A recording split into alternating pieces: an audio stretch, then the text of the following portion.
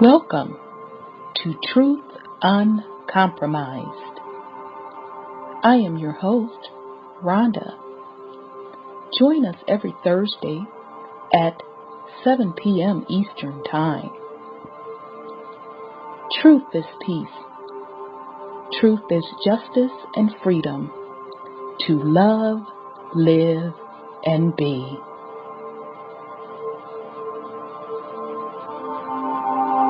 Music provided by SourceVibrations.com.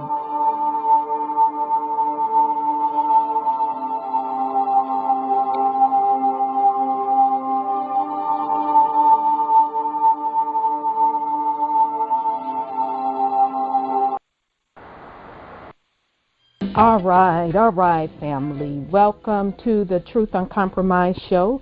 I am your host, Rhonda, and tonight is Thursday, March the 10th. We have a great show planned for you tonight. Sis Saida may be joining us a little later. She is feeling a little bit under the weather. She's probably picking up that energy wave. I know both of us were under the weather last week. I was fighting off the flu. But I'm back, so we have a lot of stuff in store tonight. Actually, a ton of material, the weekly news. Whew, family, it's heating up so hot.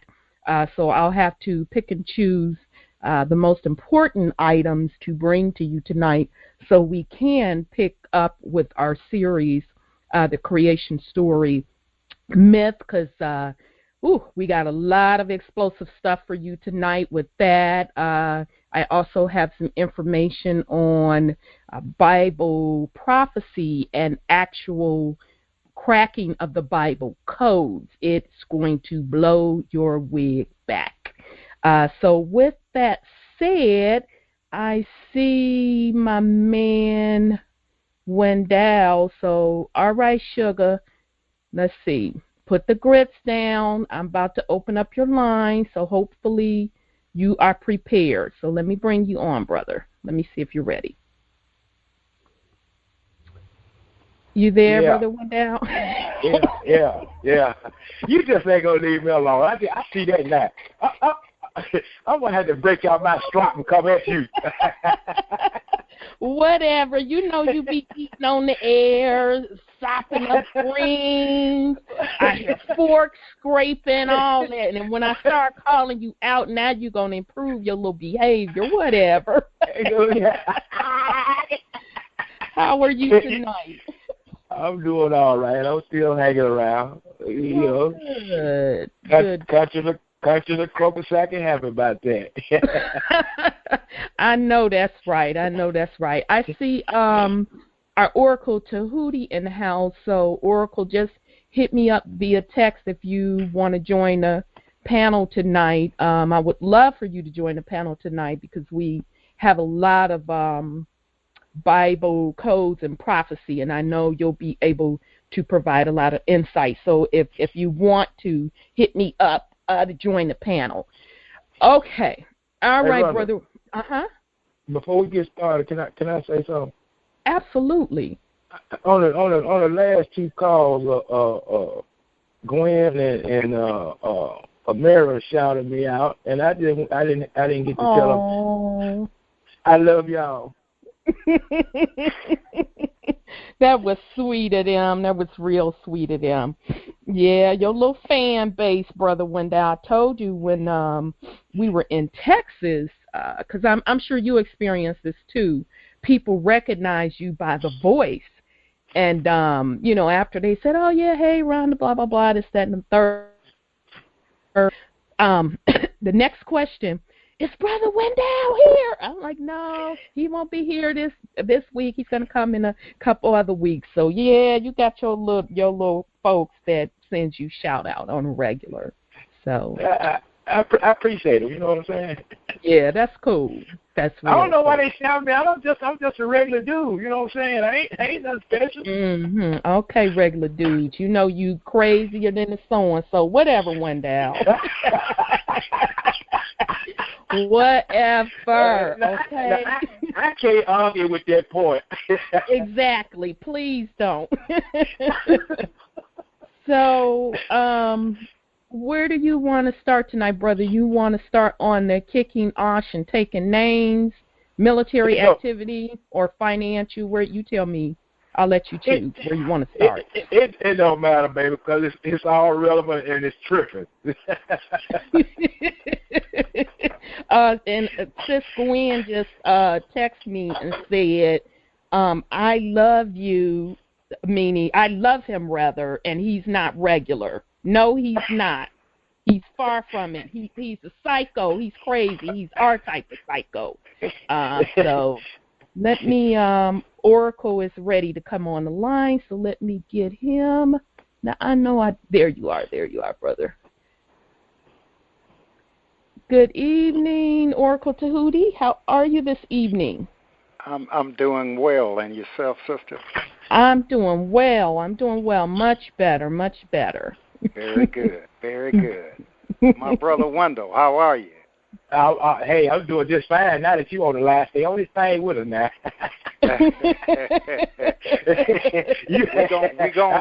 we gonna zone in on it and handle it. We might as well do what we got to do. You know what I'm saying? There you go, brother. There you go. I know that's right. So, Oracle, since Wendell didn't have a preference, where would you like to start tonight in the weekly news? You want to start in military activity, financial news? I'd like to kind of give you all the option, but if not, I'll pick a topic and roll with it. Yeah, you pick a topic and we'll just join in. Okay. All righty. Well, I'm going to start with the kicking osh and taking names, which is the military activity section. I mean, family, over the last month, we have been following what's been going on with China in the South China Sea. So those of you that aren't familiar with that, real quick, China literally built an island in the middle of what's called the South China Sea, and that particular area also backs up against several other nations. Okay, so, according to China, they're saying that is their area. They can do with the so-and-so they want with it. So, of course, the United Snakes claims that, number one, that's not their area, and then, number two, that China is building on this island nuclear weapons, and they are causing a threat to the rest of the world. Okay, so, of course, China has been denying that, but China has pretty much been telling the U.S. court, I'm going to tell you what, you keep crossing across here if you want to, we're going to set it off. Because what the U.S. has been doing is flying military craft very close to China's airspace and sending naval ships around there as well. So for the last couple of months, it's really been heating up, and they both sides. China has been putting it in the mainstream media that the U.S. is agitating them, and the U.S. has been putting it in the media that China is up to no good.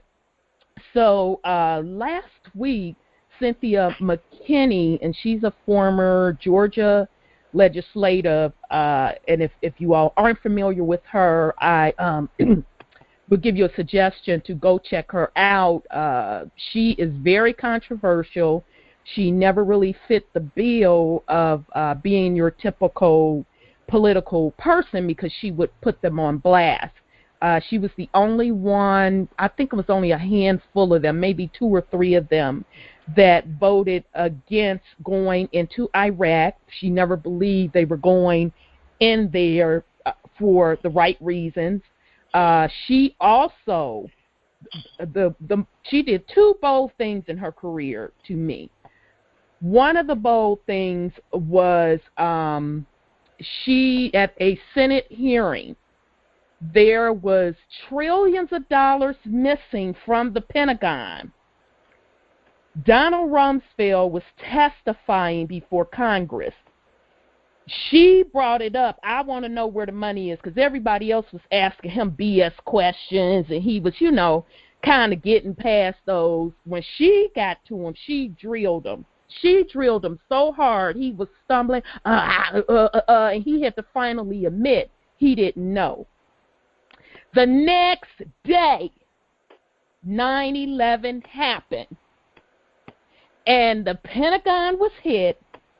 Oh, and guess what? In addition to that, the same area where the computer system was is the exact same area that was bombed. So those are some of the controversial areas in her career. The other thing is her and Gaddafi were very, very close. They were very cool. She would go there all the time. And so when they made Gaddafi enemy number one, she still never broke her friendship with him. So that's Cynthia McKinney. So I'm saying all that to say she recently posted an article on the 26th on RT News, and the title of the article is "What is America Doing in South China Sea?" Let me see. Bear with me, family. It is saying here in this article, okay, she said, Washington is playing a dangerous game of chicken with the Chinese and Russians who are attempting to defend themselves from the Washington Consensus, which reduces subject populations on that of serfs. While the Russians, following the collapse of the Soviet Union, seem willing to accept a sort of vassal statehood, it is increasingly today clear that such an assassination is intolerable. Thus, Vladimir Putin enjoys immense popularity as he stands up to the pro-Washington forces inside and outside of the U.S. Meanwhile, the Chinese remember all too well the strings of the British colonialism, opium addiction, and the lasting effects of British presumption of superiority. The Chinese place in Washington Consensus has been stacked out as, in the case of Russia, supplier of inputs to feed the hungry capitalism of the U.S. and the Western European former colony masters. Directed by the United States and backed up by its military, the real beneficiaries of the Washington Consensus were never intended to be the people of China, who were just viewed as 1 billion plus ferocious consumption-hungry machine for Western goods. But the Chinese had another idea, and instead of becoming an engine of growth for Western economies, international political economists are now discussing the China model, or the Beijing Consensus. Chinese Communist Party scholars now tout China as an alternative development model for the former colonized world. This is not what Washington had in mind when its so-called China opening in 1972. And by the way, this is Rhonda throwing her notes in there. President Nixon was the one that opened that door to relationships between the U.S. and China, because prior to that time, China had been a closed door pretty much to the world. Okay. Thus, the U.S. had embarked upon a strategy of containing the rise of Russia and China, rolling back any gains made by states friendly with them and willing to go against neoliberal grain, and doing this by alternative means without overt or hot war. The U.S. military calls this asymmetric warfare. Oh, that's interesting. I never heard that before. The Obama administration, while pronouncing nostrums of civility and democracy, terms the multi-pronged attack on the right of self-determination of other countries leading from behind, a term borrowed from Nelson Mandela. This is a strategy akin to having a war in which the leading belligerent is in the closet, and she put that in quotes, I think that's kind of funny, out of view. Both the Russians and the Chinese know that Washington has declared war on them. So now, what does this mean for Asians? Engagement with each other and Washington's engagement in Asia. The particular line of contention now revolves around the geostrategical important sea lines along which move oil from West Asia and North Africa to Japan, and goods mostly produced in China yet consumed in every corner of the world. Because the Western media have touted the endangerment of global commerce caused by Chinese interference with these sea lanes, blogger Peter Lee decided to take a closer look. What he found is that even Japanese Prime Minister Shinzo reportedly told the Diet, I don't know if that's how you pronounce it, the Japanese parliament, that there are alternative routes for the Strait of Malacca, unlike Hormuz.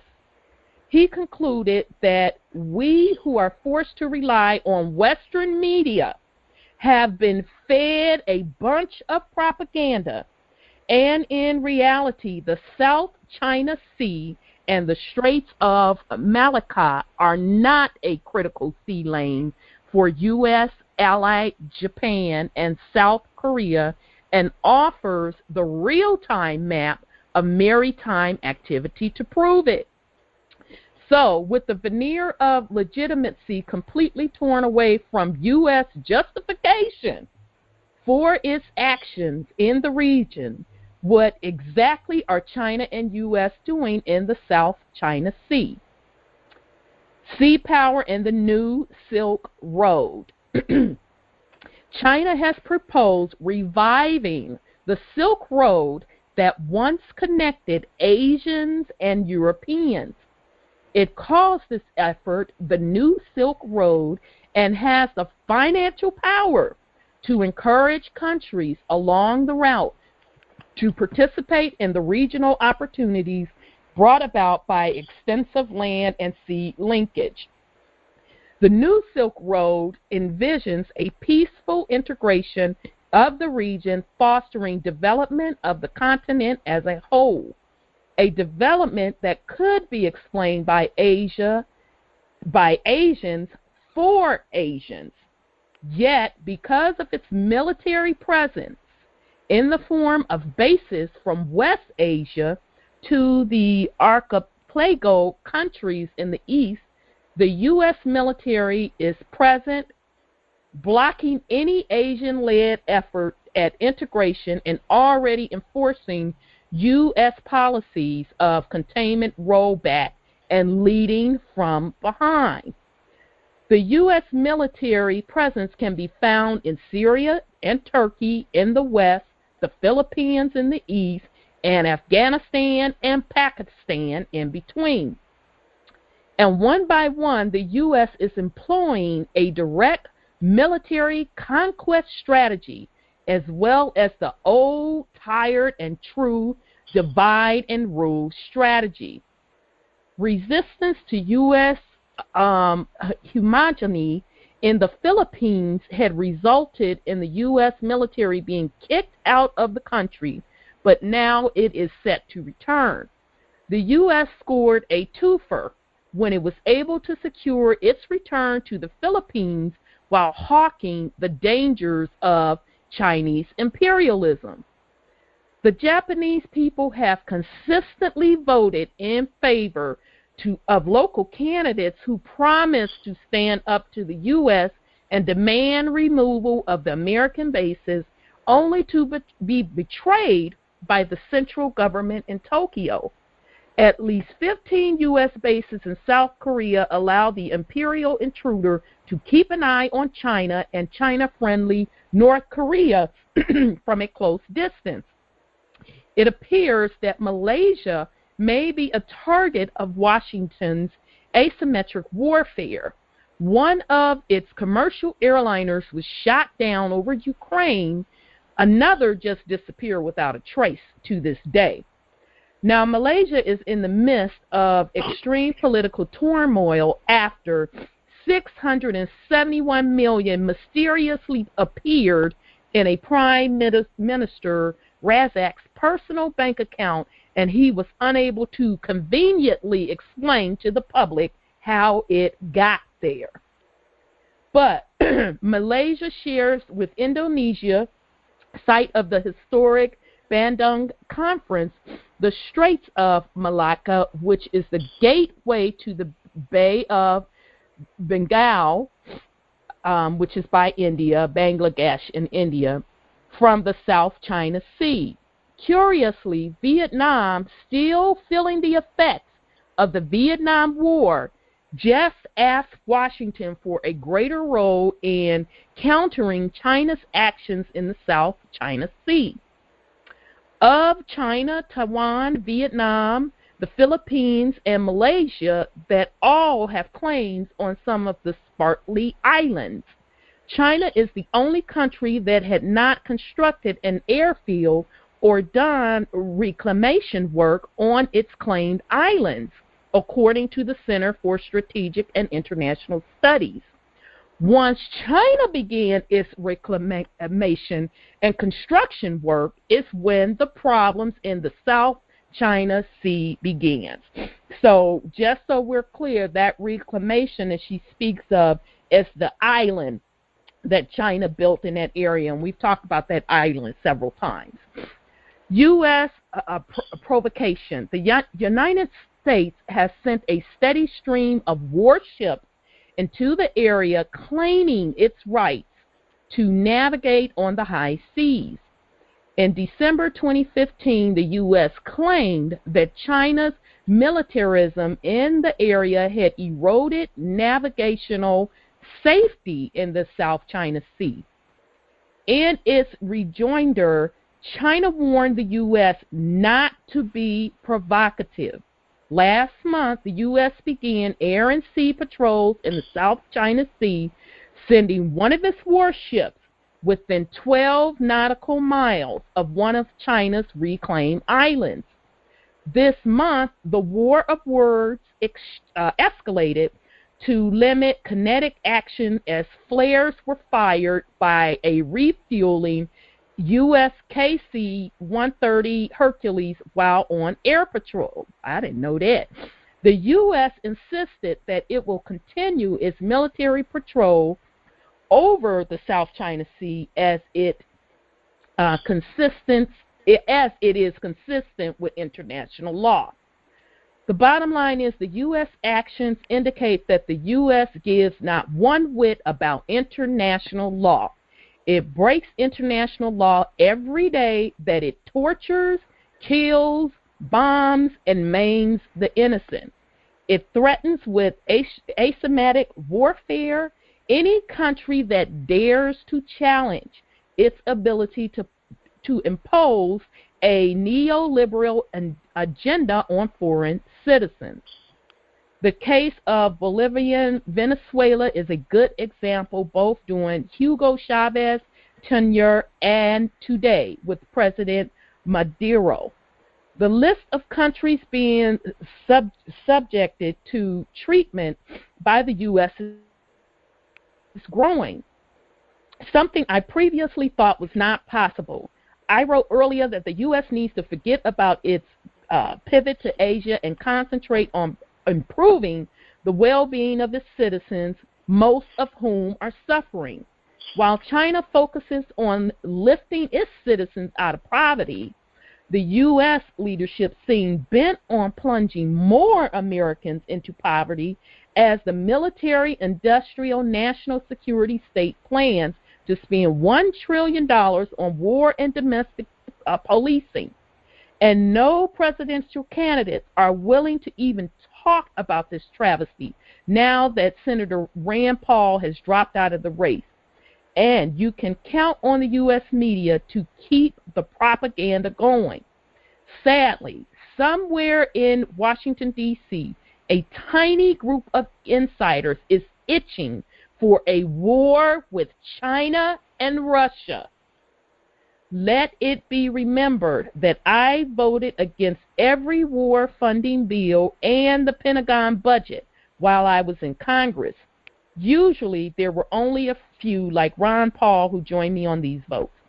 I still believe it is sinful for the U.S. to spend so much on war, death, and destruction, especially while babies in the U.S. go to bed hungry every night and people freeze in their homes for lack of heat or on the streets for lack of shelter. So, again, that was an opinion written by former Georgia legislator Cynthia McKinney and RT News, and the title of the article is "What is America Doing in the South China Sea?" and that was dated February 26th.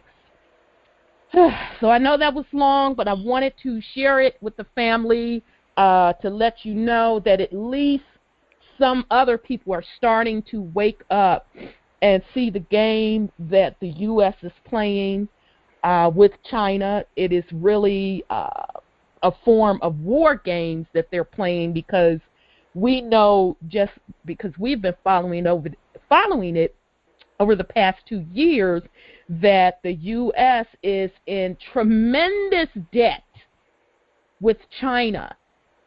China and Russia is leading the world into a new financial system. And as they are doing that, the U.S. and Europe's financial system is crumbling. So basically they're just pulling out their old war strategy book when things aren't going their way, where they can't lead the world financially, or if they can't take over your nation's assets, they bring out the war playbook. But I'll say this, and I'll say this again. They're playing a dangerous game because, number one, they're not going to be able to beat Russia, and they damn sure can't beat Russia and China together. So that's just something else, family, to pay attention to. I wanted to bring that article to your attention because she very nicely summed it up.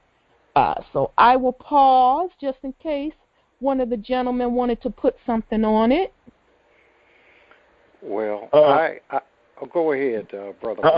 Go ahead. Well, I just wanted to say that I applaud Sister McKinney for revealing this information. And if we would look at the situation as far as the country that has jurisdiction, we can look at the very term South China Sea. That exactly. It's very clear that China has jurisdiction, because we're talking about the South China Sea. We're not talking about the international body of water that the United States has control over, which is around the United States. You're talking about in the area of China. So regardless of the propaganda that's being stated that China is in violation, the one who is saying that is in violation, and that would be the United States. China did a very great strategic move. The United States and Europe expected China to be a consumer nation. They looked at the billions of people in China, and they were licking their chops, saying they will be the ones who will purchase our goods, and we will make money for decades upon decades. China flipped the script. and they became manufacturers. Sure did.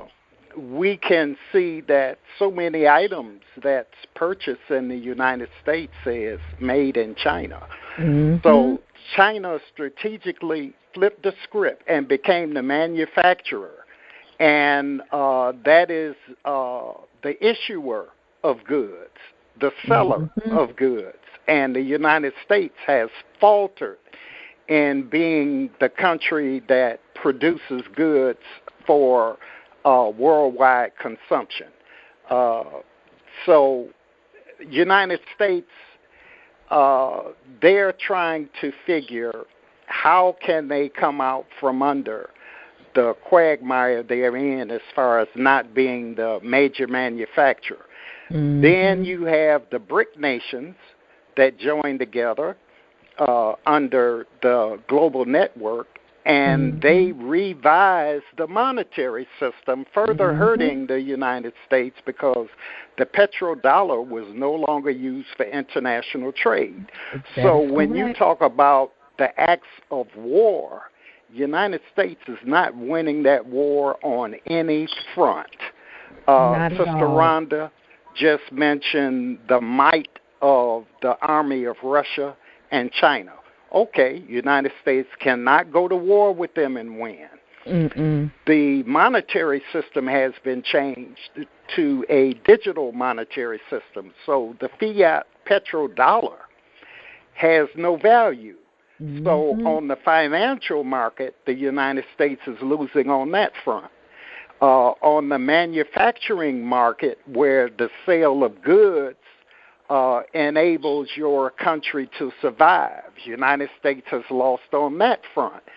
So any logical thinking person can see that all of the things that's needed for a country to dominate and survive, the United States is faltering. So we must logically expect a collapse of this economy. It's a logical step. And fortunately, and I'll make this very brief, fortunately, we have the global network in place, being in charge of the monetary system. And we have an advantage for those of us who have gotten indexed and we're participating with the global network. We won't be at a loss as much as those who don't see and understand what's taking place on this earth. And I'll yield to Brother Wendell. Well, I don't have a whole lot. I just, I'm glad that you mentioned Sister McKinney, because she's been one that's always finding things out and coming back and telling the people what's really going on. It's a shame that these quote-unquote people in certain positions didn't follow her lead. You know what I mean? I think she was a true leader in that respect. Now, you mentioned something about Hillary Clinton, didn't you? Not in that article. I'm talking about before you got to it. I don't think I did. I thought you said something about Hillary Clinton and her bold moves. Well, I'll let that slide. Because I would have said it nastily, and I would have said Hitler. No, I didn't. Yeah, but the United States is going to continue to try to press on China, because China realized they made a mistake and they cleaning it up, and the U.S. court don't like that, but they're gonna have to deal with it. That's all there is to it, and a lot more than that. Right, and see, with the whole China thing, I think that number one, China is a very strategic nation, and very patient at that. So, like Sister McKinney said in this article, they ain't forgot how during, I think that was World War I, how the Brits flooded their country with opium and had their people strung out. Purposely, they did it. And behind the scenes, China got a lot of gold stolen from them during that war. So, and it that war left that country in poverty, that nation rather in poverty, and it, they had people starving in the streets, dying. They couldn't feed their people. That's why they had instituted that policy of the one-child rule, because they just couldn't afford to feed the nation. So I'm saying all that to say they never forgot the dirty games that the West played. Okay, so they did the best that they could with the resources that they had, and they just bide their time. So they set up their strategic plan. They're very patient people. So what they did, they would send their engineers to school, let their engineers come over here to train. But the catch with that particular nation, their people go back to their nation, and they train their people, and they take the technology that we had over in this nation, and they improve on it tremendously, 100%. And manufacturing was one of them. There are certain methodologies to this day that China, between China and Japan, they made manufacturing so streamlined, so precise, that even the technology world has picked up some of those same principles and used it in the technology world. So just like the behind the closed door scenes that the Council 300 and the bankers plan out stuff for 100 years, well, China was doing the same thing. And so now it is coming to the point where, not coming to the point, it is to the point where China's pretty much taken over because the Western policies failed, as they are, because it's not equitable for anyone. And the Western economy is built on debt. They don't make anything. They sell everything in paper. They sell Ponzi schemes. So what did China do? They start buying that debt. It was strategic because they knew that the West was going to run out of steam, and then they were going to come calling, you owe us, right? So that's what this is about too, because the Western world is used to, well, we don't give a damn if we owe you. You bet not ask for your scratch. I'll give it to you when I want to give it to you. They were used to going in, bullying people. They can bomb them back or take out their leader, put somebody else in their place, but they made a fatal mistake because the bear, Russia, and China partnered up, and they can't be beat.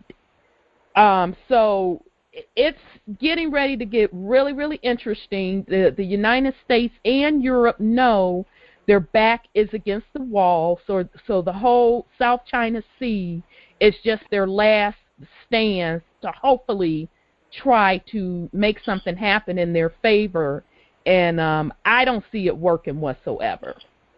No, I don't see it working. They might well fold that little tent and go on back to the house. They really do. They need to have several seats, because as they're talking that crap about what China shouldn't do in the South China Sea, in the meantime, China owns all of the ports. We talk about this all the time. All the ports in the United States, all of them. How stupid could you be? All of the ports.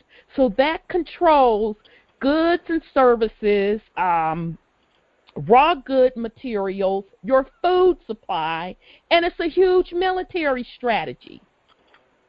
We've also talked several times on the show where the indicator called the Baltic dry index that measures the activity of shipments coming in and out of this country is the lowest that it's ever been. And that it's rumored that the shipping has pretty much stopped because the rest of the world is telling the U.S., no, you can't pay us in them dollars. You could go on up the street with that. You have to pay us in yuan, which is China's currency, or gold. And we test in the gold that you give us. Okay? So this is the position that the U.S. has put itself in. Now, I did run across a video. He did this at, his name is William Mount, and he puts out good stuff, but some of his stuff I have to use with discernment like anything else. But this particular video I do want to share with you. It's called West Coast Shipping is Dead, It's Sunk. See for yourself. So this, he did this on February 24th. So I do want to play this clip for the family because I know we've talked about it quite a while, but I like his insight on it as well. So it is about 9 minutes, so I'm going to start it. So Dream Team, if you can, mute your line for me. I'm going to start the video.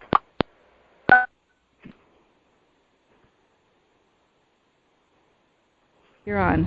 Hello, this is 24 February 2016. We record these for YouTube and for Channel 77, Will Wilson, Don Groms, and Pat Shoup. We're looking at the port of Tacoma. Now, those two ships are military battalions. They're on leave. I would be recalled. I would take command of one of those ships. We'd go to Iraq. We'd fly them in, and then we kill everybody we can. In war, you kill everybody. It has nothing to do with troops killing troops. War is immoral. But we're looking at the port of Tacoma, and this has everything to do with military.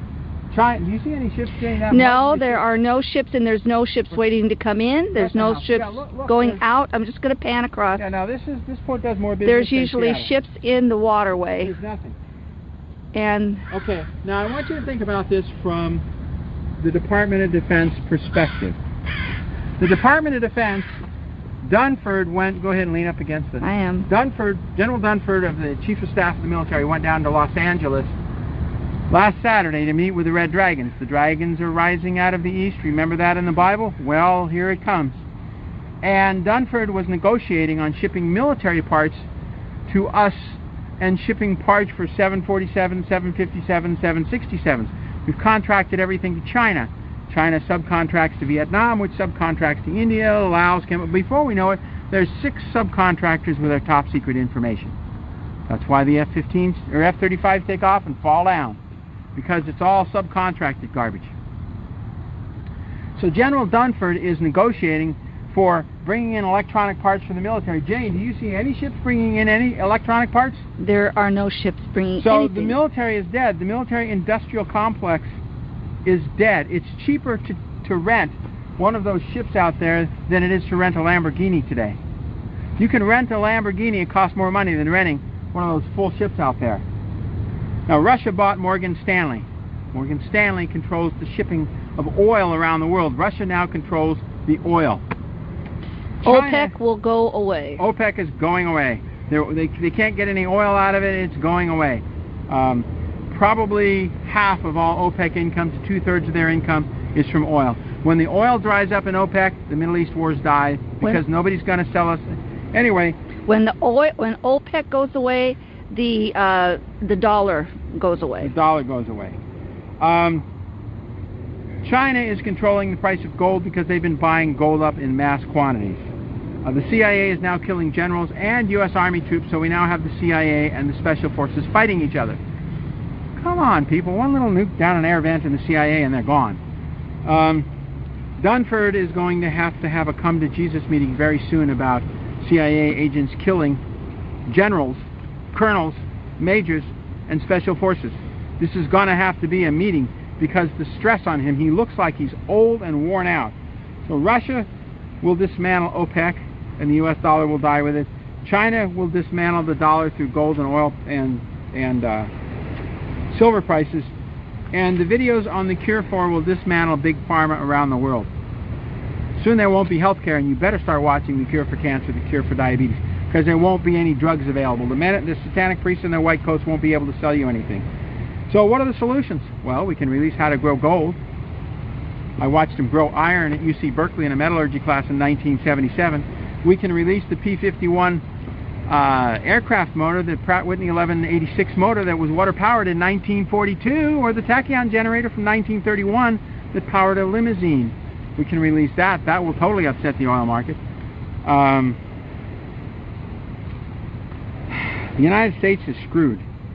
As for my videos getting out, we were up at about 350,000 hits. They're keeping us at about 50,000 hits, but we know that we're getting a lot more hits, so you're getting the information. It's all, the truth is all over the net. I'm not the only one now. There are probably a dozen people telling the truth, but there will become a come to Jesus meeting. By 1 April, the dollar will be hollow. By 1 June, it'll start to fall apart. I don't know if we're going to have a stock market by October. I know they're planning for no new election. General Dunford is just like General Hammond or Hammer, just like General Mullen. They're all a bunch of worthless Obama appointee pukes. Right now there's hyperinflation in Canada, Australia, New Zealand, because China's buying up the farmland and shipping food to China and India for a higher price, which means we're going to start seeing hyperinflation. That's why we got explain what to do and be ready. It's a video. A third of all food produced on Chinese-owned farms, a third of all hay, a third of all straw is immediately shipped to China. It goes away. Jim Willie talked about the fact that Costa Rica, which is filing for bankruptcy with the World Bank, is having hard problems getting car parts. That means new cars. They're going to have a hard problem getting gasoline. It's not going to be like the Arab oil embargo where the U.S. ruled the world, and we've got enough oil in the U.S. to supply the world for 200 years. They've cut off the oil supplies. The Obama administration has used his minions to cut off our harvesting of our own oil. My goal is simply to save lives. But I can't save lives if Obama's trying to kill them. It can't be done. So what you're looking at, if you want to pan around again, we talk about shipping. The Port of Tacoma is supposed to do more shipping than the Port of Seattle. So the entire port now, the way they are supported, they bring goods in, they take a cut like the mafia. Back up a little bit. Pardon? Okay. Back up a little bit.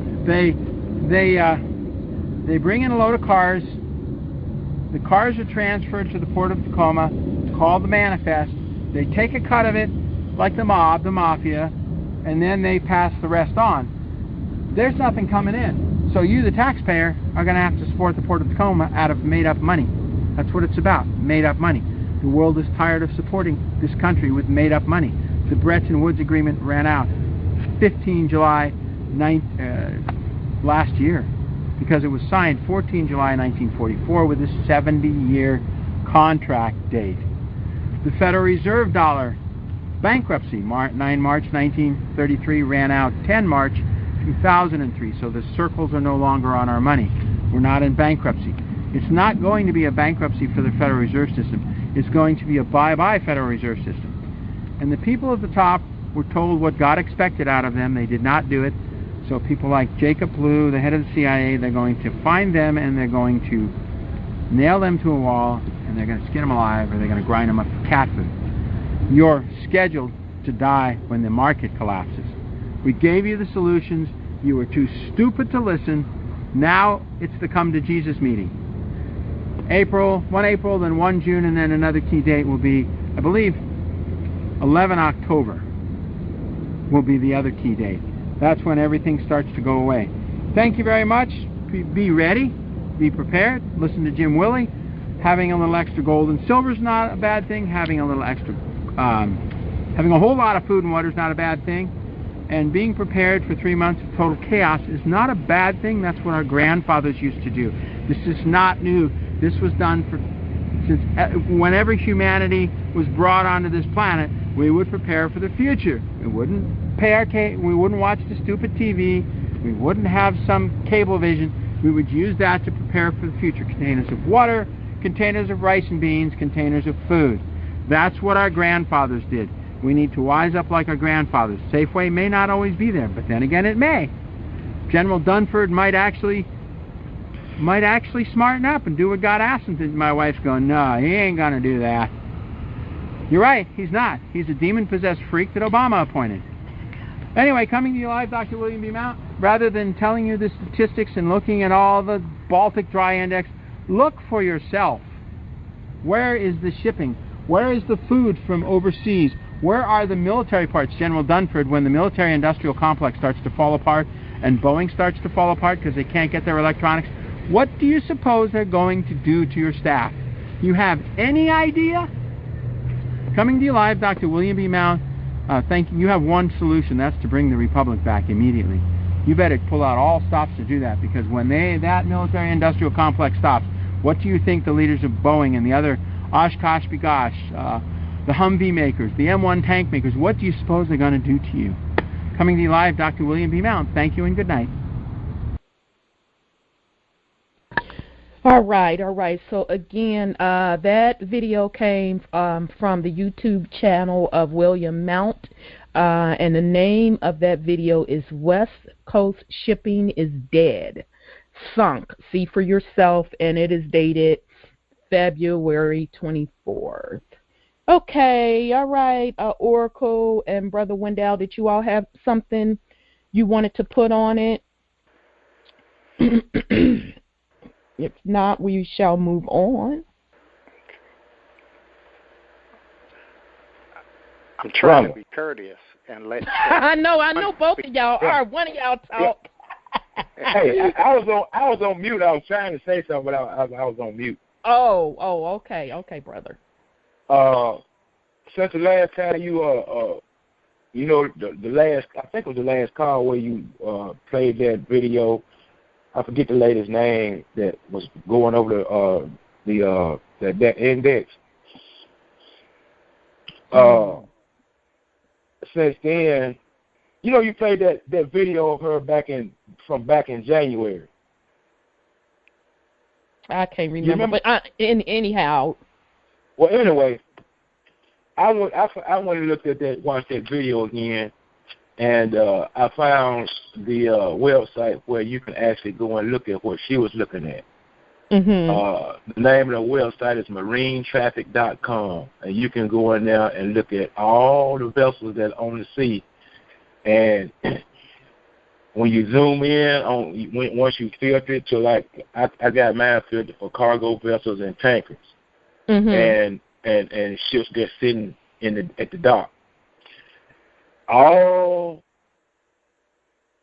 the boats or ships are either sitting in dock or they just going around the up and down the coast, going from one city to another. See, what they're doing right now is just moving stuff around. That's what I thought. What? They just shifting stuff around, but at some point they don't have nothing to shift around. Right. They're gonna run out of inventory, and plus, you know what else I think, brother? If you pay attention, a lot of the stores are shutting down. Every other week, you'll hear such and so store is shutting down, 100, blah blah blah blah blah. Now, sure, part of it is definitely that they're in financial trouble, but you know what I think the other piece of it is? They're consolidating inventory. Let me ask you this. You might not have had time to get into it or read it, but that information I sent you on the 13th? I haven't had time yet. Hey, look here. There are 13 major retailers closing stuff. 13. Mm-hmm. I'm gonna try to go. Let me see if I can go over right quick without taking too much time. This is from Fortune. Mm-hmm. And Kohl's, the Kohl's at the malls. Kohl's, Kohl's will close 18 stores in 2016 in anticipation of another year of mega sales gain. The number may not sound huge, but it's the first time the retailers had a store closing campaign. Earlier this month, Kohl's reported comparable sales rose at a modest 0.4% during the holiday season. Now the department store expects comparable sales, which exclude recently closed or open stores, to range from unchanging to rising 1% for most in 2016. Total sales may even fall. Kohl's warned investors on Thursday, so now the retailer has decided to pare some of its 1,160 store fleet. Kohl's has not yet said where the closings will occur. While the decision to close stores is a difficult one, we evaluated all the elements that contribute to making a store successful, and we were thoughtful and strategic in our approach. We are committed to leveraging our resources on our more productive assets, Kohl's CEO Kevin Mansell said in an interview. While now go back over that again. He said they're consolidating what? Okay. It gets better than that. While the decision to close stores is difficult one, we evaluated all of the elements that contribute to making a store successful, and we were thoughtful and strategic in our approach. We are committed to leveraging our resources on our more productive assets, Kohl's CEO Kevin Mansell said in an interview. While the planned closings represent not even 1% of square footage, they represent a shift in Kohl's strategy towards smaller stores and outlets. As first reported by Fortune in October, Kohl's will open 7 smaller stores of 35,000 square feet each, or just under half the size of a regular Kohl's store in 2016. The retailer will also expand its new chain of outlets called Off Aisle, adding 2 locations to the pilot stores. What's more, Kohl's will open 12 Fila outlet stores to showcase that sportswear brand. The shift comes as Kohl's turnaround plan, launched in 2014 and called the Greatness Agenda, has helped it avoid sales declines that have hurt Macy's, but they still have yet to significantly boost sales. The chain has reported 5 straight quarters of comparable sales growth, but the pace of gains has been modest. Kohl's has promised investors that sales will go from $19 billion in 2014 to $21 billion by 2017. But with the company forecasting total sales from down 0.5% to up 0.5% from 2015's $19.2 billion levels, Kohl's is clearly not on track. Now, that was very important right there when they was talking about creating these stores to sell the sportswear brand, right? Mm-hmm. What they basically tell you is, we got to liquidate because we ain't getting that. Right. Right. That, and what made me know he was saying that when he said consolidate and use our assets strategically. Yeah. So in other words, it ain't no need in us having all of these brick and mortars sitting around with idle inventory if we don't have access to the goods coming over from overseas. We're going to shut down the less profitable stores, take the inventory from those stores, and stock it with the ones that are real profitable to keep product on the shelf as long as we can. Yeah. Totally agree with you. Yeah, and this I got another article that lists the 13 biggest retailers in America that are closing down. This was done by Michael Snyder on February the 25th. I'll skip the other stuff to get into. Yeah, if you want to just read the stores. Yeah. Sears lost, number 1, Sears lost $580 million in the fourth quarter of 2015 alone, and they are scheduled to close at least 50 more unprofitable stores by the end of this year. Number 2, it's being reported that Sports Authority will file for bankruptcy in March. Some news reports have indicated that around 200 stores may close, but at this point, it is not known how many of their 450 stores will be able to stay open. Number 3, for decades, Kohl's has been growing aggressively, but now they plan to shutter 18 stores in 2016. Target, number 4, Target has just finished closing 13 stores in the United States. And they closed all their stores. They closed everything. They closed everything in Canada, didn't they? Yeah, they closed up shop in Canada. Yep. Yeah. Okay, number 5, Best Buy closed 30 stores last year, and it says that more store closings are likely in the months to come. Number 6, Office Depot plans to close a total of 400 stores by the end of 2016. The next 7 examples come from one of my previous articles. This is from the same guy. Walmart is closing 269 stores, including 154 inside the United States. Okay, so just hold up right there. Walmart. Come on, y'all. Walmart, the largest employer in this country and the largest retailer, Walmart, they're shutting them down to keep that inventory on the shelves, and plus they dipping and dabbing with the way Walmart stores, those Walmart supercenters are built. And I know for those of you that we've discussed this with before, bear with me. I just want to make sure we get the information out to the people that haven't heard this before. Walmart supercenters. What they did, Walmart is pretty much owned by the bankers, because when Walton, who's the founder of that, when he passed, the children wanted to ball and shot call, so they sold a lot of shares. So they don't get to call the shots anymore. So Walmart, when they were building those super centers, it's been discovered by people that's been doing a lot of investigation that they were cozied up with the alphabet boys, meaning CIA, DSA, all of those guys. And they were telling them how to build those super centers, so in case anything jumps off from a military standpoint, they could use the Walmart superstores to get military equipment around through their Walmart distribution centers. So that's the story with Walmart. So that's huge for Walmart to be closing that many stores. Part of it, I think, is definitely for the military strategy. The other part of it, I feel, because, remember, they are the largest retailer in this nation. So if ships aren't bringing in goods from overseas, they're going to be impacted really fast.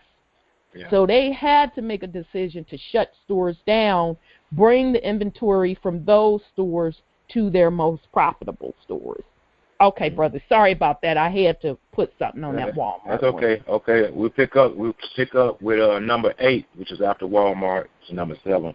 Kmart is closing down more than 24 stores over the next 7 months. Number 9, JCPenney will be permanently shutting down 47 more stores after closing a total of 40 stores in 2015. Number 10, Macy's has decided that it needs to shutter 36 stores and lay off approximately 2,500 employees. Number 11, The Gap is in the process of closing 175 stores in North America. Number 12, Aeropostale is in the process of closing 84 stores all across America. Number 13, Finish Line has announced that 150 stores will be shutting down over the next few years. These store closures can be particularly cruel for small towns. Just consider the impact that Walmart had on a little town of Oriole, North Carolina. There's a story goes on about that, but that's all we need to know right there. Mm-hmm. Absolutely. Indeed. That's that right there also proves to you that there ain't nothing coming to this country. Ain't nothing coming in. Absolutely. And what's going to replace those loss of jobs? Yeah, that's tough. Nothing. Yes. Now, the last time I went grocery shopping, I bought a honeydew melon. And I looked at where the honeydew melon came from. It came from Honduras.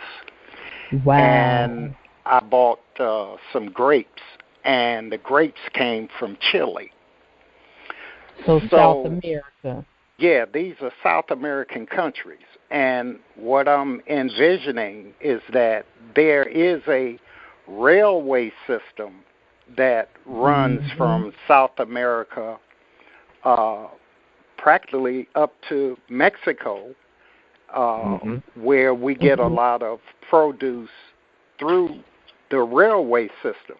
What's going to happen when we have those earthquakes where the fault lines cause a collapse of the land where those railroad tracks are running?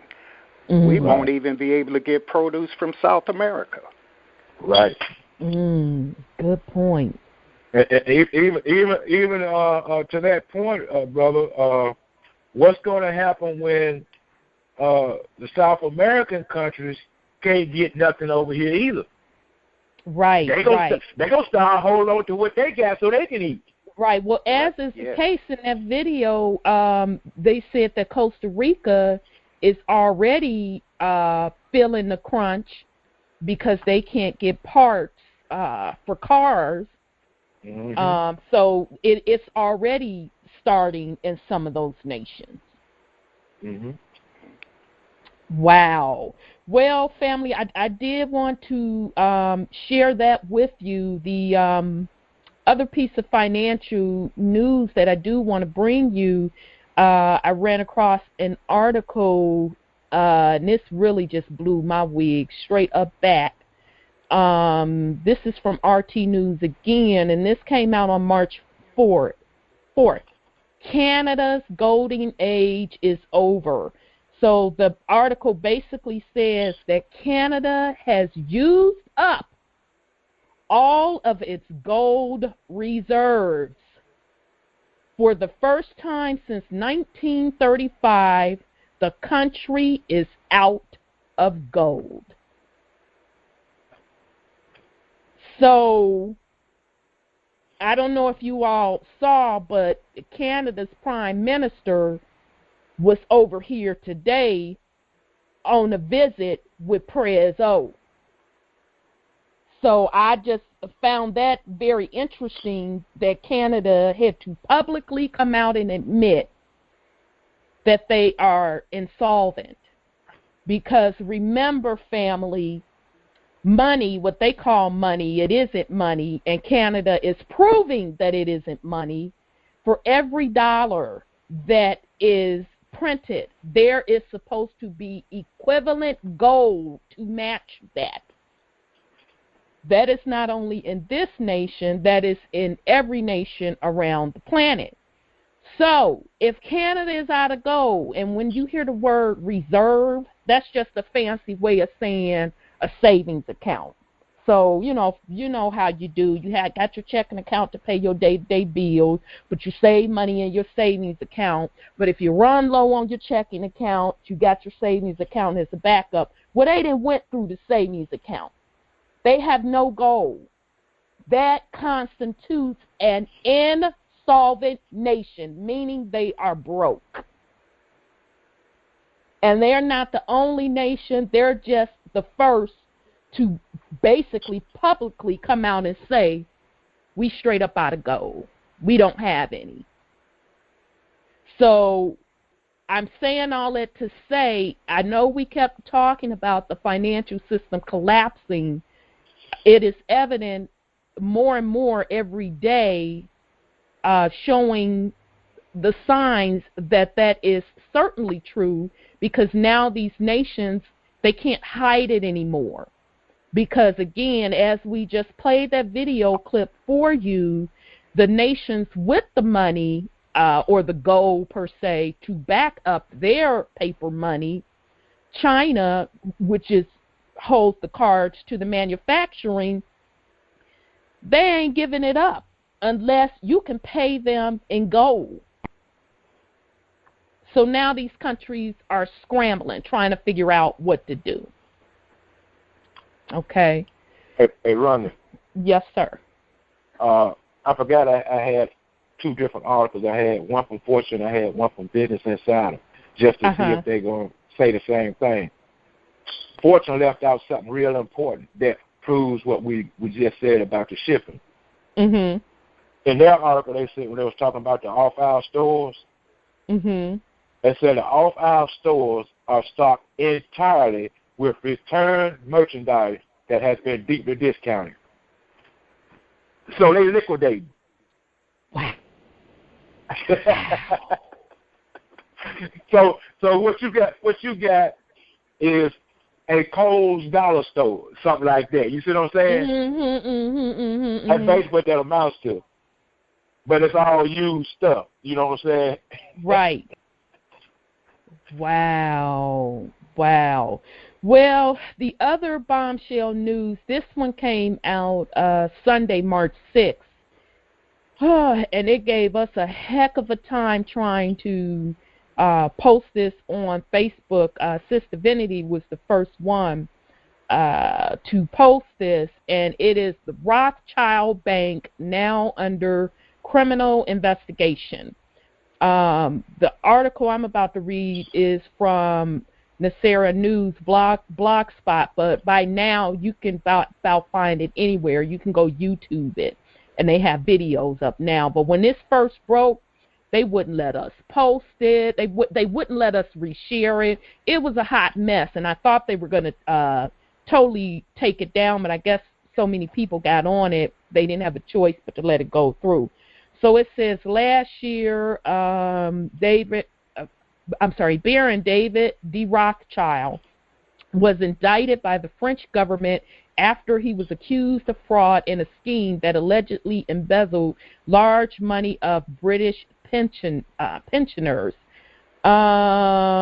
It has taken many years to bring this case against Rothschild and his company, the Rothschild Financial Services Group, which trapped hundreds of pensioners in a bogus loan scheme between the years of 2005 and 2008. How convenient. 2008 was when the economy crashed, and it really never came back. But anyhow, one of the pensioners lost their money and pressed charges against the notorious banker. So now for those of you that don't know, the Rothschilds are one of the families that pretty much owns the Fed Reserve. So the Swiss unit of Edmond de Rothschild said it's the subject of a French probe regarding a former business relationship managed by a former employee. Edmond de Rothschild is actively participating in the criminal investigation underway. Yeah, right. The Geneva-based bank said in an email statement on Friday. The bank denies all the allegations that have been made against it.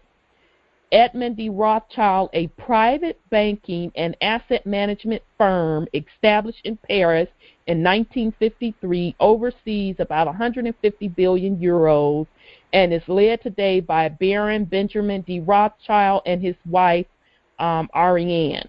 The Swiss unit traces its root to the acquisition of the Banque Privée in Geneva in 1965. Well, what they're not telling you in this article, they go back further than that. They took over this nation in 1913 with a couple of other bankers when they gave us the Federal Reserve, the piece of crap that we have today, where they basically charge us in labor for them to print out fake money that they back by nothing. That is the true story of the Rothschilds. But anyhow, in June, Paris-based liaison judge Javier Gomez Bermudez ruled that the Rothschilds must face a trial for his crimes and ordered local police to seek him out in his various mansions that are spread throughout the country. It is a good step in the right direction. The courts are now in agreement with us that there is enough evidence to interrogate Baron Rothschild. The first thing they will have to do is find him. Once they have done that, they can begin to question him. So I'm not going to read the rest of the article because it's just giving a little bit more history on the Rothschilds. So that is a very good sign, even for them to even mention in a sentence Rothschild, fraud, and they are seeking his arrest. That's pretty huge. That is pretty huge news. So I'll pause in case one of you brothers want to put something on it. You keep it moving on mine. Okay. Okay. Go ahead on Oracle if you wanted to add something. Like one. Okay. Keep it moving. Okay. The other thing in financial news, and we're going to wrap up because we do have a lot to go over tonight. We have another source saying that South Africa has basically revalued their currency. So this came out, and I think I got this. I'm not sure if I got this from Brother Black. I think Brother Black posted this. This was February 27th from something called KS Network. The bank Barclays is moving out of South Africa. So they've basically closed up shop. And the reason that it closed up shop, it basically said that South Africa's currency is going to change. And what it's changing to, it doesn't make business sense for Barclays to even be in that space. So it says, however, the contribution of Barclays Africa to the overall group's profit has deteriorated due to the devaluation of the ZAR against the British pound. Barclays reported a 17% return on equity last year in local currency, but this fell to the 8.7 at group level. Now, family, the new word for resetting of the currency, now you're going to start hearing them say devalue. So what they pretty much mean is, and we've talked about depegging before. So depegging is, let's say Rhonda has the dollar, and then Wendell has the Wendell currency. And so Wendell pegs his currency against the Rhonda dollar, meaning if the Rhonda dollar goes up in value, the Wendell currency goes up in value. If the Rhonda dollar goes down, the Wendell dollar goes down in currency. Well, the nations are devaluing or depegging from these particular currencies and standing on their own and basically revaluing what their currency is worth based on its own versus being attached to another currency. So South Africa was in a way pegged against the pound, and they just pretty much depegged from it. Okay, so this should not be a shock to us because South Africa is a part of the BRICS nation. So it would make sense why they are moving out of any Western financial system, and part of that, of course, is to not associate their nation with the Western system's currency. China made the exact same announcement 2 weeks ago as well, when it said that it is going to devalue its currency, and it's going to do a standalone, and it's going to value its currency against a basket of other currencies. So that was a clue to the world that China is saying we are resetting our currency. We're pulling ourselves away from the Western financial system, and we're going to value our currency on a totally different set of rules, which the totally different set of rules will be backed by gold, not by the petrodollar. Okay, so that is the other important thing in the news that I did want to bring to the family to pay attention, because the financial reset is definitely happening very rapidly, and that is also one of the reasons why the U.S. court is trying to kick up drama in the South, Southern Sea. They're trying to hold on to the petrodollar's dominance in the world, and it's just not working for them at all. And in addition, the euro, which is several European nations, it is also falling apart as well. So the entire Western system is collapsing, and the China and Russia pretty much have them against the wall, because Russia is controlling the oil market, which that's how the United States and really the Western system runs on oil from a financial perspective, and China's also controlling them with the manufacturing and the goods. So they literally have their backs against the wall. Okay. So, gentlemen, that's all we're going to have time for in the news. Besides, real quick, family, don't forget and pay attention to the earthquakes that have been going on. We've had several over the past 2 weeks. We had a big one in Indonesia last Wednesday, a 7.8, and then right after that, Canada had a 4.8 earthquake right over the state of Washington. So remember, we've discussed several times on this show that, you know, there's going to be a lot of earthquakes going on in crazy weather because the planet is changing, okay? The planet's poles are literally shifting, okay? And then Dr. Henderson also has told us that several times over the last, really, I would say 4 or 5 months. And now it's really wrapping up. So pay attention to that as well. Ronnie. Yes, sir. I got a comment for the listeners regarding that scenario you gave with Barclays in South Africa. Mm-hmm.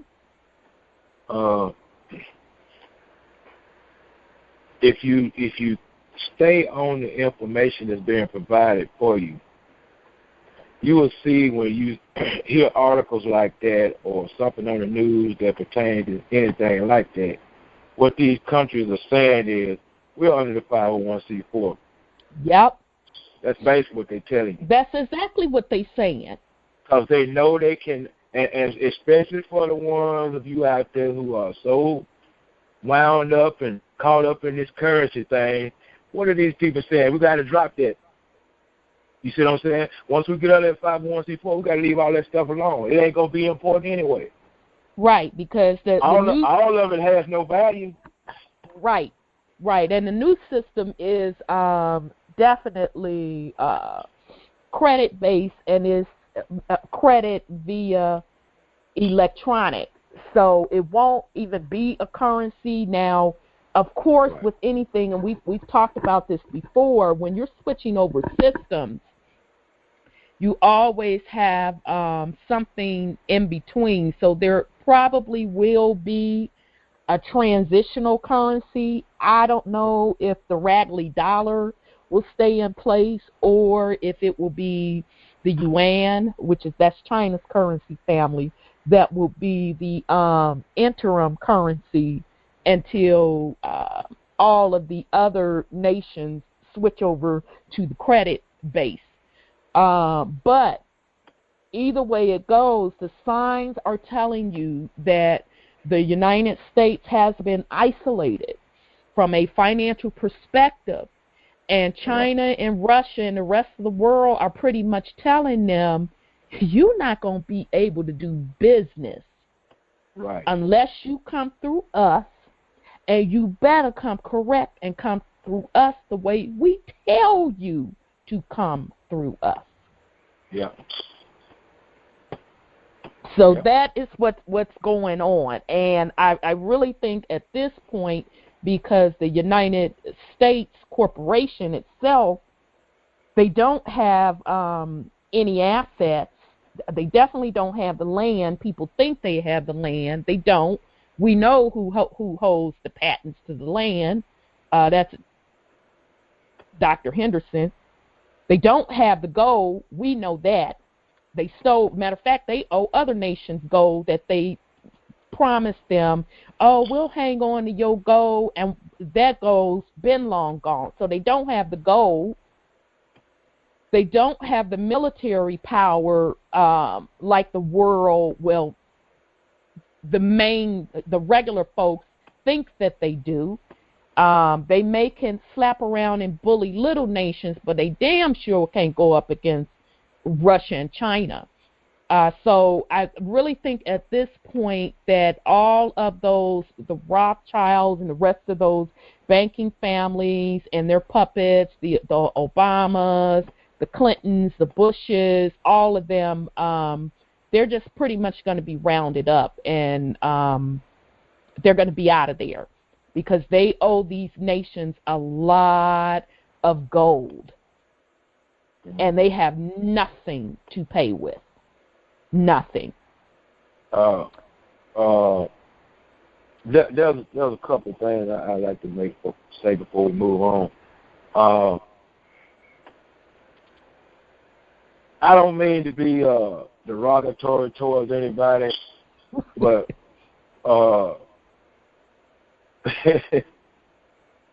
all of you mall rats, we just gave you a list of your favorite stores that's shutting down. So you can go get you some regular draws instead of irregular draws. You see what I'm saying? If that's what you want, you better get. You better go on and get you you pair better get of the regular draws. You better get it. And you know what? As far as the I think what a lot, I ain't gonna say I think, I know this for a fact. People have a misconception about as far as an individual going to a credit-based system. See, people have been trained that credit, you have a credit limit or whatnot. But listen, folks, when you get yourself indexed, what you have coming to you is what you were born with. You just didn't know it. Your estate, which is basically unlimited credit. You are the credit. Right. Always have been, because they've been using your credit at birth. That's what the birth certificate was about, trading you as a bond on the market. In the meantime, they've been working with trust all along, but they make you go out and physically work your labor so they can get paid off of your labor, but give you a fake fiat dollar that's not worth a damn thing. Yeah. But in the meantime, your trust that they've sold your essence, your labor, your work to the rest of the world in bonds, and they kicking it up, putting their children through college, balling and shot calling. They don't use fiat.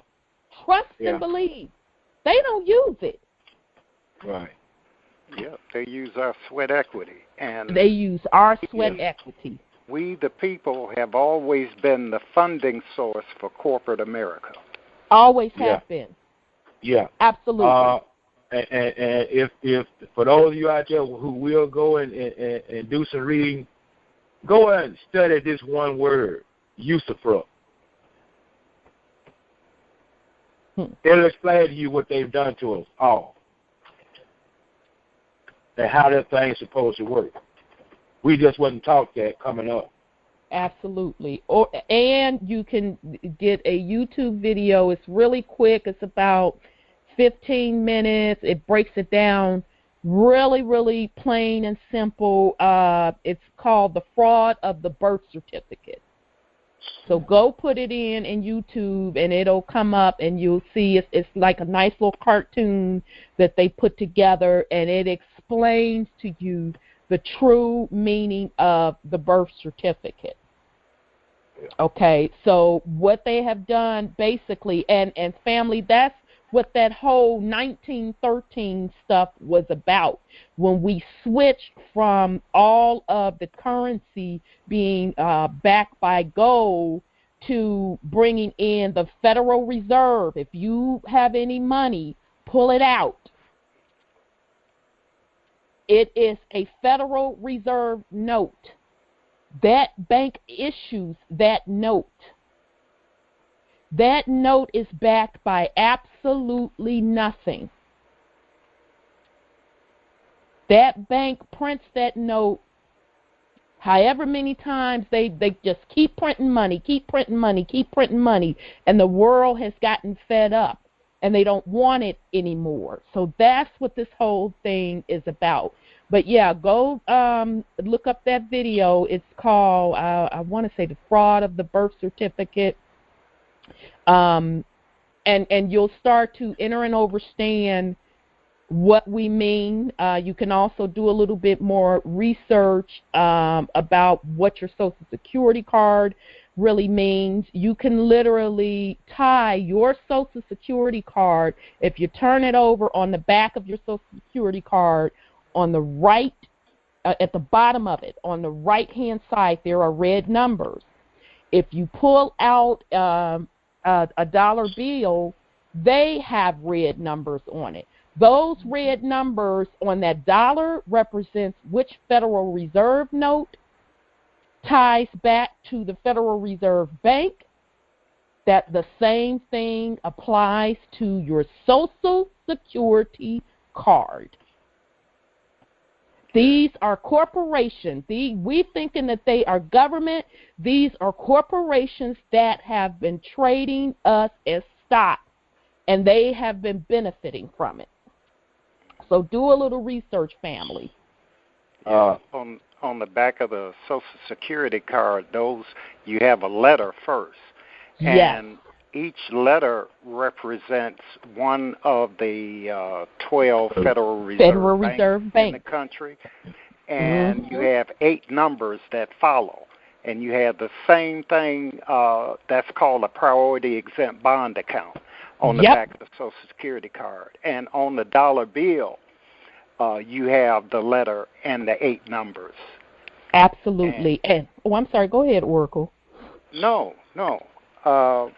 Now, I lost my thought there for a minute. I'm sorry, that was my bad. No, that's not your fault. I lost my thought trying to transition from the priority exempt bond account on the back of the Social Security card.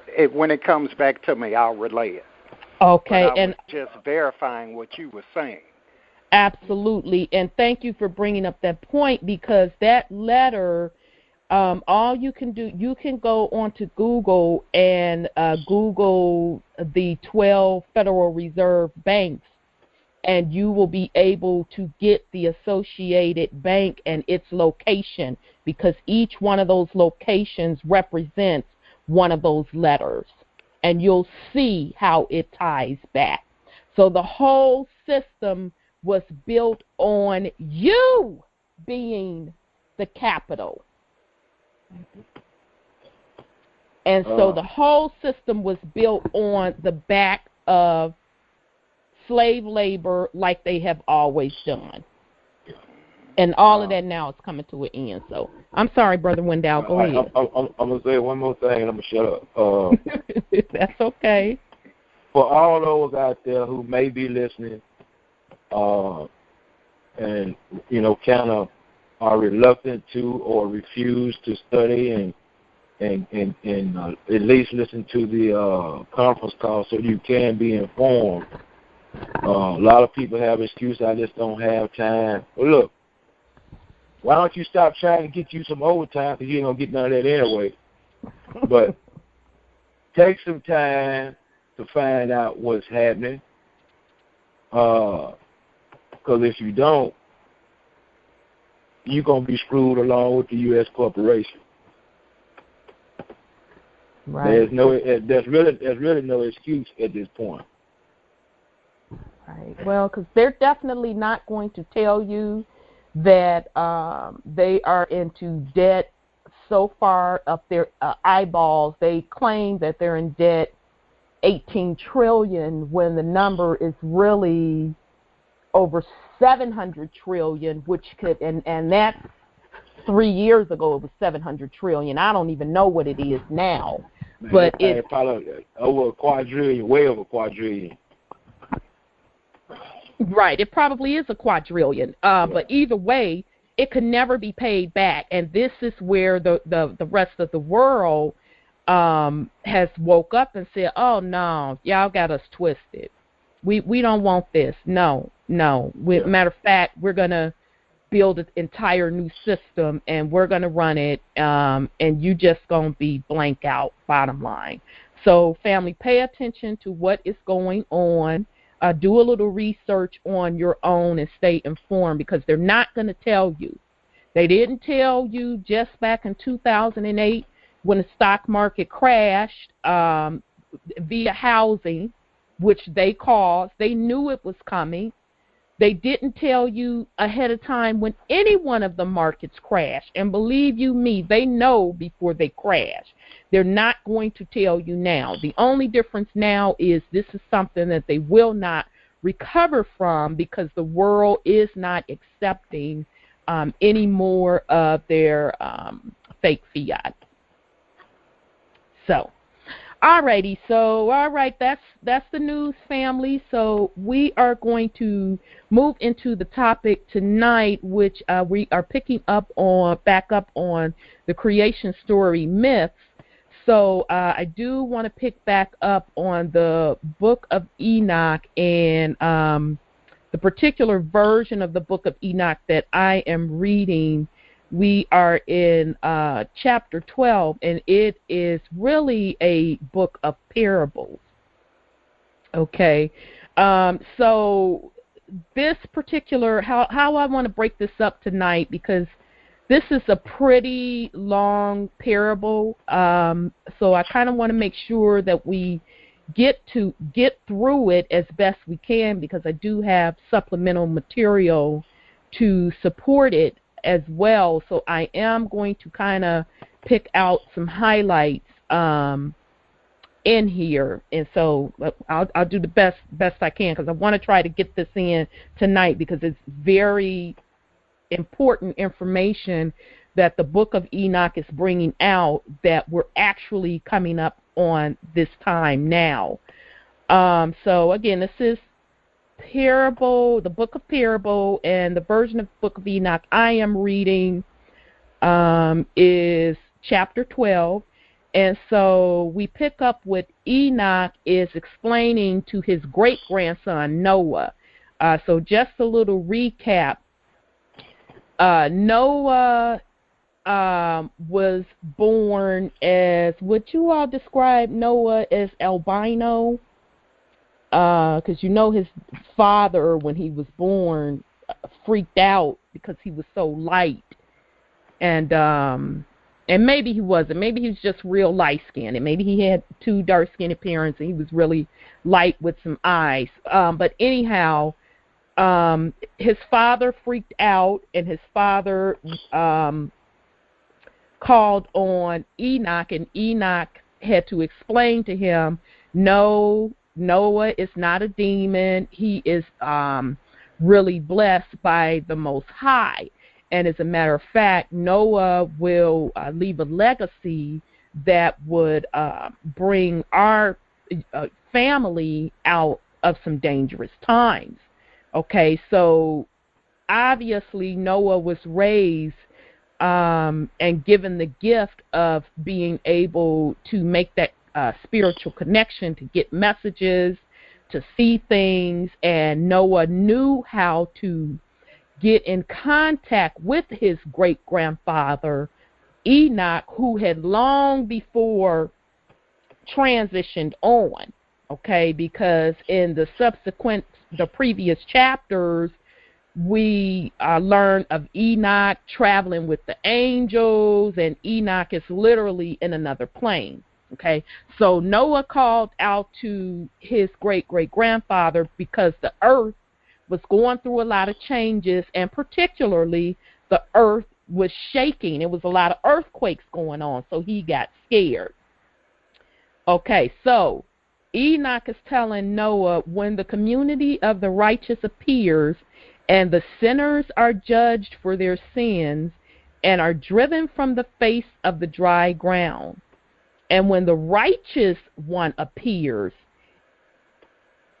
in front of the chosen, righteous, whose works are weighed by the Lord of spirits, and when light appears to the righteous and chosen who dwell on dry ground, Where will be the dwelling of the sinners? And where will be the resting place of those who denied the Lord of spirits? It would have been better for them if they had not been born. So, to me, that particular passage, what Enoch is telling Noah is, here's what's going on, son. You have where the chosen one, and whether or not you want to deem the chosen one, the title, the Son of Man, or the Messiah, when that chosen one appears before the righteous, that's when you know that the end of times is here and we are going into the time of judgment. Okay. Now, what else I found interesting in this passage, and maybe it's just me, is that Enoch kind of made note of those who dwell on dry ground. So I found that interesting. I'm like, now why would he have to point that out? Is there other people somewhere else or other entities somewhere else that aren't necessarily on dry ground? Maybe in the seas and the heavens. So I found that interesting. But anyway, that could be me. So Enoch goes on to say, and when the secrets of the righteous are revealed, the sinners will be judged, and the impious driven from the presence of the righteous and the chosen.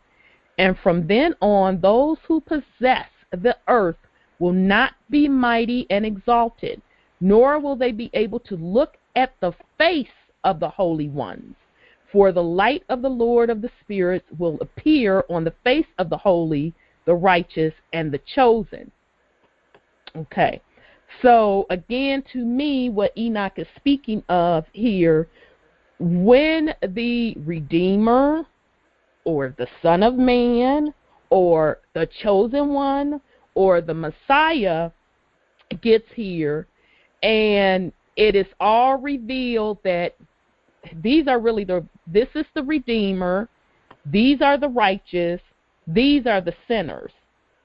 The sinners at that point will be standing before the Son of Man, and the righteous will be with the Son of Man, and the sinners will not even be able to look upon them because they've been exposed, and now they know that the truth is out. So this kind of took me back to when the fallen angels was kicking it and clowning when they came down to earth and made it with the women, and when they knew they weren't supposed to do that, and was teaching them all of the tricks and magic and showing them how to terrorize others. And then when the Most Highest said, oh, okay, I see y'all want to play, when the sentence was about to come down to them, when they knew they were in trouble, rather, that's when they called on Enoch. And come on, Enoch, man, why don't you write up this petition and give it to Father Yah, so we could state our case on why we did what we did. And so when Enoch went to the fallen angels, he said that they were hidden in a cave, and they didn't want to show their face. So basically, he wrote up their petition, sent it up, and they were told to go somewhere that they were going to be judged. And so they were so ashamed, or they know that they were so condemned that they not even dare lift their head to even look up to heaven. So that this whole thing of the sinners standing before the Son of Man and standing before the righteous kind of reminded me again of that same thing. Okay. It says, and the mighty kings will at time be destroyed and given into the hand of the righteous and the holy. And from then on, no one will be able to seek the Lord of spirits, for their life will be at an end. So again, that reminds me of the prophecy unfolding of the shift of power being returned from the corrupt ones. So all of these folks running around as world leaders, not doing the right thing, selling people into slavery and bondage and being pedophiles, this, that, and the third. As the power is shifting now, because it is shifting behind the scenes, they're going to be judged, and their judgment, of course, they will be condemned, and it's already been written that there would be no forgiveness for them. Okay, and it says, and it will come to pass in these days that the chosen and holy children will come down from the high heavens, and their offspring will become one with the sons of men. In those days, Enoch received books of indignation and anger and books of tumult and confusion, and there will be no mercy for them, says the Lord of spirits. Okay, so the first passage, and it will come to pass in these days that the chosen and holy children will come down from the high heavens, and their offspring will become one with the sons of men. So now I'm thinking, is he kind of referring to incarnation, meaning that some of the galactic, whether or not you want to call them galactics, whether or not you want to call them angels, how some of their children were planted here on planet Earth to be here during this time, and some of the angels themselves have incarnated back into the flesh to be here during the end time of judgment to, number one, help the planet get through this transition, and of course be there for the judgment, the sentencing and judgment itself. Okay, so, and it says, and at that time, clouds and a storm wind carried me off from the face of the earth and set me down at the end of heaven. And there I saw another vision, the dwelling of the righteous. Okay. So, there my eyes saw the dwelling with the angels and their resting places with the holy ones. And they were petitioning and supplicating and praying on behalf of the sons of men and righteousness, like water flowed in front of them, and mercy like dew on the ground. Thus it is among them forever, forever. So in that particular passage, I'm getting that what was seen was, number one, Enoch traveled to the heavens and saw that the angels were gathered together and they were praying for the righteous on this planet, that they wouldn't suffer and that they would continue to be watched over. Okay, then it says, and in those days my eyes saw the place of the chosen ones of righteousness and faith, and there will be righteousness in their days, and the righteous and chosen will be without number in front of him forever and ever. Okay, so now to me, the will be without number to me screams us coming out of the current Babylon system of being numbered by a social security number and a birth certificate, because that is what ties us into this slavery system. So those of you that have followed along with us, those of you that are indexed, you know, a part of that process is taking you out of their numbering system. So I thought that was very, very interesting and to show you how these books are definitely telling you what the prophecy is.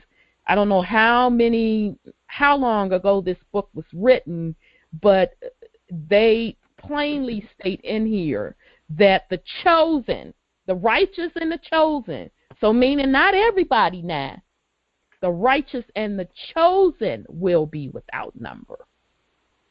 Wow. Okay. So, Brother Wendell and Oracle, just stop me at any time when you want to put something on it. Okay. And I saw their dwellings under the wings of the Lord of spirits, and all the righteous and chosen shone in front of him like the light of fire. And their mouths were full of blessings, and their lips praised the name of the Lord of spirits. And the righteous will not fail in front of him, and truth will not fail in front of him. There I wished to dwell, and my soul longed for that dwelling. There had my lot been assigned before, for thus it was decided about me in front of the Lord of spirits. Okay, so I'm going to pause right here. Those of you that went to Texas and got indexed, I kind of look at what Enoch is talking about, because he was saying that he wished for that environment that he was in when he was with the angels, and it was so peaceful, and what they were showing him was going to jump off in the future where the righteous would be free, that he loved the energy that was flowing so much there. It kind of put me in the mind of us that went to get indexed in Dallas, and how we saw all of the pieces put into place, and just how the energy and so much love in the room. So I thought that was very interesting, and it really stood out. Okay. And in those days I praised and exalted the name of the Lord of spirits with blessings and praise, for he has destined me for blessings and praise in accordance with the Lord of spirits. And for a long time my eyes looked at that place, and I blessed him and praised him, saying, Blessed he, and he blessed from the beginning forever and ever. Okay. And in his presence there is no end. He knew before the world was created what the world would be, even for all generations that are to come. Those who do not sleep bless you, and they stand before your glory, and bless and praise and exalt, saying, Holy, holy, holy, Lord of spirits, he fills the earth with spirits. So I thought that was interesting. I'm like, oh, okay, so I guess the angels never sleep, or the galactic, or however you want to deem them. Okay. It says, and there my eyes saw all those who do not sleep standing in front of him, and blessing and saying, Blessed are you, and blessed is the name of the Lord forever and ever. And my face was transformed until I was unable to see. And after this, I saw 1,000 thousands and 10,000, 10,000 times 10,000, a multitude beyond number or reckoning, who stood in front of the glory of the Lord of spirits. So this particular passage, it appears to me that what Enoch is seeing is the people being resurrected, and they're standing up at for the time of judgment. Oh. I looked, and on the four sides of the spirits, I looked, and on the four sides of the Lord of spirits I saw four figures, different from those who were standing. And I learned, I'm like, I know Enoch was a brother. I ain't heard learned in a minute. But anyway. That was a crocus fact. Now, you know that's us with some learning. I ain't heard learned in a minute. So, anyway, and I learned their names before the angel who went with me made known their names and shown me all the secret things. And I heard the voice of those four figures as they sang praises in front of the Lord of glory. The first voice blesses the Lord of spirits forever and ever.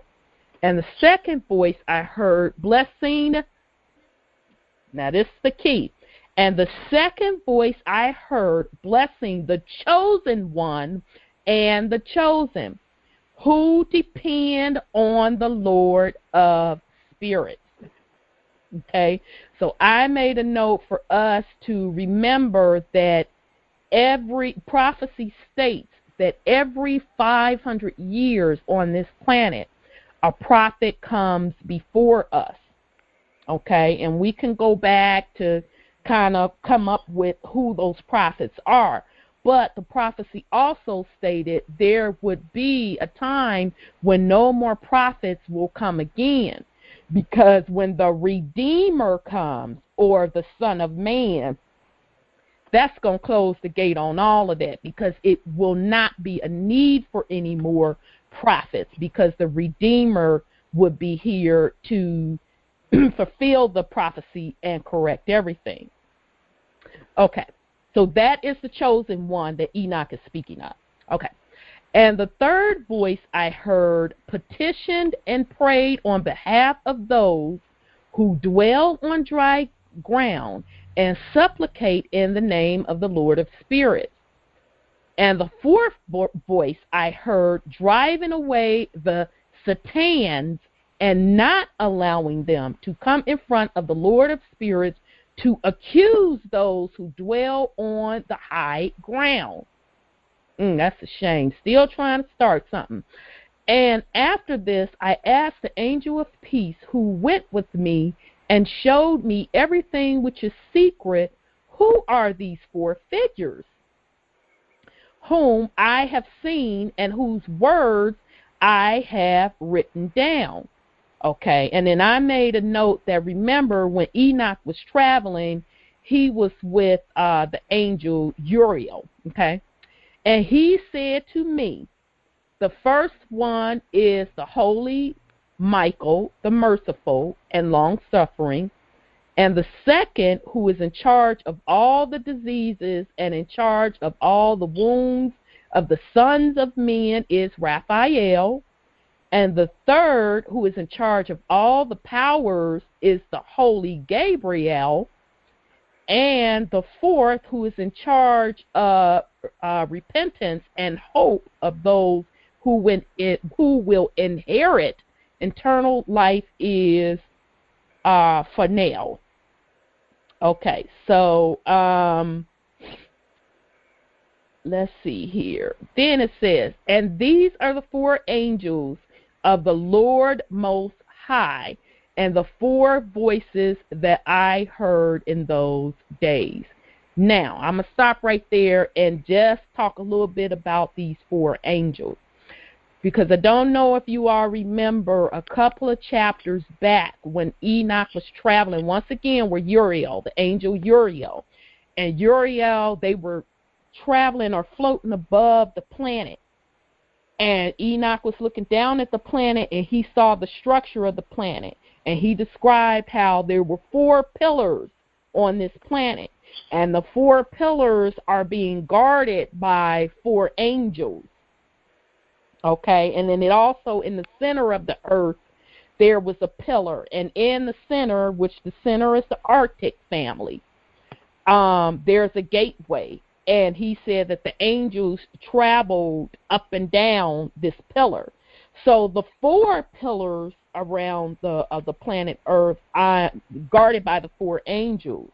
Maybe these are the same four angels that he just named, that Uriel just named for Enoch. Okay.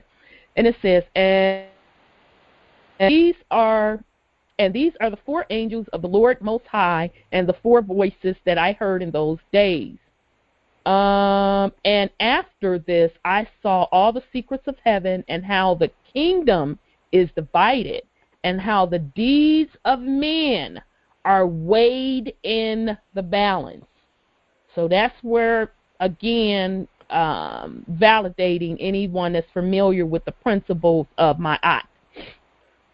There I saw the dwelling of the chosen and the resting place of the holy, and my eyes saw there all the sinners who deny the name of the Lord of spirits being driven from there.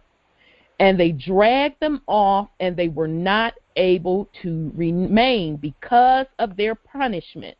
They went out from the Lord of spirits. Okay.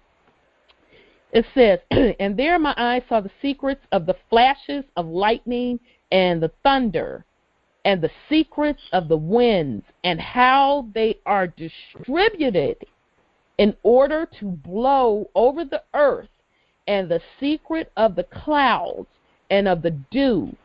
And there I saw from where they go out in that place, and how from there the dust of the earth is saturated. So I'm like, wait, hold up. All right, Enoch. So now you chilling with the angels, you specifically with Uriel. Obviously, you are somewhere above in the heavens, looking down at, you had access to look down at this planet, or you're in some, I don't know if it's another dimension or right in the heavens where we can't see, but I thought that was pretty deep that he was saying that he saw how the makeup or the secrets of how the lightning makes this flash, and how the thunder thunders, and how even the wind is generated, and even how they are distributed or how they go forth out to the earth. So I thought that was pretty interesting. Okay, and it said, and there I saw closed storehouses from which the winds are distributed, and the storehouse of hail, and the storehouse of mist, and the storehouse of the clouds, and its clouds remain over the earth from the beginning of the world.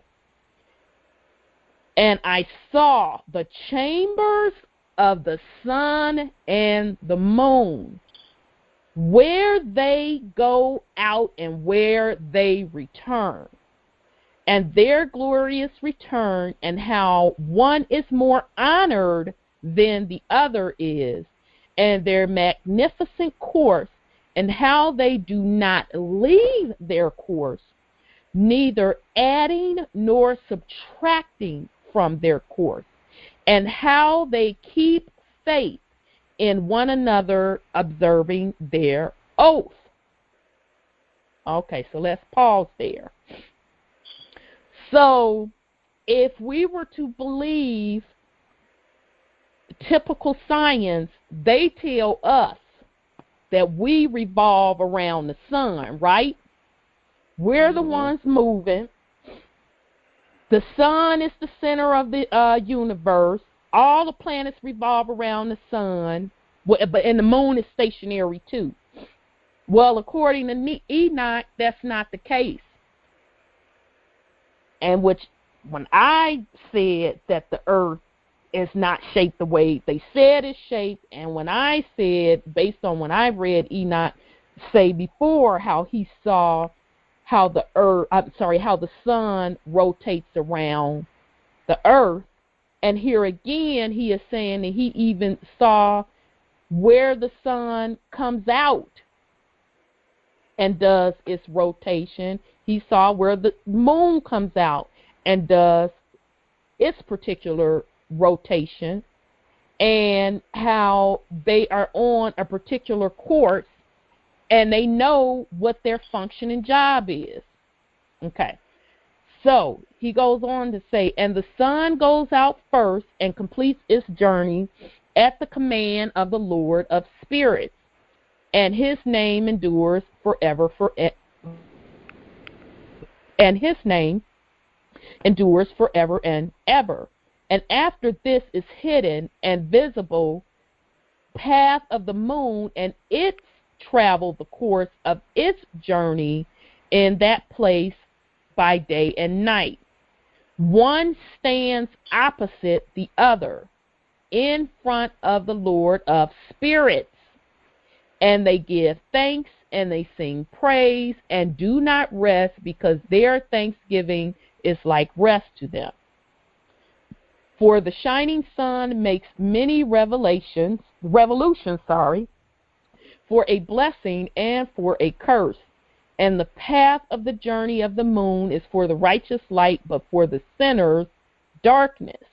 That's interesting. In the name of the Lord, who has created a division between light and darkness, and has divided the spirit of men, and has established the spirits of righteousness in the name of righteousness. Okay, so here I made a note that Enoch, not only is he describing the sun making its journey and the moon having its own journey, but he's also describing that everything has duality in this realm. So duality is the opposite, or some call it the yin and the yang. You have light and you have darkness. That is represented in the sun and the moon. You have good and evil. You have man and woman. So here he is explaining the laws of duality on this particular plane that we're on. For no angel hinders, and no power is able to hinder, because the judge sees them all and judges them all himself. Wisdom found no place where she could dwell, and her dwelling was in heaven. Wisdom went out in order to dwell among the sons of men, but did not find a dwelling. Wisdom returned to her place and took her seat in the midst of the angels. Okay, so I'm going to stop right here, because he's mentioned wisdom before in previous chapters coming out. So what he is speaking of, family, is the energies. So the energies of knowledge and wisdom swept across the planet to see who's going to pick up this frequency. Who's willing to pick it up? Wisdom went on out there. Wasn't enough people that caught on to that frequency. So that let the laws of nature know, and of course the laws of the most highest Father Allah know. Okay, they still asleep. They're still not getting it. Okay, energy of wisdom, you come on, beloved. You go on and sit down and rest, because they're not ready yet. Okay. And inequity came out from her chambers. Shoot, I just went too far, family. Bear with me. Where am I? Okay. I hate I did that. I shouldn't have did that. Okay, where are you, inequity? I went way up. And by the way, I love how wisdom and equity have the female energy ring to them. I'm just saying. All right, where are we at? I just had to throw that in there.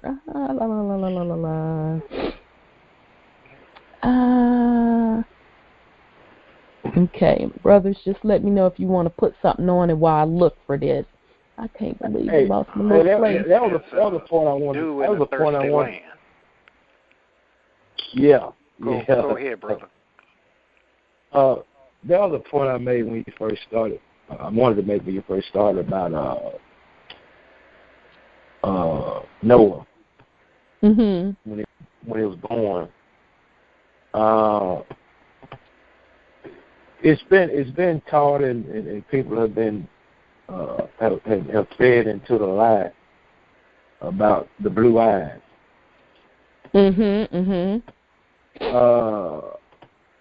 If you would just take the time to Just Google blue-eyed African and see what you get. That description of Noah and in the Book of Enoch is Sutra.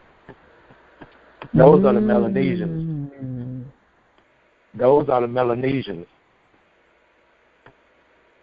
Interesting. And as soon as you said the blue-eyed Africans, I immediately got the picture in my head because don't they have the blonde hair too?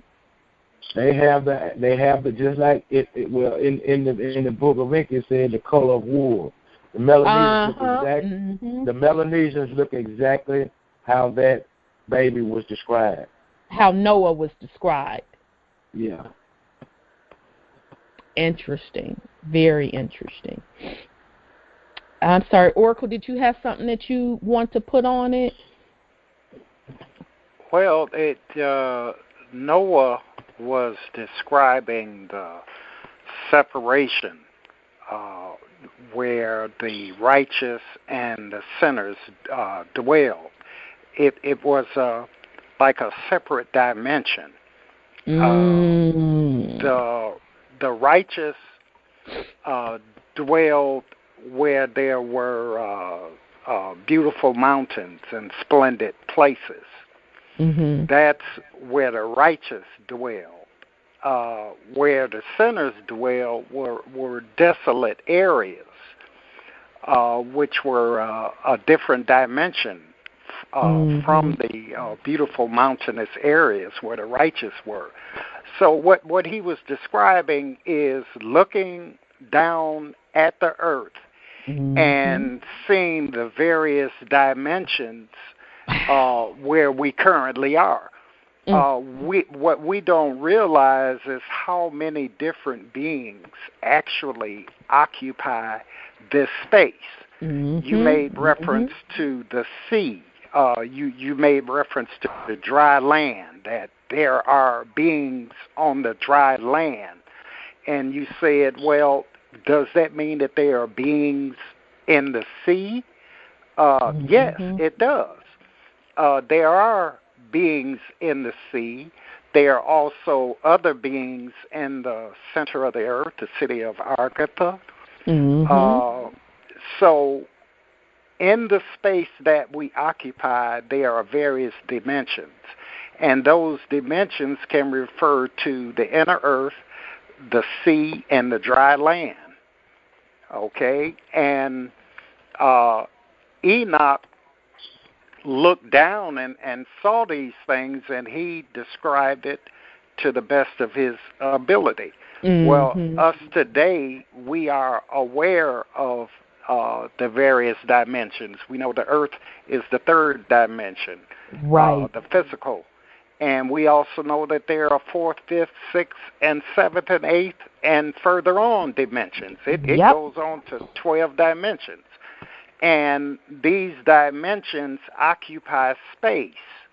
And it is where we are, but we cannot see all of these things from our vantage point because we are contained within a specific space. But if we were fortunate like Enoch and we were with the angels, we could look down and view all of these various dimensions and see where all of the beings are. That's deep, isn't it? Yeah, I would like to say something about those dimensions. We experience several dimensions on a daily basis here on the surface of the earth. But the way people say it, and I don't know if they're aware of the way that they are saying it, is you may talk to 10 people about a dimension, and they may use the word, well, my reality. You see what I'm saying? So one person's reality may be different from another person's reality. Therefore, they're living in a different dimension. But we're right here looking at each other, walking in and out of these dimensions without knowing that. True. That's interesting. That's very, very interesting because I know I've said several times just by, studying metaphysics and when I start to learn about frequencies and how frequency or energy is really what controls what we call time, because in the eyes of the universe or the creator or the most highest or Father, Ya Allah, there is no time, okay? But it's all about frequencies. So if you are in tuned enough that you are able to tune into the right frequency, you can tune or navigate into these different dimensions, okay? And this is what the scientists have been trying to recreate. And when you have the gift of melanin, you have even more of a better chance of being able to tune into these different dimensions. And that's one of the reasons also why these particular scientists today are trying to recreate that gift of melanin and build these different time machines, which I do believe they've definitely, with the help of the fallen angels, they've definitely built some time machines. I believe they've been shut down because of the time that we're in now. But absolutely, I am agreeing with what you're saying, brother. And to be quite honest, every night, those of you that dream and those of you that dream vividly and you dream in color, that's what you're doing. Travel. That's exactly what you're doing. Mm-hmm. That is exactly what you're doing. You're shifting to other dimensions. Absolutely. Yeah, if you just take a look around the planet, what I just gave my little 2 cents on, you can see that nature itself is a dimension. If you go to the oceans and the seas, that's a whole different dimension that we can't even go in. It is. We can't see. You got several dimensions in the seas because we have learned that we can only go so deep. Right. We can only go so deep. That's dimensions that we can't even handle.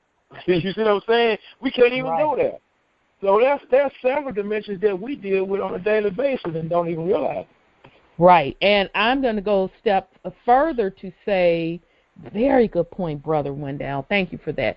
So you have the dimension in the sea, and then us in this particular body that we're in right now, this third density body, that's the key. Third density. We're in this body that's built for the third plane that we're in. So that is why we get a certain level in the sea, you're hitting another dimension. So you're still in this third density body. You can't get to that other dimension. Well, family, that's the same thing in the sky. Yeah. You go so far up in the sky, it is only so far that we are allowed to go in the third density body, and I'm going to even go as far as say, even with their rockets and stuff, they're not getting past that particular plane like they're claiming that they are. There is a dimensional barrier there that they can't get past. They're lying when they say that they can. They can't, because they're entering in another dimension. So absolutely, excellent point, brothers. Yeah, I'm glad you brought up the thing about the atmosphere. We can't, like you said, we can't go but so far. Now, we have a question that arises out of that. What can get through to the next dimension or out of this atmosphere? A frequency. Absolutely. So that answers the question, well, how are they getting all these pictures of Mars and the moon and all that? They got somebody in another dimension receiving this frequency and taking those pictures and sending them back. Yeah.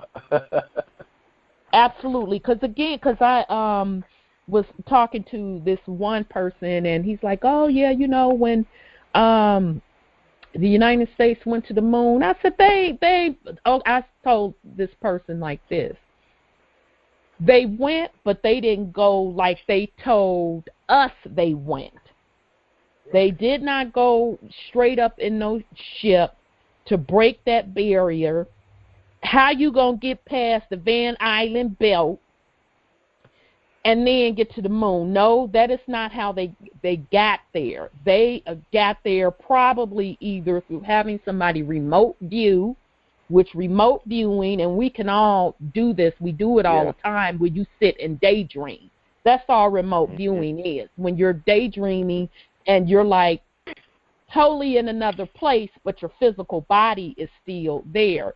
Well, people that are so in tune, they can do it across the universes. So they either remote view that way, or they use jump portals.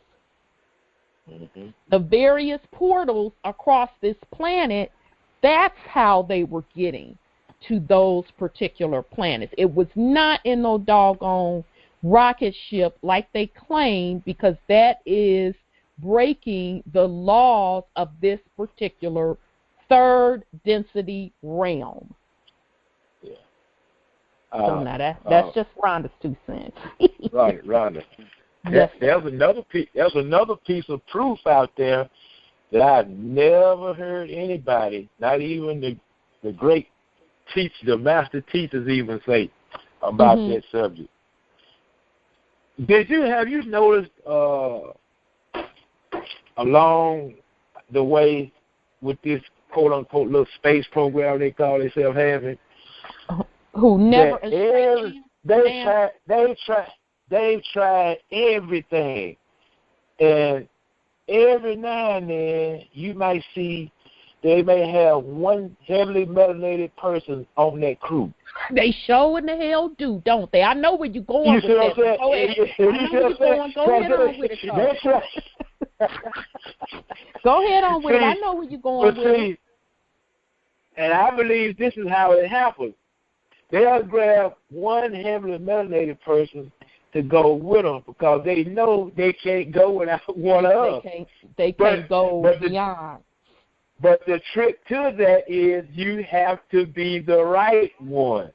Yeah, that's why they grab one here, and they're trying to find the right one to break that plane. Right. And they'll never get that. Yeah, because the right one is not going to go there. It'll be like, if you don't get out my so-and-so face, Absolutely. Yeah. So what he's referring to is the melanin, as I said before, that is a substance that is comes out of the Creator.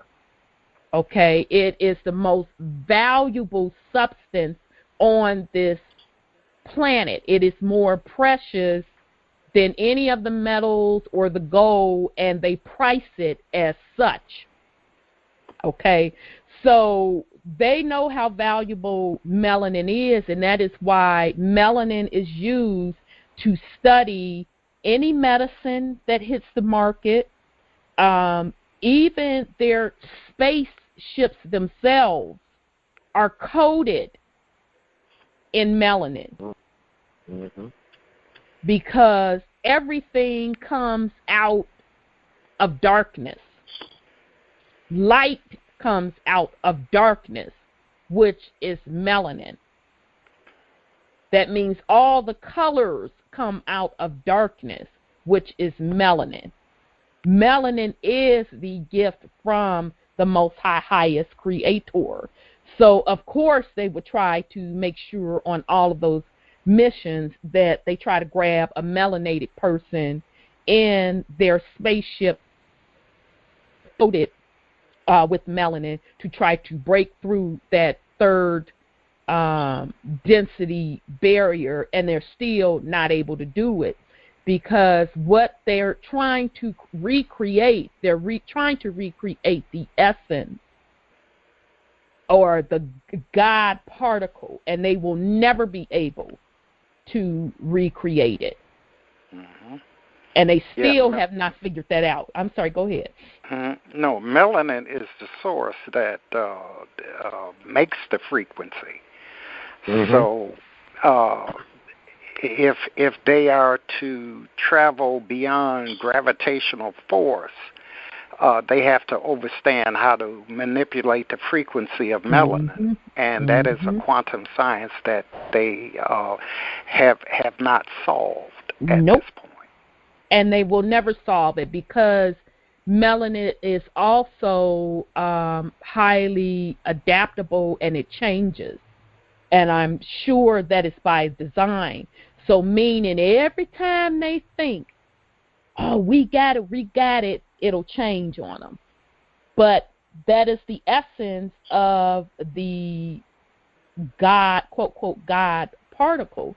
They will never be able to figure it out because let's start with they're not even worthy of figuring it out. Okay, so very, very interesting conversation. Okay, so I found my place again. So, all right, I know can I ask a question before you continue? Absolutely, beloved. Go ahead. Like I said, I've never heard any of the master teachers or anybody else even mention that, and I always thought about that, and I said, well, why don't they just get a whole crew of highly melanated people to go up? I bet you they'll break through. But see, they know if that happens, they're going to bring something back here and they sure enough ain't going to be able to deal with. Right. They're scared because I don't know. I can't think of dude's name. Y'all know the little scientific man that's in the wheelchair? Stephen Hawkins. I think that's his name, Stephen Hawkins. He told them, y'all need to stop looking in outer space because you're not going to like what you find. Because they already know that triple darkness, because they call it that themselves. They already know that triple darkness is out there, and you're right. I would agree with you. They are afraid of what's going to come back, and they already, those that aren't tuned into the proper frequency or doesn't have the proper God particle, or even to put it in layman terms, if you're not of the certain bloodline to the Most Highest Father Allah, Ya Allah, they're on borrowed time anyway. Yeah. Because the frequency of the planet is changing. That's what the earthquakes are about. That's what the shifting of the poles are about. That's what the people reporting of seeing the multiple suns are about. Anybody that is not of the proper frequency, or AKA bloodline, you're out of here. You're not going to be able to handle it. So that's what the little man in the little wheelchair was trying to tell them. Y'all better go on and have several seats. Yeah. See, they know and have been knowing for a long time. Absolutely. That those frequencies are going to search out the source, and there's a lot of that right here on this planet. Absolutely. Very good point. Okay, so I found my place. All right, it says, and in iniquity came out from her chambers those whom she did not see, those whom she did not seek, she found, and dwelt among them like rain in the desert and like dew on a parched ground. Okay. And again, I saw flashes of lightning and the stars of heaven, and I saw how he called them all by their names, and they obeyed him. And I saw the balance of righteousness, how they are weighed according to their light, according to the width of their areas, and the day of their appearing, and how their revolution produced lightning, and I saw their revolutions according to the number of the angels, and how they kept faith with one another.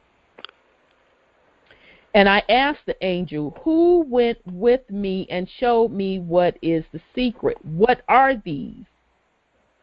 And he said to me, their likeness, the Lord of Spirit has shown to you. These are the names of the righteous who dwell on dry ground and believe in the name of the Lord of Spirits forever and ever. So I had to literally read that about 4 times. And like after the second time, I'm like, I think I know what it means. So I reread it again, and then I went back and read it again.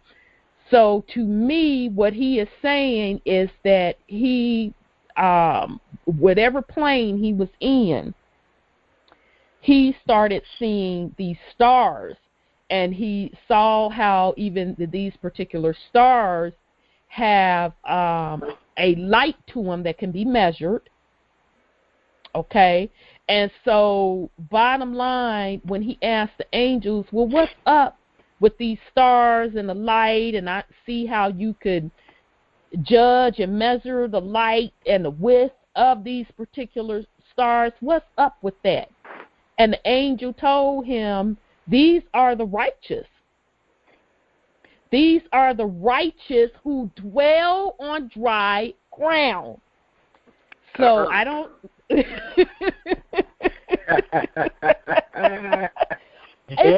Oracle, it took me several times. I'm like, okay, am I reading what I think let me go back. All right, Rhonda, digest. Let me go back again.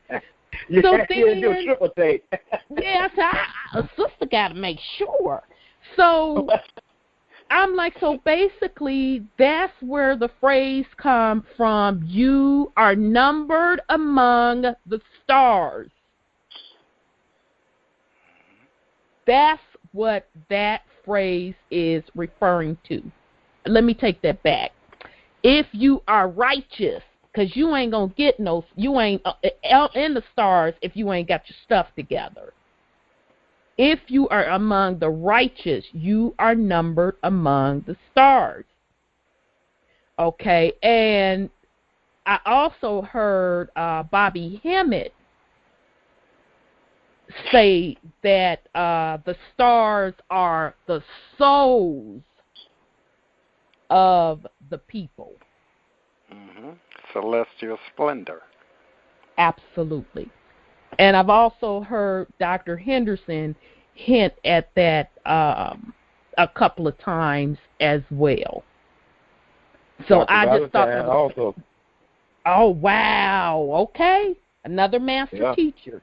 So that really hit me. I'm like, whoa, am I reading what I think I'm reading? I had to go back over that bad boy 4 times to make sure.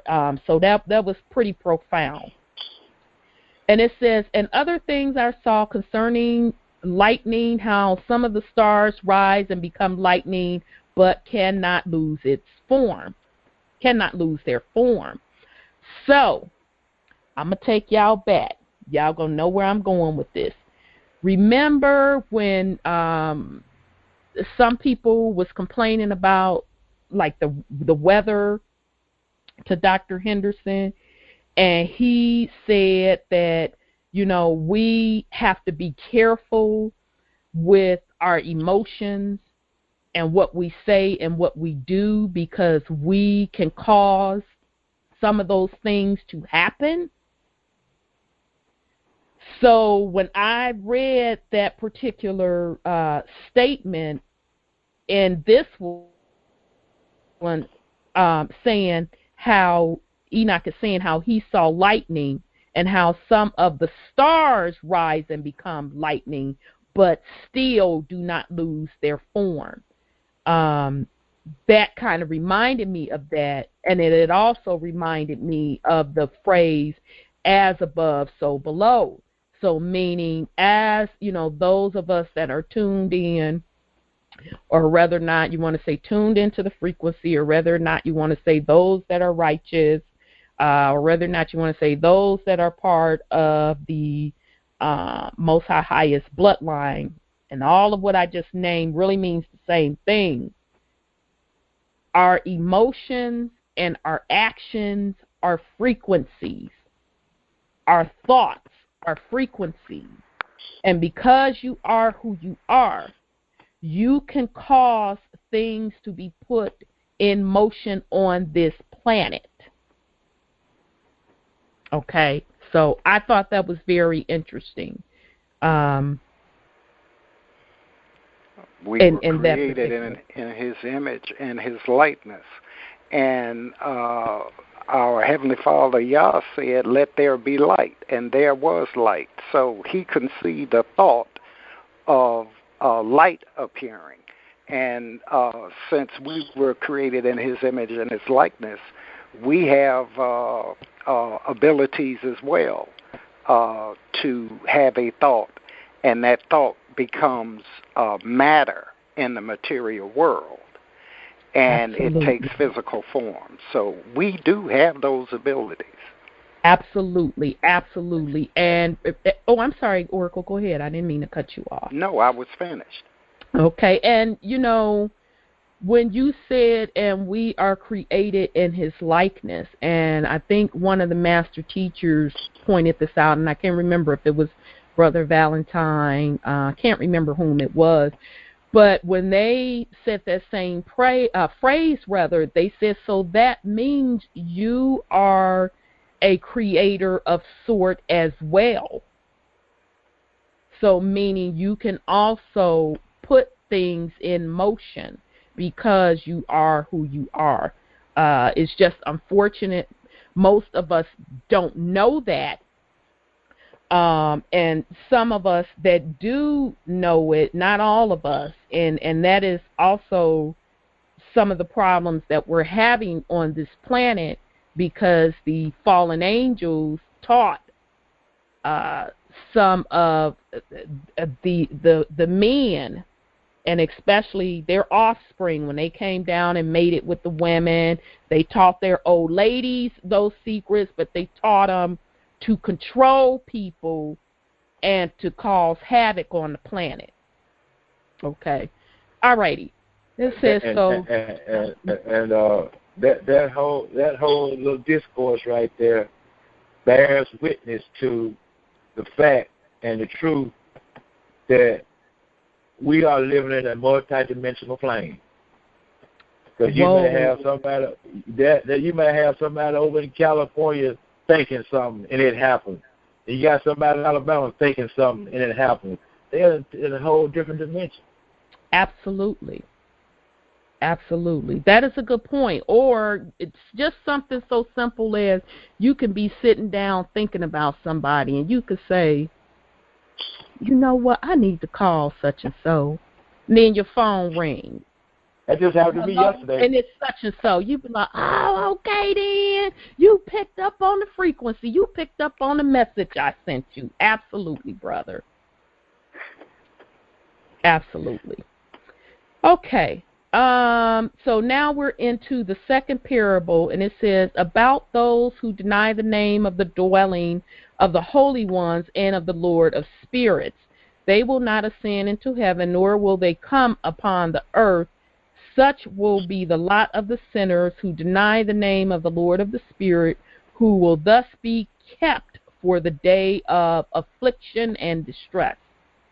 So that proves what you were saying, Oracle, about Enoch looking down and seeing the multiple dimensions, and obviously he saw where the sinners will not be able, during this time of judgment, they won't they won't be able to come back down to the plains. So that's interesting.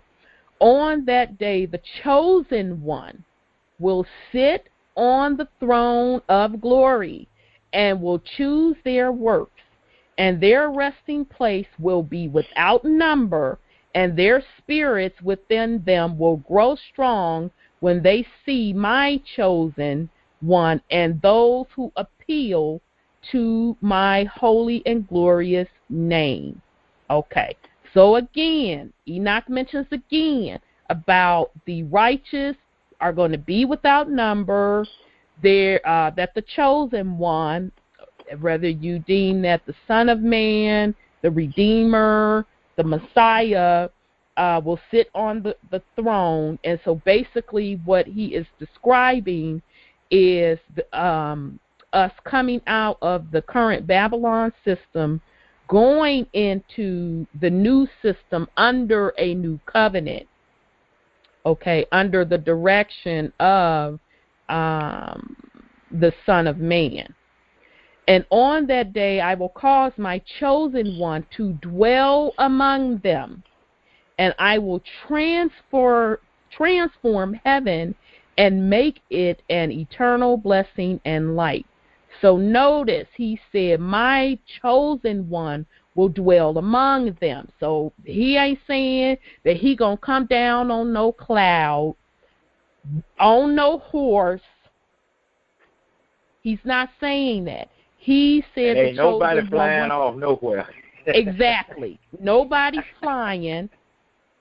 He said that the chosen one will dwell among them. Okay.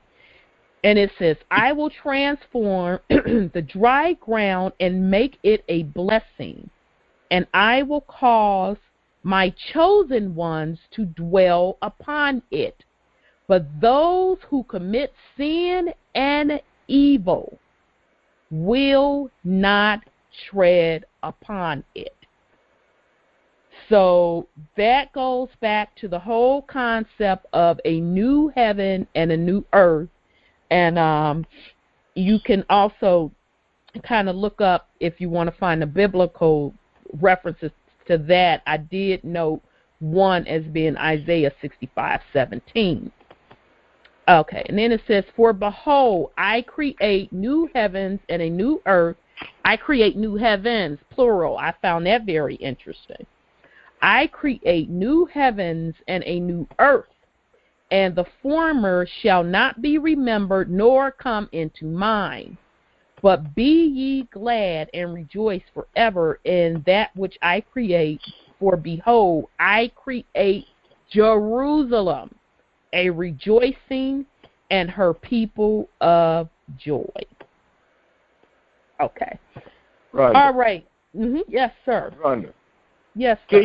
Can you read that part about you won't remember that? You know what I'm saying? See, I didn't want to be the only one keep bringing up points. Read that again. Read that again.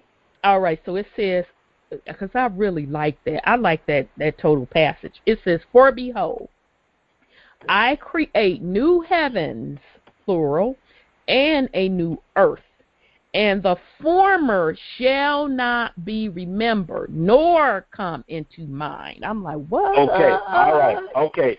All right, stop right there. Now, we've all came up and the pastors and the bootleg preachers and all of them will tell you what a sinner is.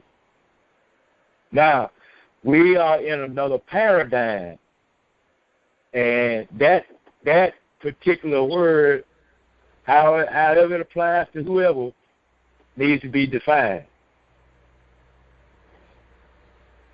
Who is a sinner at this point in time? Now, I could be wrong with 37 left shoes. Well, I got to be 37, but okay. Because I'm going way out there with this one. You see what I'm saying? Okay, got you. And I'll make the statement in the form of a question. Is it those who reject the new covenant? Second part of that question is it those who will disobey that commandment? Because when you said that, when you read that you shall not remember that, you see what I'm saying? Mm-hmm. You shall not. That's a commandment. In other words, you got people, even some that participate in these calls, you can tell that they're going to try to hang on to this old thing. When we just got the commandment, you shall not remember that. Leave that alone. Yep, it said, and the former shall not be remembered nor come into mind. Okay, is that not a commandment? Yeah, it did. And it said that it followed up by saying, but be ye glad and rejoice forever in which I create.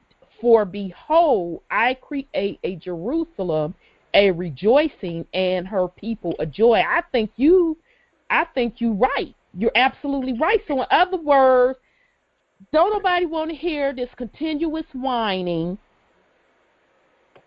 right, about what you missed. You missed, going to get your Polish sausage riddled with GMO. When we done moved to a new system and on some clean, fresh food, you missed the booty shaking club. When we moved to something new. Yeah, that very well could be it. Well, throughout the Bible and the Holy Books, when the commandments was read, it is always shall not. Yeah, all shall not. That's a commandment. That's true. Just like, hey, it's just like what's going on right now. Every knee shall bow, and every tongue will confess. Mm-hmm. Now you tell me that's not a commandment. Well, yeah, that is pretty much it. Very good point. So we had to be, we had to be real thoughtful and mindful and careful when we're reading, because if we read it correctly, or I'll say if we read it incorrectly, we'll miss points like that. Mm-hmm. Mm-hmm. Very good point. Very, very good point. Okay, and it says, for I have seen and have satisfied with peace my righteous ones, and have placed them in front of me, but for the sinners my judgment draws near, so that I may destroy them from the face of the earth.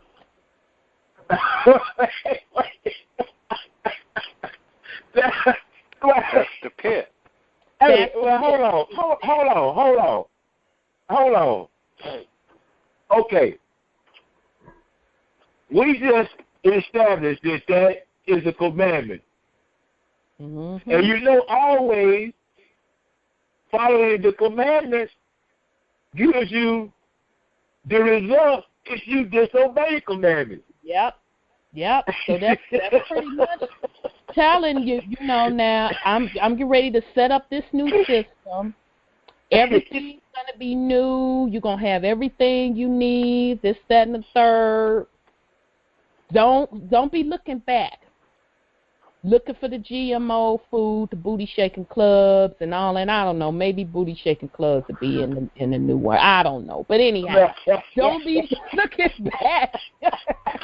Do no harm. You just say it, but don't hurt nobody. Yeah, that's true. Don't, do no harm. Yeah, but don't harm nobody. True that. Jake on, just don't harm. So, with y'all a fool. So, basically, those that are looking back, looking for some drama, looking for some suffering, you could go head on with that. Okay? Because it's not going going to be tolerated in the new system, because as a matter of fact, all of the ones that was kicking up the drama and starting, they're going to be gone off of the new earth anyway. So I just want to pause here also, because that defies what the preachers are currently teaching in the churches today, because they tell us that the righteous will be, what they call it, raptured. Isn't raptured? Yeah, you're going to fly out of here. That's what I was saying, yeah. Right. You're going to fly out of here, and, you know, folks going to be left behind, and they going to be blah, blah, blah, blah, this, that, and third. No, that's not what's going to happen. The earth will be restored and even in better condition than it was before. Along as earth is being restored, the people that are deserving of it will be restored as well. And the rest of the folks that ain't on the same page, they the ones that got to go. Yeah. They will not be on the face of the earth. That is what that is saying. Right. You know, the bottom yeah. of the pit. You know what that particular reading right there reminds me of? When you said, "Don't look back." We already had that. That example has already been given. Yep, that pillar of salt when he. Yeah. Who was that? When Lot and his wife were leaving out of Sodom. Yep. He said, "Don't look back. If you look back, I'm gonna turn you into a pillar of salt." And that's but you exactly got one that wanted to hang on. Right. Right. We already have an example. Yeah, well, you know, it's already telling you, don't come to me with that bull crap about you missed the drama, because you can go right with the people that created the drama. There's still room. Okay. So it says, "For I have seen and have satisfied with peace my righteous one, and have placed them before me." I think I just gone over that. Okay. "And there I saw one who had a head of days, and his head was white like wool. And with him there was another whose face had the appearance of a man, and his face was full of grace like one of the holy angels. And I asked one of the holy angels who went with me and showed me all the secrets about that Son of Man, who he was and from where he was and why he went with the head of days. And he answered me and said to me, This is the Son of Man who has righteousness and with whom righteousness dwells. He will reveal all the treasures of that which is secret, for the Lord of spirits has chosen him, and through uprightness his lot has surpassed all others in front of the Lord of spirit forever." Okay, so I'm going to stop. So what Enoch is describing is he saw the Son of Man with whoever is the head of days. But the part that stood out with me is that the Son of Man was chosen. Okay, so remember that. Okay, and this Son of Man who you have seen will root the kings and the powerful from their resting places, and the strong from their thrones, and will loose the reins of the strong, and will break the teeth of the sinners.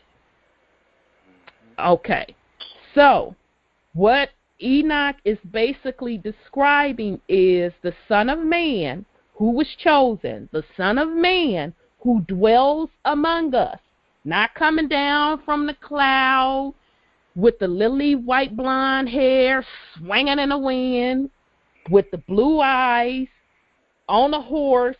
That's not what it's saying. It is saying the Son of Man will dwell among us. He has been chosen.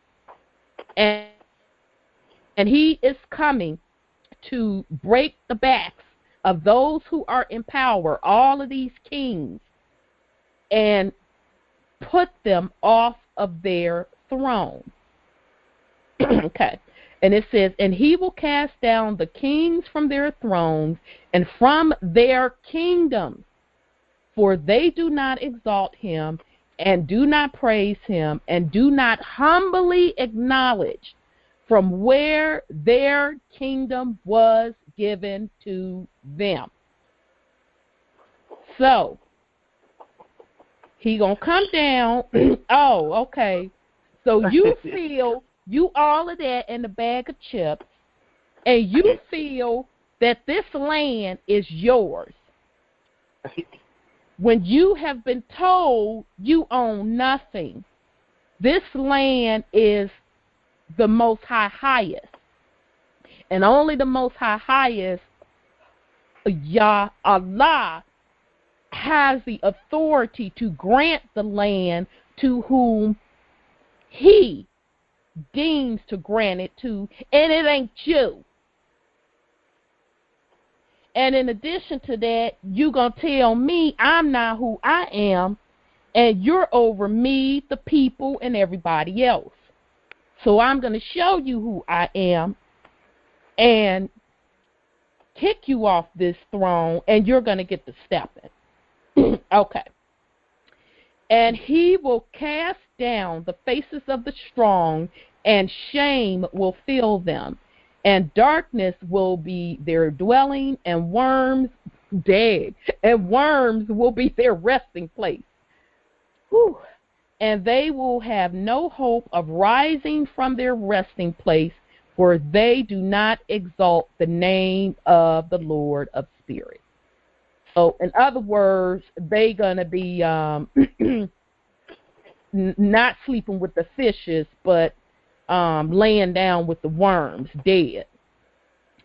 And these are they who judge the stars of heaven and raise their hands against the Most High, and trample upon the dry ground and dwell upon it.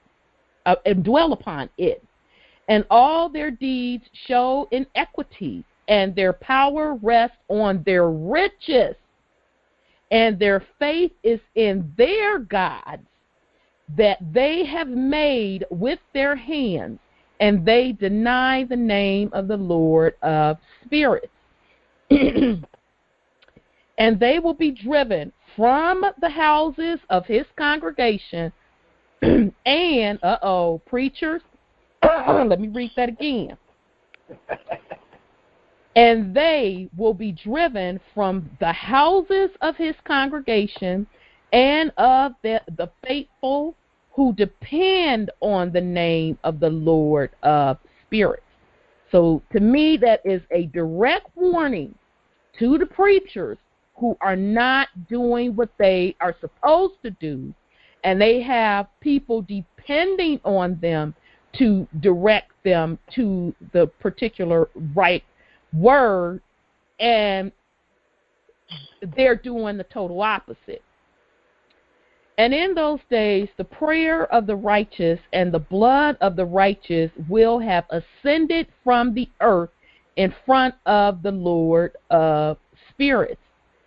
And in these days, the holy ones who live in heaven above will unite with one voice and supplicate and pray and praise and give thanks and bless in the name of the Lord of spirits, because of the blood of the righteous that has been poured out, and because of the prayer of the righteous, so that it may not cease in front of the Lord of spirits, so that justice might be done to them, and that their patience may not have to last forever.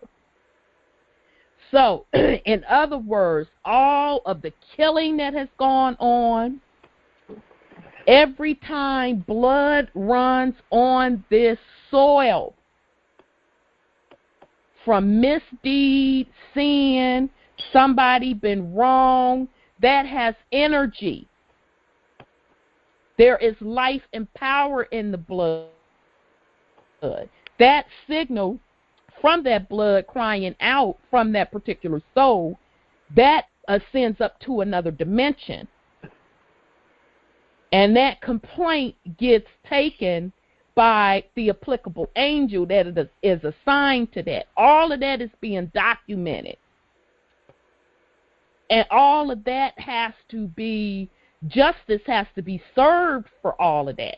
So now if you think about all of the murdering that has gone on across this planet, all of the unnecessary, all of the man-made wars that have gone on across this planet with the blood of the people spilling out, justice has to ring out for that. And what Enoch is saying was told to him, that the people that are crying out and that the prayers, we got you. It's been documented. It's been heard. And your patience, you don't have to be patient forever because it's getting ready to be taken care of. Okay, and it says, and in those days I saw the head of days sit down on the throne of his glory, and the books of the living were opened in front of him, and all his hosts which dwell in the heavens above, and his council were standing in front of him. Okay. Brother, it said, absolutely. Go ahead, brother. You know what?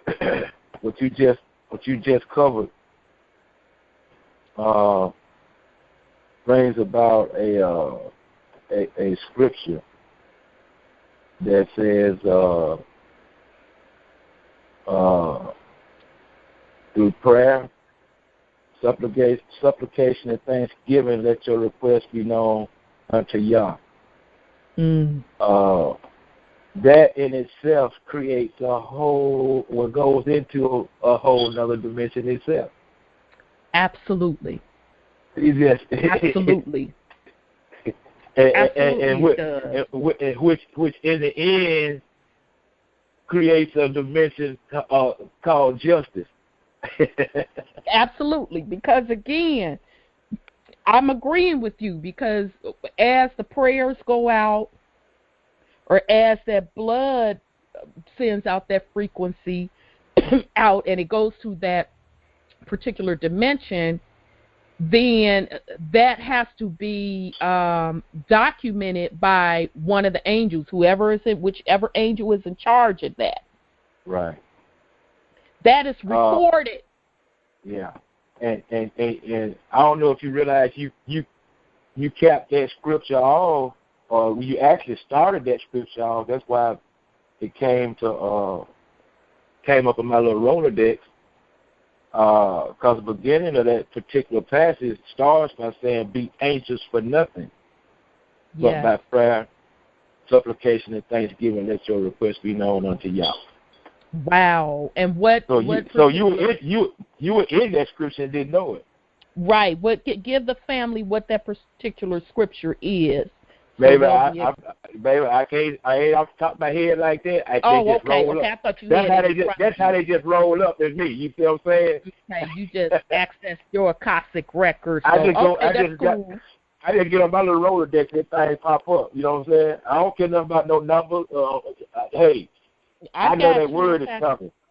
I got you. I was just wondering if you had it in front of you. So the only other thing that out of that kind of stood out to me when they were talking about the books of the living, and I'm wondering if that's the Book of Life / Akashic records. I could be totally wrong on that, but I just thought that was interesting.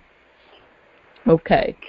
And it says, and the hearts of the holy ones were full of joy that the number of righteousness had been reached. Now, I'm going to go back over that, because we've talked about this several times, about a percentage of numbers or whatever that number is deemed. And the hearts of the holy ones were full of joy that the number of righteousness had been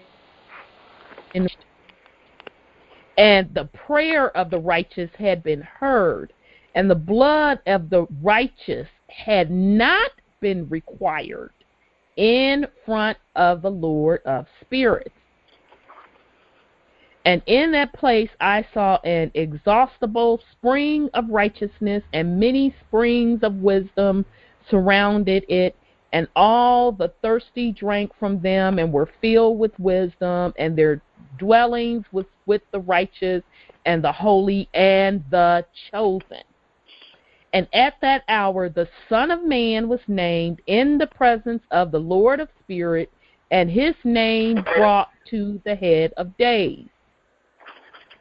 Even before the sun and the constellations were created, before the stars of heaven were made, his name was named in front of the Lord of spirits.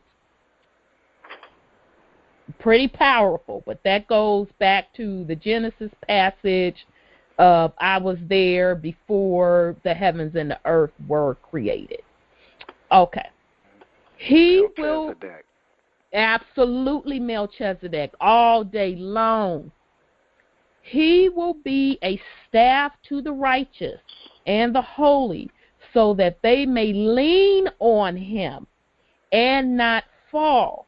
And he will be the light of the nations. And he will be the hope of those who grieve in their heart. So again, this speaks of the Son of Man, what the Son of Man's purpose is, and how he is the light of all the nations, and why the nations will lean on him. All right. And those who dwell upon dry ground will fall down and worship in front of him, and they will bless and praise and celebrate with psalms the name of the Lord of spirits. Every knee will bow, every tongue shall confess. All right. And because of this, he was chosen and hidden in front of him before the world was created and forever. So I found that interesting that they said that he was chosen and hidden in front of him. I just found that interesting. So, in other words, he was not to be revealed until a certain time that the prophecy was to come into fruition. So I guess hidden from him, hidden from the evil ones. Okay. But the wisdom of the Lord of Spirit has revealed him to the holy and the righteous. For he has kept safe the lot of the righteous. For they have hated and rejected this world of inequity and all its works and its ways, and they have hated in the name of the Lord of spirits, for in his name they are saved, and he is the one who will require their lives. Okay. And in those days, the kings of the earth and the strong who possess the dry ground will have downcast faces because of their works of their hands, for on the day of their distress and trouble, they will not save themselves. So again, speaking of the ones that's controlling stuff, they're going to get there. And I will give them into the hands of my chosen ones, like straw in the fire and like lead in the water. So they will burn in front of the righteous, and sink in front of the holy, and no trace will be found of them. Dang, that's deep. Should we get ready for a bonfire? Woo, that sound like you. That's deep. Hey, look here. I think we might have missed an important point for the listeners in the call. Go ahead on. Put something on it then, brother. He said that he would be hidden, right? Mm-hmm. Because you look back and come down through history, they always were expecting him. Absolutely. They were looking for him. Therefore, you got the murder of certain people because they thought that was him. Yep. But let me show you how this thing worked out. He came as the Redeemer and the Judge. They didn't expect that.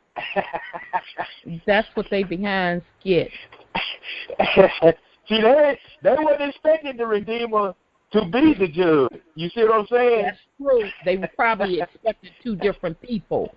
That's a very good point. That's a very good point. Very good point. And not only did they kill people who they thought were him, they also, the prophets, because all of the prophets that came before him, because remember, every 500 years, a prophet is sent to us.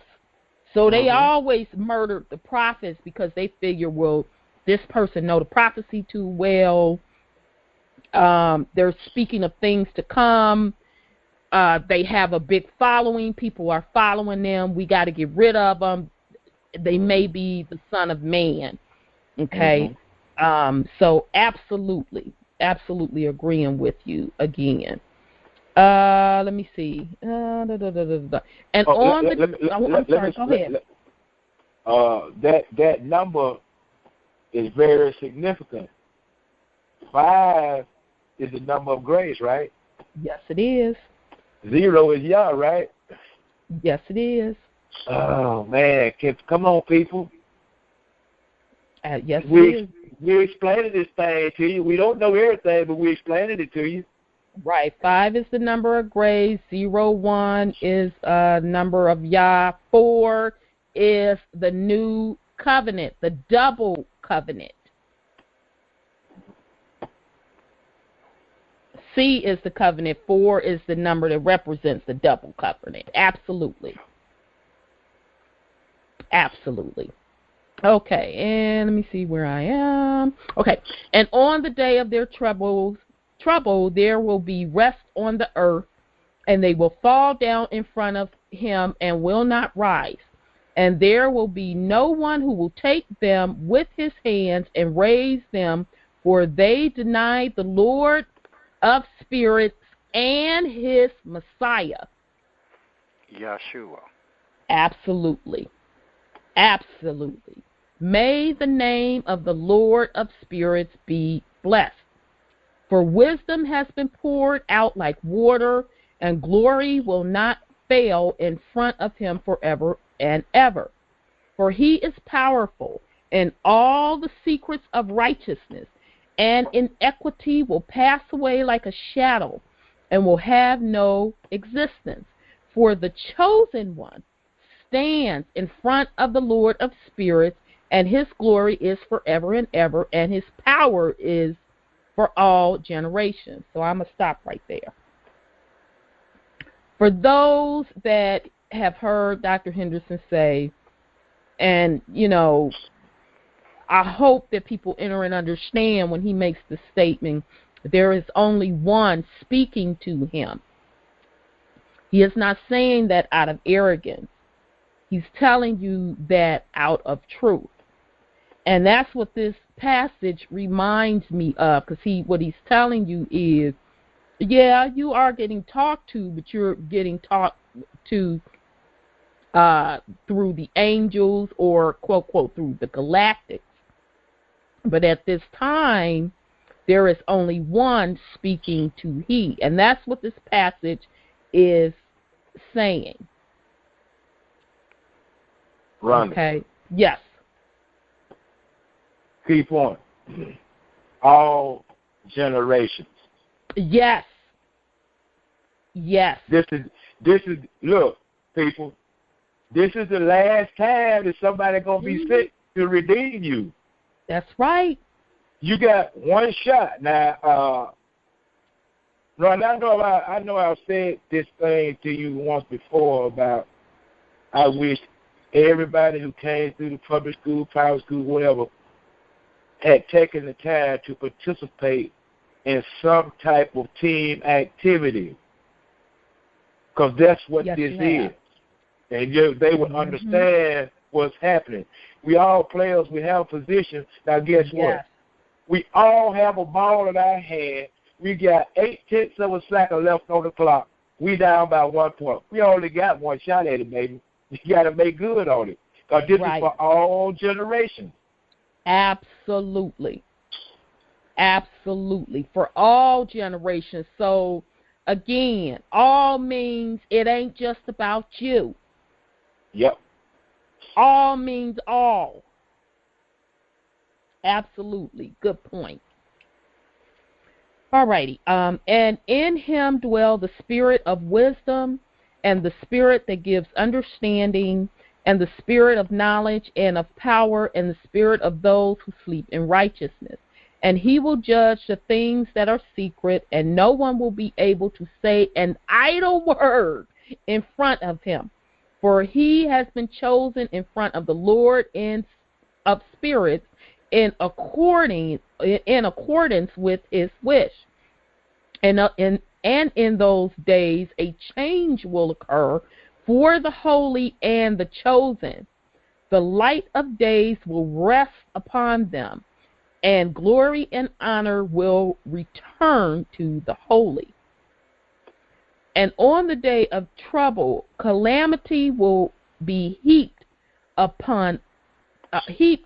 over the sinners. But the righteous will conquer in the name of the Lord of the spirits, and he will show this to others, so that they might repent and abandon the works of their hands. So again, that's giving folks the opportunity to get their little stuff together. Hey, you know, I get tickled sometimes when people call in with what you just described as idle words, and then Dr. Henderson said, "Come see me." And then the whole conversation changed. You know what I'm saying? Y'all better say heed, man. You know what? When they be sitting up there talking out the side of their neck, well, you ain't this and blah blah that and this, that, and the third. He was like, "Oh, okay then. Well, you know, I'm in Dallas, Texas. You could come see me." And I'd be sitting back like, "Oh, I bet you ain't gonna come though. I bet you." Absolutely. People, that is a perfect example of idle word. Don't come there with that mess. I tell you what, you can come there if you want to with that mess. It'll be the last mess that you start. Because this is how I feel about it. Me personally, I don't sell wolf tickets. One thing about my mom, she taught me, you better be able to back up what you speak. So in other words, don't let your mouth talk you into something your ass can't get you out of. Yeah. And a lot of people will flap their gums. Well, I'm going to do this, or you ain't doing that. But you're lashing out at other people, but yet you can't even back up what you're saying. Right. Because if you feel that strong about, well, this person ain't this person ain't that, it's easy to sell real good wolf tickets over a telephone. Man up. Yeah. Go take that visit to Texas, meet that man eye to eye, and say all of that. But folks aren't going to do that.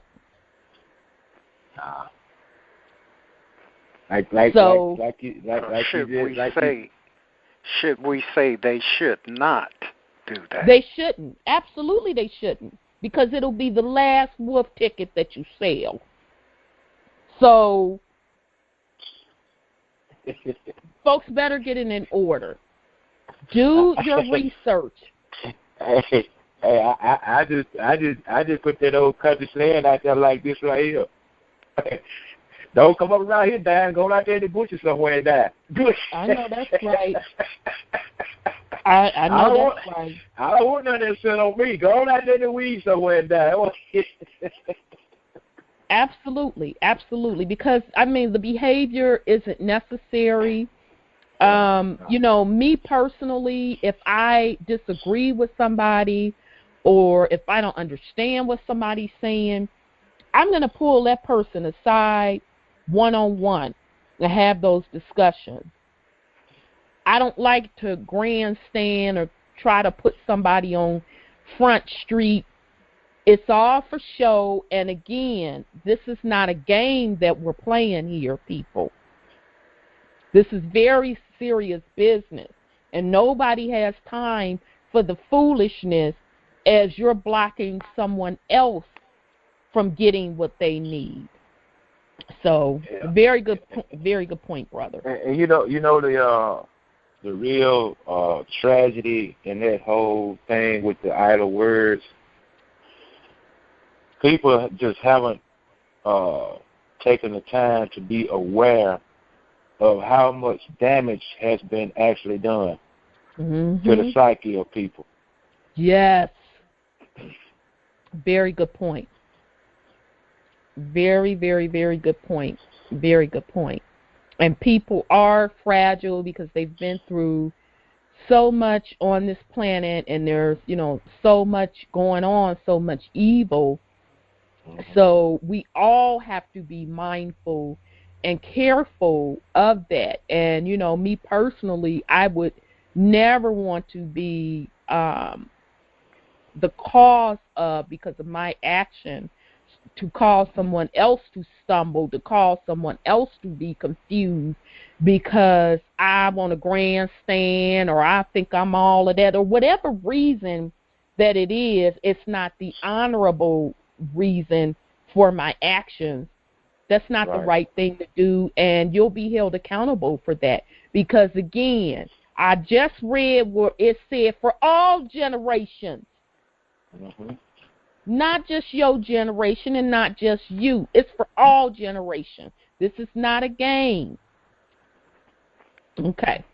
So, it says, and they will have no honor in front of them of the Lord of spirits, but in his name they will be saved, and the Lord of spirits will have mercy on them, for his mercy is great. Now, that is, again, talking about the people that decide to repent. And he is righteous in his judgment, and in front of his glory, in equity will not be able to stand against his judgment. He who does not repent will be destroyed. Okay? So, again, people, you do have the opportunity to change your ways, come on to the new system, come under the new covenant. You have the chance to do the right thing because the Son of Man will be righteous in the judgment. Okay? But for those who still feel, well, I don't have to do this or that, then it is what it is. Yeah. Hey. and you know what? They are correct about that. I don't have to do. Okay, we're fine. Absolutely. Yep. You don't. We're fine. Just remember. A few minutes ago, that was a description of something like a bonfire. You know what I'm saying? Yeah, I mean, technically they don't. You're absolutely right. You don't. You don't have to do whoever you roll with, with your higher power. Or if you feel you don't roll with nobody with your higher power, hey, that is certainly your right. Free will is certainly the right. Just don't come around me with that mess, because I don't want to get nothing on me, you know what I'm saying? I don't want no parts of it, absolutely. I don't want nothing splashing up on me. Yeah, I don't want no parts of it. Okay. It might get on my white stone, you know what I'm saying? I know that's right. Okay, so it says, so, and from then on I will not have any mercy on them, says the Lord of spirits. And in those days the earth will return that which has been entrusted to it. and Sheol will return that which has been entrusted to it, and that which it has received, and destruction will return what it owes. So I looked up this Sheol, and that means Hades, the pit. Okay? So in other words, that is carrying out the judgment itself, so meaning earth is going to get her upgrade on what she was entrusted to have. The pit was going to get returned to it what it was entrusted with. Okay. And it says, and he will choose the righteous and the holy from among them, for the day has come near when they must be saved.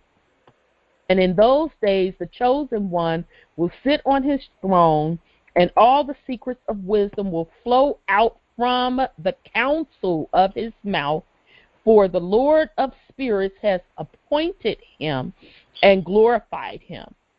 And in those days the mountains will leap like rams, and the hills will skip like lambs satisfied with milk, and all will become angels in heaven.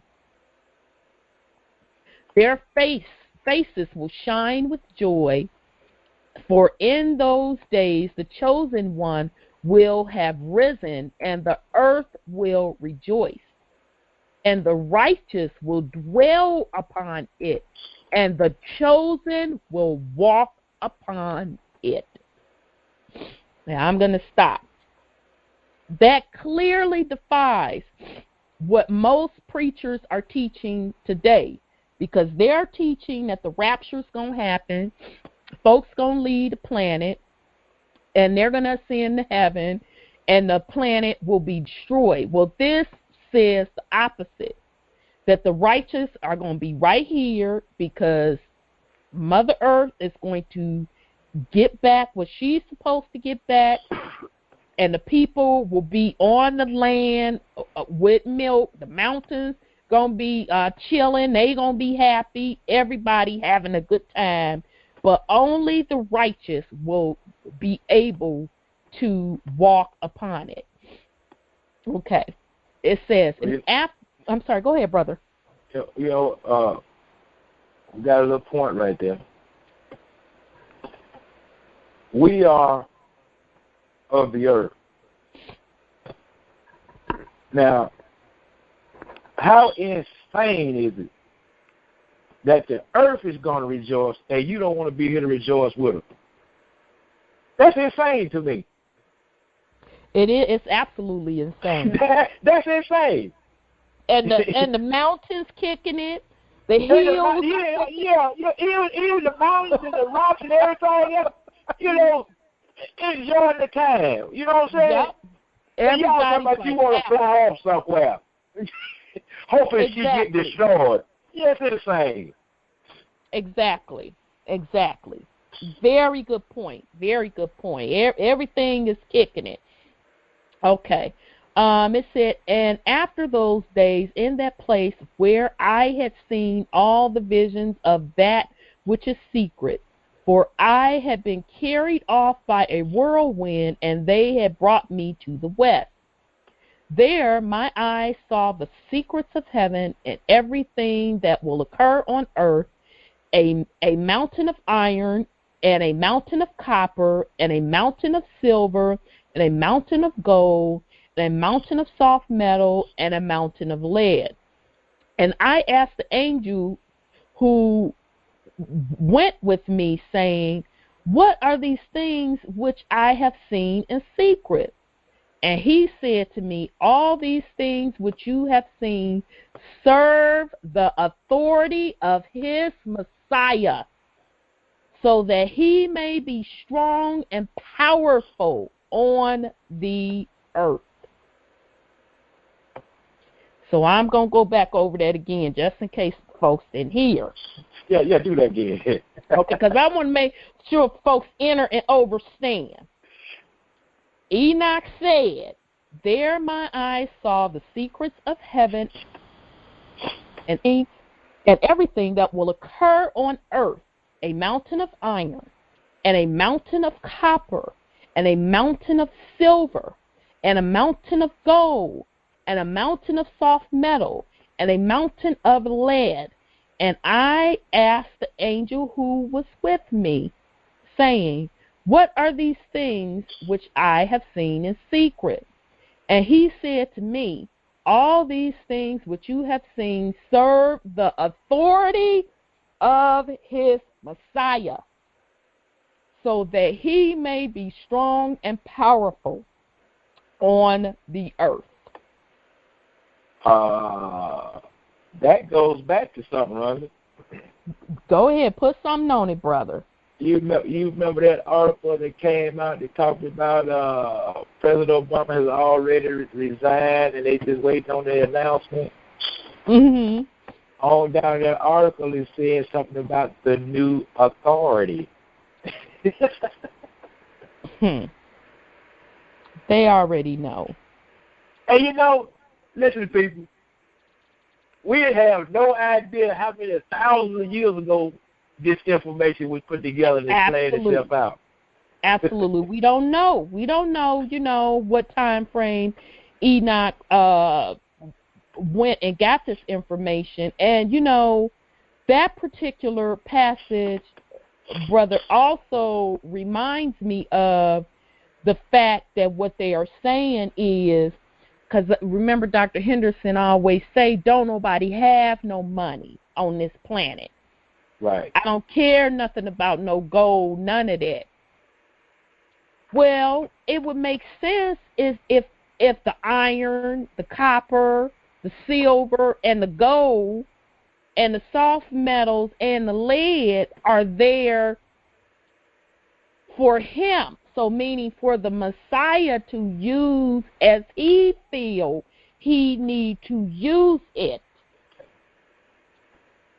so that he may be strong and powerful on this earth.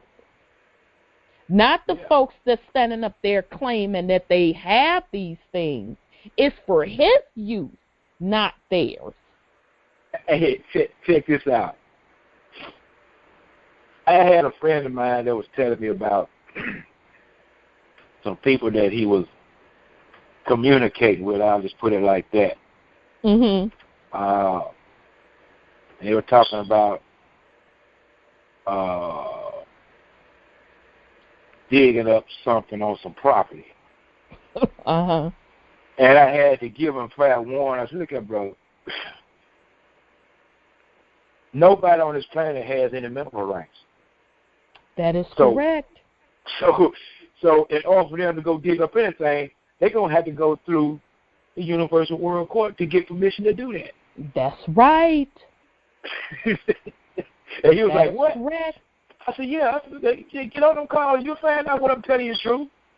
Nobody on this planet has any mineral rights. So you ain't, all that stuff is going to have, all of that is going to have to be returned. And that's, that's what those mountains of those different metals represent. Absolutely. Everything it represents.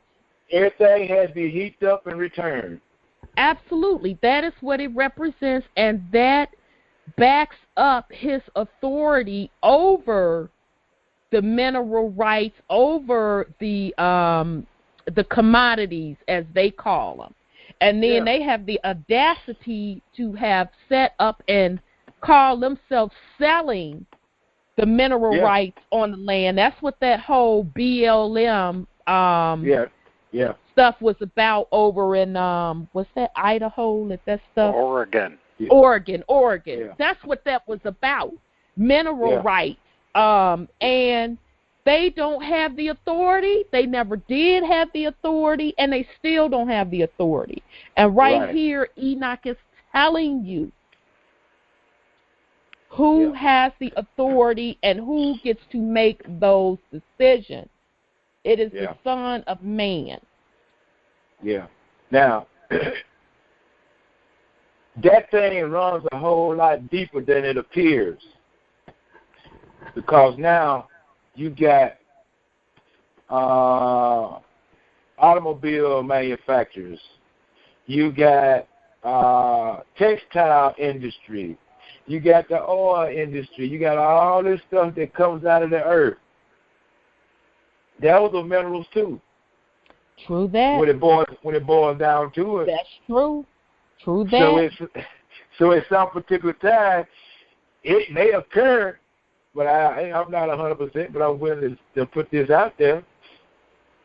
There might become a time where, we may be able to just have to put somebody on Front Street to where,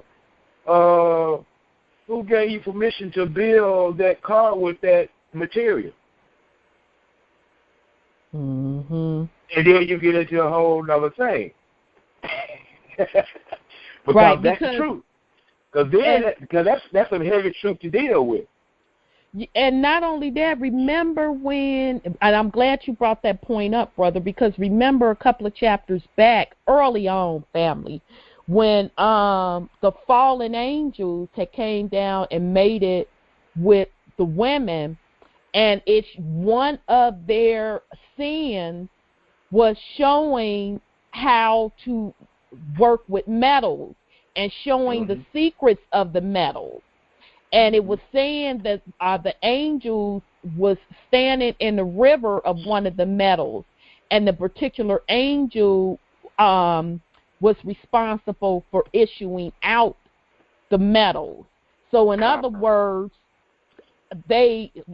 somebody said copper. Yes. Okay, copper. And so the fallen ones had broke that doggone law. So you're absolutely right, Brother Wendell.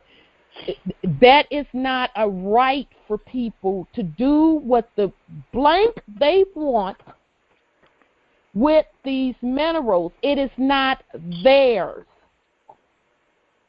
It is the Most highest. That's what got the fallen angels in trouble, and that's what got their children in trouble. Taking something that don't belong to them. Yep. Very good point. Very, very good point. And it says, and that angel of peace answered me, saying, wait a little, and you will see, and everything which is secret, which the Lord of Spirit has established, will be revealed to you. And these mountains that you have seen, the mountain of iron and the mountain of copper, and the mountain of silver, and the mountain of gold, and the mountain of soft metal, and the mountain of lead, all these in front of the chosen one will be like wax before fire, and the water that comes down from above onto these mountains, they will be weak under his feet. Woo. So there you go. He controls that when they get through talking. Okay, so it says, and it will come to pass in those days that neither by gold, yeah, he finna bring it. This is a okay, let me get myself together.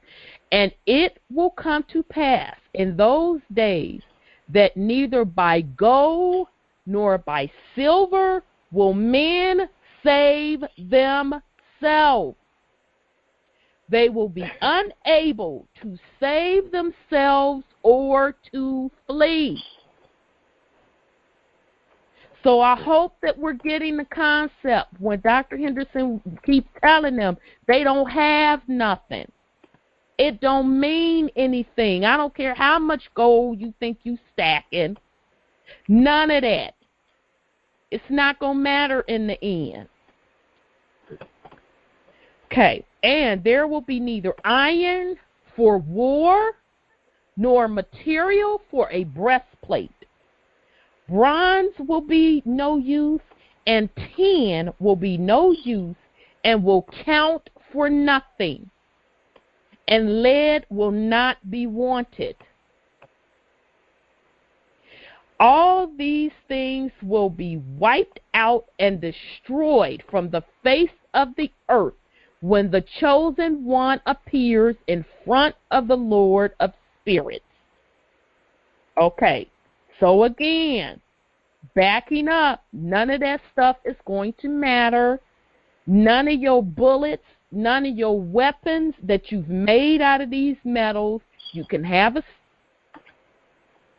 they are going to be destroyed. And there my eyes saw a deep valley, and its mouth was open, and all those who dwell upon dry ground and the sea and the islands will bring gifts and presents and offerings to him, but that deep valley will not become full. And their hands commit evil, and everything at which the righteous toil, the sinners evilly devour. And so the sinners will be destroyed from in front of the Lord of spirits and will be banned from the face of the earth unceasingly forever and ever. For I saw the angels of punishment going and preparing all the instruments of Satan. And I asked the angel of peace who went with me, and I said to him, these instruments, from whom are they preparing them? And he said to me, they are preparing these for the kings and the powerful of this earth, so that by means of them they may be destroyed. Okay, so I'm going to read that again. Now, who are they preparing this for? These instruments. For whom are they preparing them?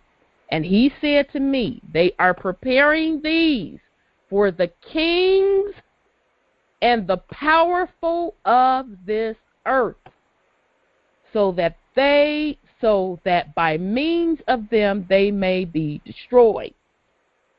So now we know who runs all of this. Okay.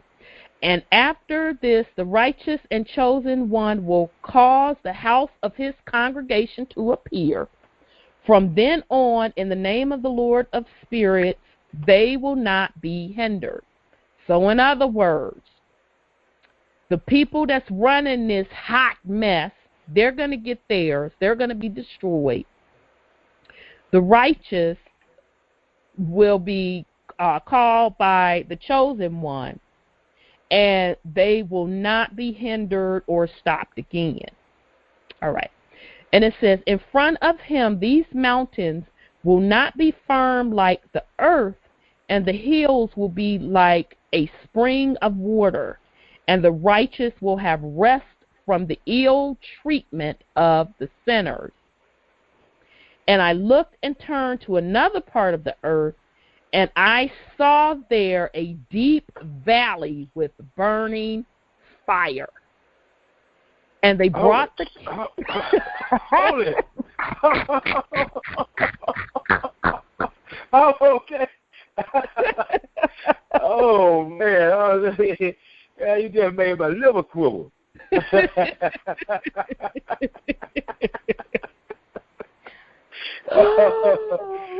Oh, can you back up about 2 more lines and do that again? Sure. So he said, come on, thing, cooperate with a sister. He said, and I looked and turned to another part of the earth, and I saw there a deep valley burning with fire. And they brought the kings and powerful and threw them in the valley. No. I'm talking about going back about 2 more lines. You said that about in front of him, these righteous mountains. They're now the ones that get the rest. Okay, yeah. Okay, so that's the same sentence. And in front of him, these mountains will not be firm like the earth, and the hills will be like a spring of water, and the righteous will have rest from the ill treatment of the sinners. That's what I'm getting to. That's what made my liver quiver. Now look here, people. Enoch can explain this to you 1,000 years ago, and it's going down right now. You've been getting mistreated, dogged out, lied to, all of that. Now you got your shot and you still tripping. Yep. Because it didn't come the way you thought it was going to come. Yeah. Or it didn't look the way you thought it was going to look. Boy, insanity is abounding right now. You know what I'm saying? Absolutely. Absolutely. Okay, and then it says, and there my eyes saw how they made instruments for them, iron chains of immeasurable weight. And I asked the angel of peace who went with me, saying, these chain instruments, for whom are they prepared? And he said to me, these are being prepared for the host of Azazel, so they may take them and throw them into the lowest parts of hell, and they will cover their jaws with rough stones. And the Lord of spirits commanded. And Michael and Gabriel and Raphael and Fernell, these will take hold of them on that great day and throw them on that day into the furnace of burning fire, so that the Lord of spirits may take vengeance on them for their iniquity, and that they became servants of Satan and led astray those who dwell on dry ground. So that goes back to got to be held accountable for the people that they led astray.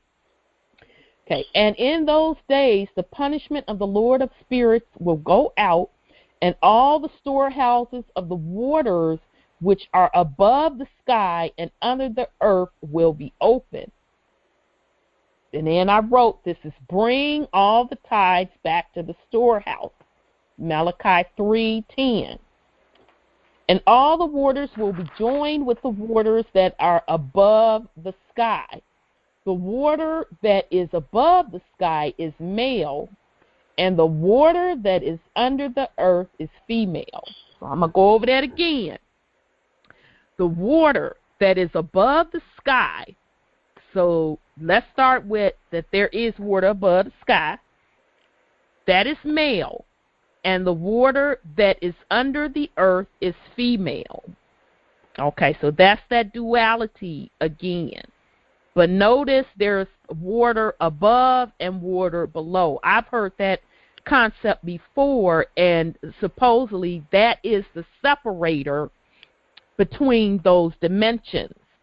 And it's a really good video of one person did a graphical drawing of how Enoch was describing the structure of planet Earth with the pillars and the whole water. So I'm going to try to find that again and post it back out on Truth Uncompromised Facebook.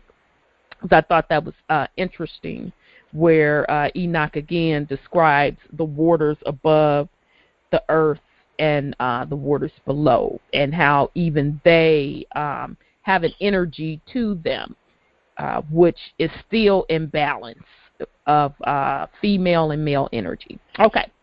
And it says, and all those who dwell upon the dry ground and those who dwell under the ends of heaven will be wiped out. Woo! And because of this, they will acknowledge their inequity which they have committed on the earth, and through this they will be destroyed. So they got to straight up say what they did. Woo! And after this, the head of days repented and said, I have destroyed to no purpose all those who dwell upon the dry ground. And he swore by his great name, from now on, I will not act like this towards all those who dwell upon the dry ground, and I will put a sign in heaven, and it will be a pledge of faith between me and them forever, so long as heaven is above the earth. And this will be in accordance with my command, when I want to take hold of them with the hands of the angels, and on the day of distress and pain, in the face of my anger and my wrath and anger will remain upon them, says the Lord of spirits. So meaning they're not getting out of this. They're going to get their judgment is upon them. You powerful kings who dwell upon the dry ground will be obliged to watch my chosen one sit down on the throne of my glory and judge in the name of the Lord of spirits. Oh, yeah, this is so deep. Azazel and his associates and all his hosts. Okay, I got to reread that, and then we're going to discuss it. You powerful kings who dwell upon the dry ground will be obliged to watch my chosen one sit down on the throne of my glory and judge in the name of the Lord of spirits, Azazel and all his associates and all his hosts. So, in other words, you think you down here, you done kicked up, felt you were all in a bag of chips, mistreated the people, broke all the laws of nature. You've been hugged up, kicking it with Azazel and Satan. So I tell you what, all of y'all going to watch as the chosen one, the Son of Man, sit down on the throne of my glory, and you will be judged. You along with Azazel. So I felt that was very, very powerful. And remember, family, Azazel was mentioned in chapter 8, and also was accused of showing men how to work with metals, okay, and also show men how to do evil upon the planet, okay. All right, and I saw there the host of the angels of punishment as they went, and they were holding chains of iron and bronze. And I asked the angel of peace who went with me, saying, to whom are those who are holding the chains going? And he said to me, each to his own chosen ones and to their beloved ones, so that they may be thrown into the chasm in the depths of the valley. So in other words, okay, let me read the next one. And then that valley will be filled with their chosen and beloved ones, and the days of their lives will be at an end, and the days of their leading astray will no longer be counted. So, in other words, the angels are gathering up these chains and stuff for the evil ones, and what they're saying is the ringleader evil ones and all their children and followers and the ones that they love so much that they've given this power to, and they've been kicking it and terrorizing the valley, all of them will be going to the pit together. Okay. It says, and then that valley will be filled with their chosen and beloved ones, and the days of their lives will be at an end, and the days of their leading astray will no longer be counted. And in those days the angels will gather together and will throw themselves toward the east upon the Parthians and Medes.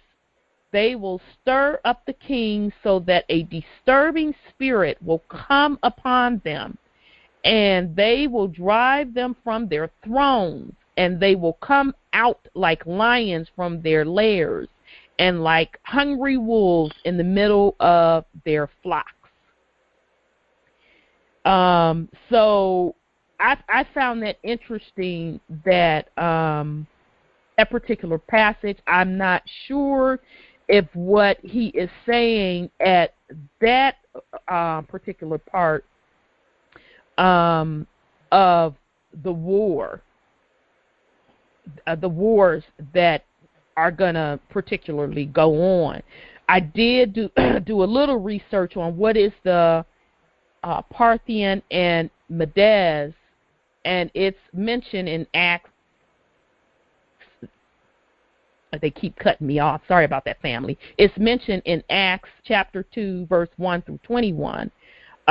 These verses refer to all the tribes of Israel, or the Hebrews, being in one place for the days of the Pentecost or feast.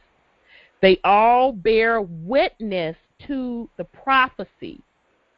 These men and women were the righteous, who the Holy Spirit is with them, and the Son of Man protects them. So in other words, during this time, the judgment is going to occur, and then where it's going to be the day of Pentecost will occur. So I know we're running into a little overtime, family, but it seems like you all still remaining with us, so we're going to continue. I do have a video that I want to share with you. It was a very good video summing up what the Pentecost is and how it relates to the prophecy. So bear with me. I'm going to find that. Hey, Ron, let me say something before you get into the video. Mm-hmm. Throughout this whole reading, over and over, reference were made to the ones who walk upon dry ground. And, brother, I'm going to step out. You continue. I'll be right back. You're talking about the ones who walk upon dry ground. There's all sorts of videos and all kinds of books and all, what you name it, talking about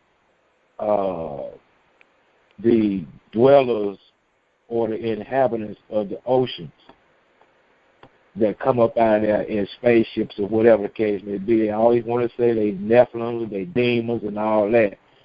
But according to the Book of Enoch, apparently these beings are on our side because they're not being mentioned in the same light as the people that are walking on dry ground. That's the point I have about that. Now, I could be wrong with 37 left shoes, but, you know, you got to pay attention to what's being reiterated. There's a divide right there.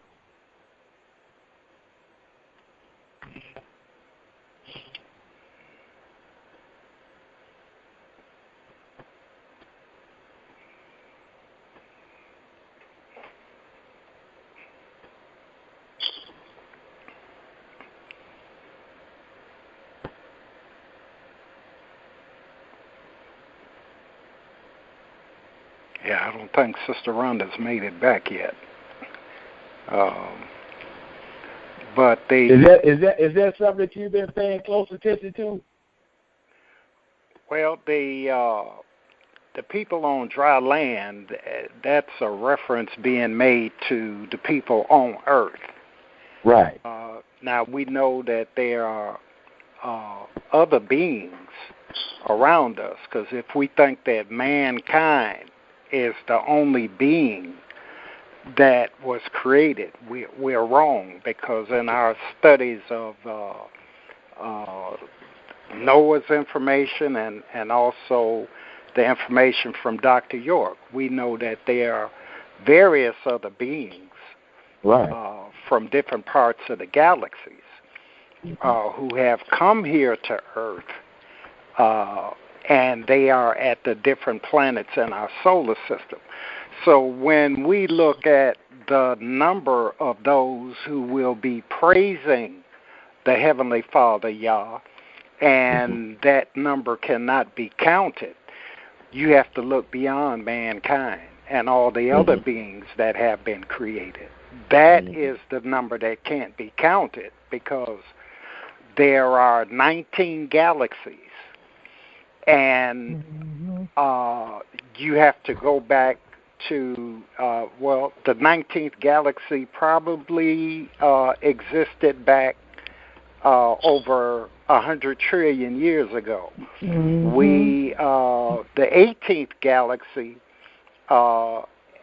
existed 76 trillion years ago, and you can work your way back to our present day galaxy. In each galaxy, you have various beings. So the number that cannot be counted, that is saying the blessings of our Heavenly Father, Yah, that's from all 19 galaxies. So we can't count that number. Mm-hmm. Okay, the number that is being gathered as we speak is the 144,000. The 144,000 is the first wave. You could say it like that. The first wave is the wave who will assist the second wave of people.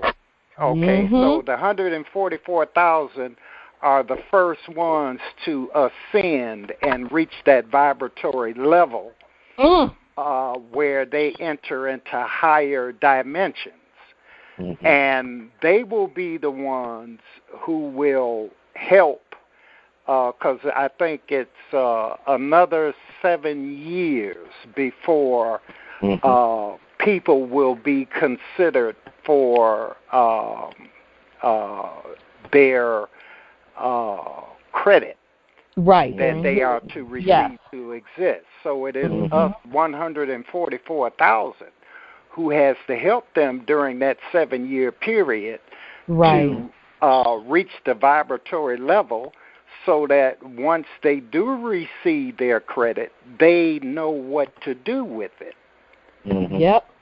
And that is the responsibility of the 144,000, the first wave. Absolutely. Absolutely, brothers. So I know we're going over, family, but I'm looking at the boards, and it doesn't look like anyone's leaving, so I'm going to continue. So the video I want to play, it's from YouTube. The channel is called Prophecy Watchers, and Gary Stearman, and the name of this video is Gary Stearman, The Pentecost Prophecy. Now, it's about 28 minutes, but I'm playing it because it is so powerful. It goes into so much detail and ties all of this together that I deem it worthy. So I'm going to play this, and then we're going to come back and open up the phone lines, because I know we threw a lot at you tonight. So here we go. So Dream Team, if you can, mute your phones, beloved.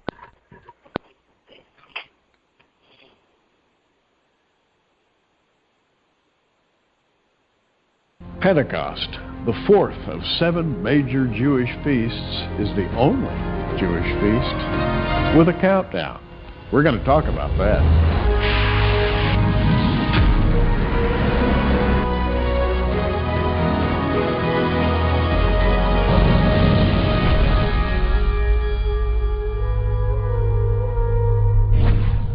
And with me today, Bob Ulrich. Hi, Bob. How are you? It's great to be with you today, Gary.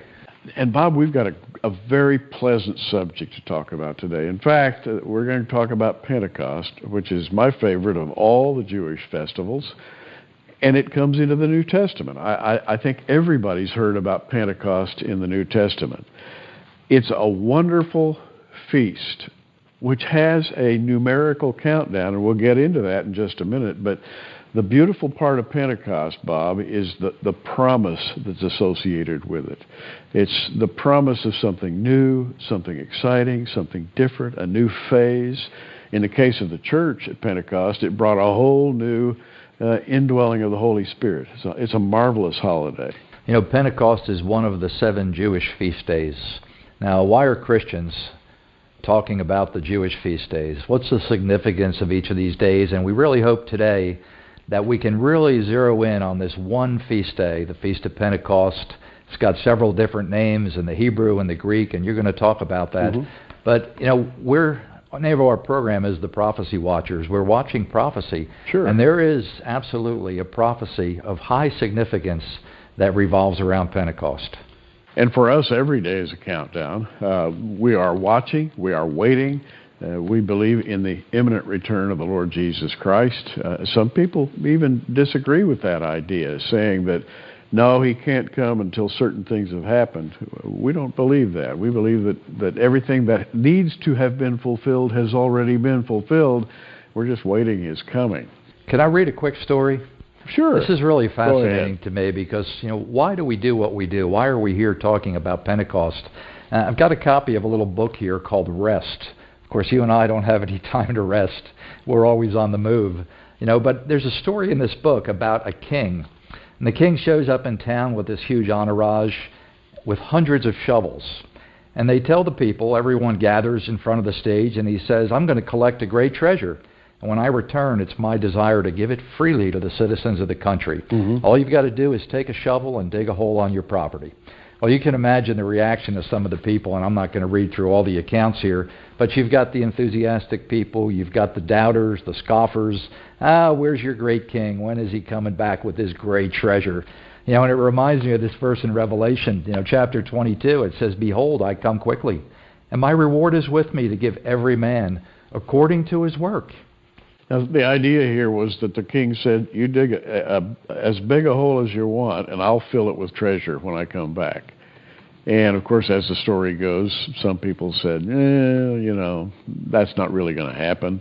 And some people said, I'm not even going to dig a hole. Others started, and they never finished. Exactly. And it is a great sort of a parable. It's a great parable, and, of course, it has an application for us today, because here we sit looking at the words of John 14, talking about Jesus' own words. I go to prepare a place for you. Yeah. If I go, I will come again, receive you unto myself, that where I am, there you shall be also. And so here we sit, we're waiting for Jesus. Now tell us, why is Pentecost so important? Well, I'm opening my Bible here to Leviticus 23, which opens with the idea of the weekly Sabbath. This is the law. Leviticus lays out not only the festivals, but general behavior, legal situations that meet every aspect of society. But here in Leviticus 23, the Lord speaks to Moses, and he declares, 6 weeks shall work be done, but the seventh is the Sabbath of rest. That's Leviticus 23:3. He's talking about the weekly Sabbath. Starting in verse 4, he says, these are the feasts of the Lord, even holy convocations, which ye shall proclaim in their seasons. 14th day of the first month at even is the Lord's Passover. First of the 7 Jewish festivals. Now, Christ is our Passover. That is actually stated in the New Testament. Paul goes into it in great depth and detail. Christ was crucified for us. He was the Lamb of God. The lamb to be sacrificed on Passover. The next feast is unleavened bread, which is the very next day, the 15th day of the same month, feast of unleavened bread unto the Lord. Well, Jesus often lectured on the fact that he was the bread that came down from heaven. So, first of all, he is our Passover. He is our unleavened bread. The next feast mentioned here in Leviticus 23 is first fruits, and the first fruits is mentioned in verse 11 here, and he shall wave the sheaf, in Hebrew that's the omer, before the Lord to be accepted for you on the morrow after the Sabbath. The priest shall wave it. Now explain that, because that's confusing to most people. How do you wave an omer? What is an omer? An omer is a little less than a quart. It would be a clay pot that would hold a little less than our modern quart. And the omer is the first sheaf of the harvest. And it is brought, it is displayed by the high priest, who holds the omer up on the day after the Sabbath. That would be Sunday. And this is first fruits. Christ is our first fruits, and we'll get into that. Paul writes about that. Christ is our first fruits. Now, the day of the Omer takes place at the beginning of a count. if you will, a countdown. And we look a little further along in Leviticus 23, verse 15, and ye shall count unto you from the morrow after the Sabbath, from the day that you brought forth the sheaf, that is the omer, of the wave offering, 7 Sabbaths shall be complete. And that's 7 weeks, or 49 days.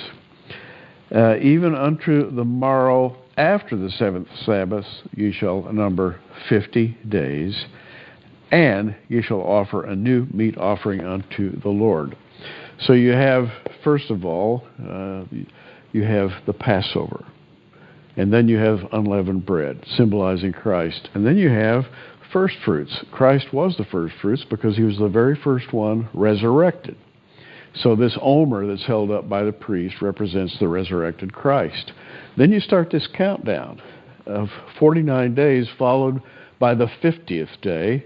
And by the way, the Greek word for 50 is Pentecosti, from which we get our English word Pentecost, which just simply means 50th, or the 50th day. And on the 50th day, the priest comes forth and blesses 2 loaves of leavened bread, which he holds up, and he waves those before the congregation and recites a blessing. And the bread, the 2 loaves of bread are leavened, not unleavened. And they occur at the end of that 50-day count. And the 50th day, like the first day, occur on the day after the Sabbath, on a Sunday. Well, there you have a beautiful setting in the Old Testament for what happened much, much later on in the book of Acts. And so that's why I get excited when I study the feasts of Israel. Now, there's a couple of things. Israel's society back then revolved around harvest. It revolved around agriculture. I mean, we don't have that today. If we don't worry about whether we're going to have anything to eat, we go down to a fast food place or a restaurant. Other people prepare our food for us. But back in the Old Testament, the harvest and the planting and all of this really relied on the blessing of God to bring a harvest, so they actually had food to eat. And indeed, and Pentecost, by the way, is the harvest festival. That's where the grain is brought in. And in fact, that's the time that the fruit begins to be harvested. And if you think about it, midsummer is the time when you start harvesting the peaches, the plums, the tree fruits, even the grapes, things like that. And so the timing is beautifully done. Pentecost is the time of harvest.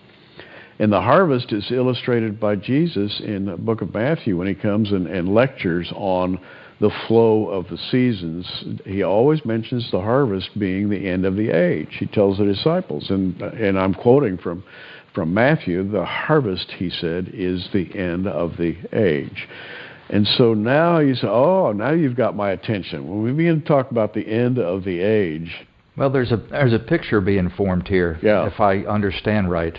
I mean, people are wondering, why did God give the Israelites these feast days? What's the purpose of these feast days? What are they celebrating? I mean, what do they all signify? And it's a big picture, isn't it? It's a huge picture. And I want to go forward to Acts chapters 1 and 2. And just to review very quickly, Acts chapter 1 has the Lord, the resurrected Jesus, with the disciples, and he has been around. This is the 40th day after his crucifixion in Acts chapter 1. And we're in the middle, if you will, of the counting of the Omer, and we have reached day 40 in Acts chapter 1. And then you have, as the Acts chapter 1 is concluded, you have the appointment of Matthias to take the place of Judas, so that there would be 12 disciples. And Acts chapter 1 ends on verse 26, and they gave forth their lots, and the lot fell upon Matthias, and he was numbered with the 11 apostles. And then chapter 2 begins. And when the day of Pentecost was fully come, they were all with one accord in one place. Well, when would the day of Pentecost be fully come? It would be after the count of 49 plus 1, the 50th day since Jesus had been crucified, had lain in the grave, and had been resurrected on first fruits, which begins that 49-day count plus 1. And now we're in the 50th day. And in conforming with everything that the Jews do, the apostles at this point had stayed up all night studying. This was Jewish tradition. Now, a lot of people don't know this, but the Jews keep Pentecost by staying up all night on the eve of the 6th of Sivan, and we'll talk about that. The 6th of Sivan is the date of Pentecost in the Jewish calendar. And they stay up all night, and they study special scriptures, which speak of the blessing of the Lord, the harvest, the blessing of the Lord upon the people if they follow His law. They have special scriptures laid out, which are called readings for the night of Shavuot, or Pentecost. By the way, in Hebrew, Shavuot is the word for weeks, and Pentecost is called in the Jewish language weeks. 7 weeks plus 1 equals 50. In the Greek language, Pentecost. So the Jews stay up all night on the eve of this 50th day, and they study this series of readings. But they have a belief which has been handed down from ages past. Nobody knows how far back it goes, and their belief is that at some time during the night, while they're studying and praying, the heavens will open for just a split second, and God will bless them in some way. In the moment, in the twinkling of an eye. In a moment. And so you have this wonderful picture. The Jews even have a name for this. They call it decorating the bride. Can you believe that? You know, there are so many little hints in the Feast of Pentecost that scream the word rapture at us. Oh, yes. Over and over. It's almost like God designed this almost like a tease. Like, here, I'm going to give you this and this and this and this and this. These are all parts of Jewish tradition. In fact, according to the rabbis, do you know why the Jews stay up all night?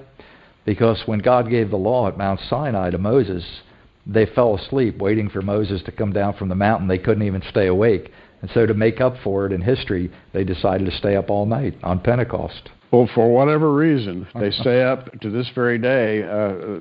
Faithful Jews read a special series of readings for the night of Pentecost called Tikkun Le'il Shavuot, which is readings for the night of the Feast of Weeks, which we call Pentecost. And so the disciples had stayed up all night.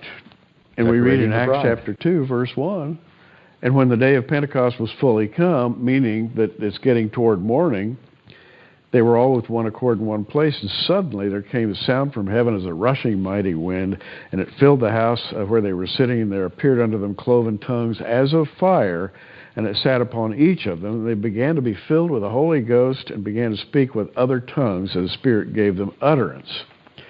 Now, Pentecost in those days was a pilgrimage festival, which means that, and by the way, there were 3 of them.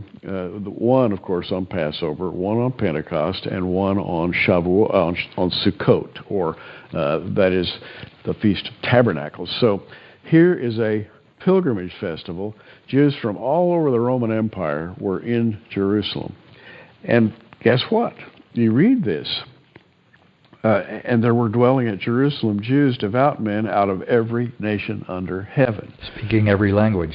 Speaking every language. And we go through a long list of the languages down here, and they all heard the disciples in their own language. Well, we could go into that, but our purpose today is not to talk about the phenomenon of Pentecost so much as the typology or the prophetic typology of Pentecost, which is just very rich. For example, what happens after Christians are raptured? What's the next step after the rapture of the church? We arrive in heaven in the moment of a twinkling of an eye. What happens next? In the Jewish festival calendar, there is an interval between Pentecost and Rosh Hashanah, and it's called the dark time, which is fascinating because that too is prophetic. If, as we think may be true, Pentecost marks the catching away of the church, that would be followed by a dark time. And but before that dark time, something else happens. The fruit of the trees is judged. Yeah, the fruit of the trees is judged. In fact, Pentecost is called the judgment of the fruit of trees. And I'm glad you brought that up, because that's exactly the situation. When we go to heaven, all of us must appear before the judgment seat of Christ to judge the things done in the body, whether they be good or bad. Paul wrote that in Corinthians. So I see what you're driving at. Yeah, and by the way, Pentecost is on May 24th this year. It is Sunday, May 24th, and Monday, May 25th, because Pentecost is a 2-day holiday. Sivan 6 and 7, which this year come on May 24th and 25th, Sunday and Monday. And this is because the method of calculating Pentecost, going way back into the unrecorded mists of time, Pentecost is impossible to calculate precisely, so that its precise coming cannot be figured. No man knows the day or the hour? Is that what you're saying? That's what I'm saying. Yet another hint. And so the Jews say that their thought is, well, we'll celebrate it on 2 days, and in that way we'll be sure and hit it. And it's a symbolic idea that Pentecost is an incalculable holiday. But yet there's a lot of people who believe that Rosh Hashanah potentially could be the date of the rapture, not Pentecost. And they always come back to the trumpet. You have a totally different take on the trumpet of Pentecost, don't you? Yeah, I do. And we'll get into that in just a second, except to say that the trumpet blast on Rosh Hashanah is specifically designed to strike fear into the heart of the listener. It's a time of fear and self-judgment. It marks the beginning of a 10-day period between Rosh Hashanah and Yom Kippur, and it is thought by the Jews to be the most fear-inciting aspect of the entire Jewish calendar. And there are 100 blasts of the shofar, all of them denoting judgment. Pentecost, on the other hand, does not denote judgment. It denotes the coming of something new and different. Let me illustrate. I want to go back to the story of the flood. And I'm looking at Genesis chapter 8 and 9. And we see that when the ark comes to rest, in Genesis 8:14, the second month, on the 7th and 20th day of the month, was the earth dried, and God spoke unto Noah. Well, that second month, the 7th and 20th day of the month, is ER 27. It's precisely 1 week before the 6th of Sivan, which would, and of course, during the days of Noah, there was no such thing as Pentecost or weeks, because the law had not been given yet. And yet, when you read Genesis chapter 9, God blessed Noah and his sons and said to them, be fruitful and multiply, replenish the earth. It was a week later. So it coincides with what would later become Pentecost. The Noahic covenant, which God gave to Noah, then came on Pentecost. And then quickly, I turn over here to Exodus 19. And it came to pass, this is Exodus 19:16, on the third day in the morning, that there were thunders, lightnings, a thick cloud upon the mount, the voice of the trumpet exceeding loud, so that all the people that was in the camp trembled. And this is the 3rd of Sivan, by the way, which is 3 days before what we now call Pentecost. The voice of the trumpet, you said. Moses, in the voice of the trumpet, Moses goes up. And by the way, it was not a mechanical trumpet. It was the voice of God on the mountaintop. And so Moses goes up. 3 days later, he receives the law on what? The 6th of Sivan. What a coincidence. So Noah received the Noahic covenant on the 6th of Sivan. Moses received the law on the 6th of Sivan. You turn over here to Acts, and guess what? Acts chapter 2. The disciples received the Holy Spirit on the 6th. It can't possibly be true. The 6th of Sivan. I mean, the Bible is full of types and symbols and shadows and patterns, and we see this over and over again. It's miraculous. It's absolutely astounding. And I opened my Bible to Ruth, the book of Ruth. Ruth married Boaz. Ruth is a Gentile bride. Boaz is a type of Christ. And at midnight, it came to pass at midnight that the man was afraid, or that he startled. He turned himself, and behold, a woman lay at his feet. That woman was Ruth. The man was Boaz, a type of Christ. Ruth, a type of the Gentile bride. And he says, who are you? And she says, I'm Ruth. Long story short, they were betrothed and they were married. And they had a son. And they had a son, by the way, whose name was Obed. And he was the great-grandfather of King David.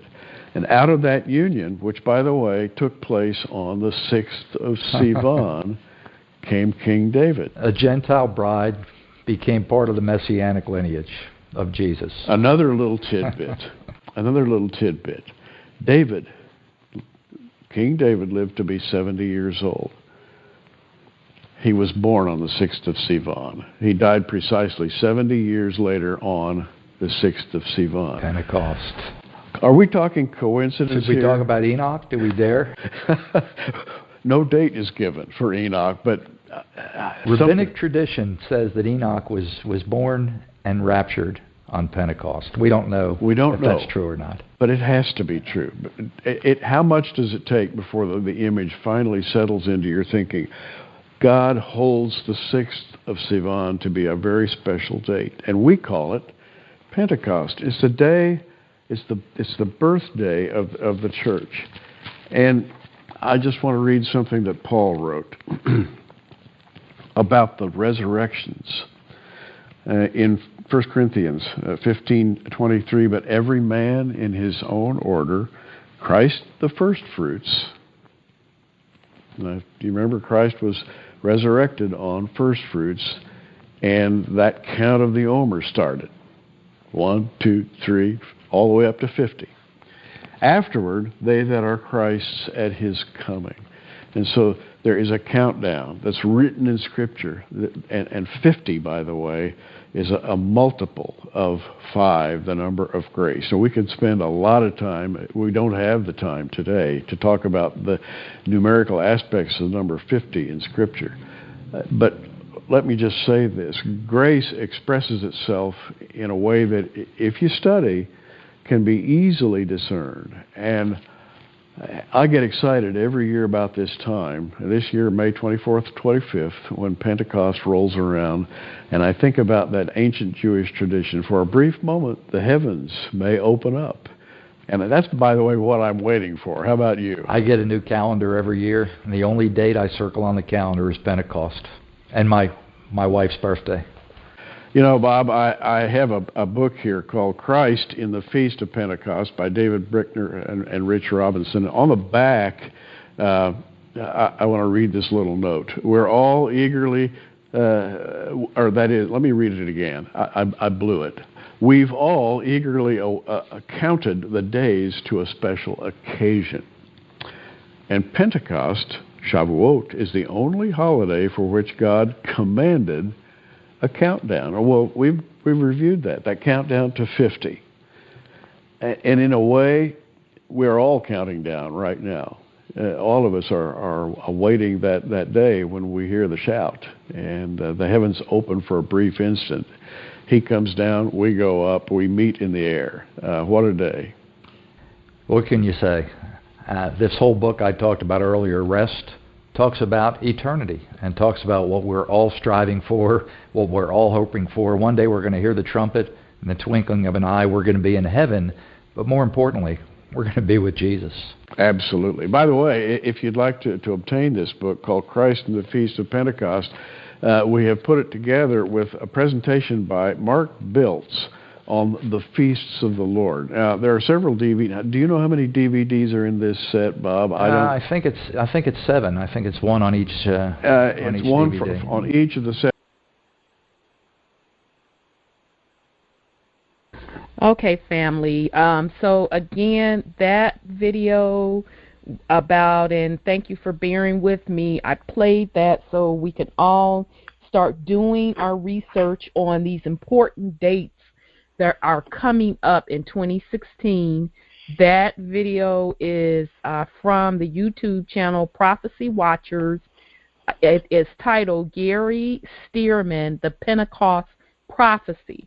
Now, one of the reasons I played this video is for us to get an overview of Pentecost itself, and also for us to start understanding the times that we are in right now. We are in that countdown.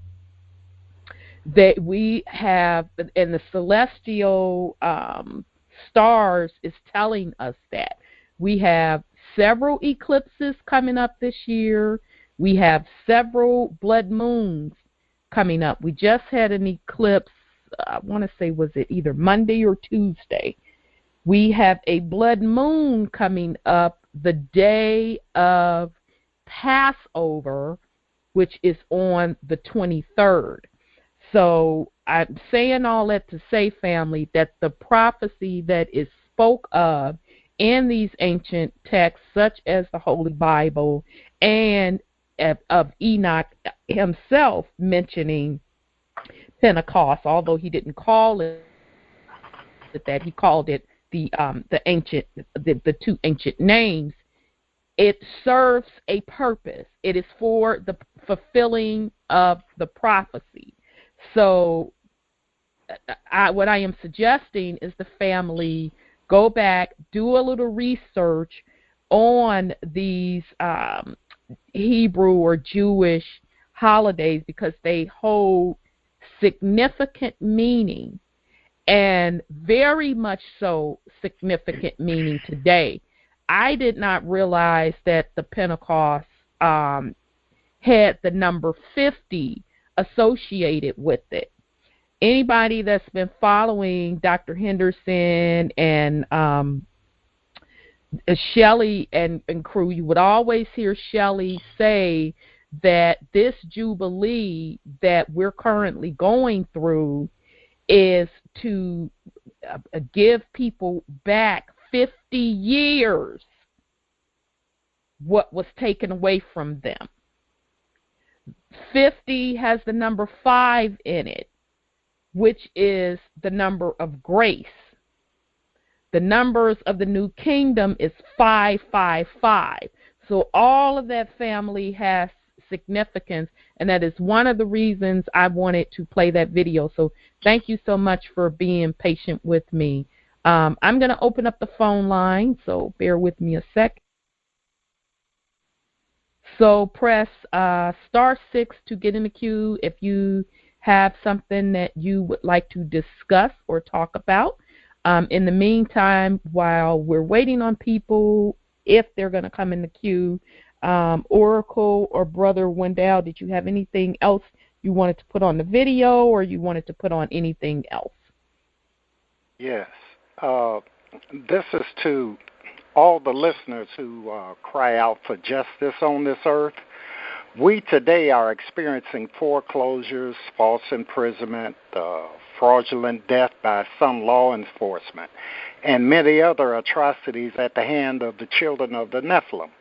These experiences we suffer through must be looked at with proper perspective or view. In this galaxy, some 100,000 years ago, Abel was murdered by his brother Cain. Today, his voice can still be heard, crying out for vengeance of his death. My timeline might not be exact, but today we cry out for justice of events that occurred much more recent than 100,000 years.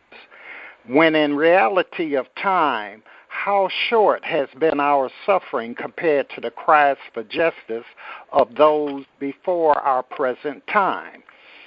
In the grand picture of time, we have 19 galaxies. The 19th galaxy began its existence over 100 trillion years ago. The 18th galaxy began its existence over 76 trillion years ago, and so on to this present-day galaxy. There has been good and evil beings who exist.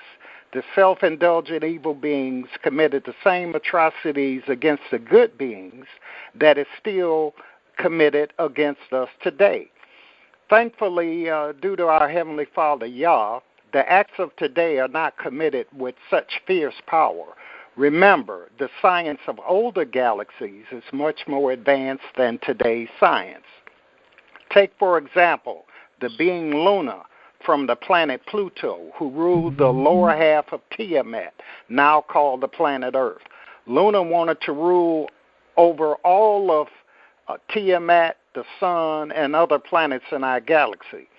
he took his petition to the Galactic Federation, known as the EGG. They reviewed Lunar's request and denied him because his desires were that of a lunatic. That's where you get the saying lunatic. Luna, yep. Yep. And not in line with his plans were not in line with our Heavenly Father Yah's plan. Luna revolted against the decision of the EGG and developed a plutonium bomb from the minerals of Pluto and bombed Tiamat, Earth, doing extensive damage to this planet and its inhabitants. They too cry out for justice. We, mankind of the day, must envision that our Heavenly Father Yah has to render over 100 trillion years of justice, not just in our time frame we live in, just as Dr. Henderson has to save the whole galaxy, not just the inhabitants around you. Mm-hmm. Much greater is the task at hand. And if you're going to weep over your suffering, weep also for those before your time as well. Tell it. O mankind, let these words comfort you that our Heavenly Father Yah has our protection in place. Get indexed to seal from your side the covenant between him and you. And I yield. Ooh. Thank you so much, Oracle. That was very, very powerful, and that was powerful. And family, I just go ahead, Brother Wendell. Man, I told y'all I done read all the stuff to tingle. I guess just the whole thing gonna tingle now.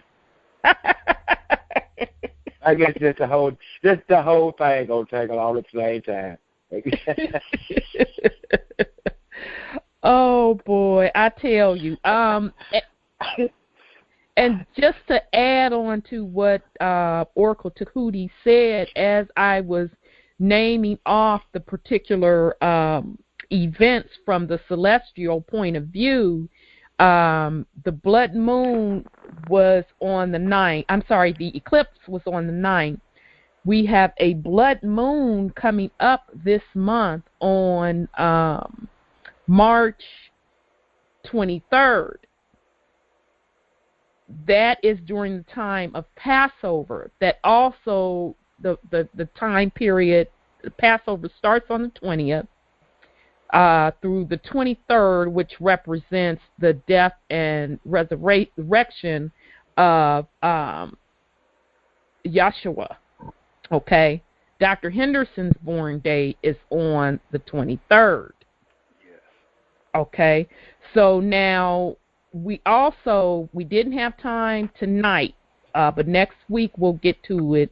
We're going to go deeper into Bible prophecy and cracking of the codes. Now, Brother Wendell was with myself, Oracle, Denise, and Divinity on Tuesday when Rocks Cry Out, and Oracle Denise decoded what the city of Dallas really means. And she was saying, because we were talking about Dallas being the New Jerusalem, and she said, well, Dallas has Allah in it. And we all just froze and was like, wow, Oracle, that's deep. That's really deep. You're right. That stuck with me. I was just so shooken up, so happy that she had decoded that. After the show, I get back and started thinking about the word Dallas. And I wasn't going to bring this up tonight until you just brought something out, Oracle Tahuti. Okay, I said, all right, I know in the middle of Dallas is Allah, A-L-L-A. What does the D represent? Okay, so D is the fourth letter of the alphabet. Hot dog it. The number 4 is the double covenant that we are under. Well, what does the S represent? Wait a minute. S is serpent, kundalini rising, and then I started counting. Wait a minute. S is the 19th letter of the alphabet. Wait a minute. 19th galaxy of Father Yah Allah, which is the quadrillion, and Brother Oracle Tahuti, you just gave us the number behind the age of that particular galaxy. And then it hit me. I'm like, whoa, that's what Dallas represents. The new covenant of Father Allah, Yah Allah, representing the 19th galaxy, or if you want to add the 9 and the 1 to get 2, that's still covenant. So I thought that was rather deep, how everything is in divine order, on down to locations, even to the wording, even to the heavens above, even to the grounds below. Everything is in divine order. Everything has a purpose. Everything is done for a reason. So I did want to share that particular revelation with the family. So with that said, let me go to the first caller, 440. Okay. Hello? We're here, beloved. Greetings. Greetings, peace and love. This is Brother Giovanni from Ohio. I have a question. During the earlier part of the reading of the book that you were reading, and one of the brothers mentioned about, in the book it spoke about how the souls were the stars. So my question is, you were reading that in the Book of Enoch, could it be that we do exist in a parallel universe? Because you all were talking about how the souls of the stars are really the light of the stars that are in that other galaxy, as it was speaking of in the Book of Enoch, are the souls of the people down here. And it was saying of the righteous, yes. Right, and it was saying that the light there shining according to, and I believe you were even talking about how according to the deeds or the things that we do down here, or something to that effect. You guys said so much, my mind was just blown. But I just wonder, could it be that we do exist in parallel universes?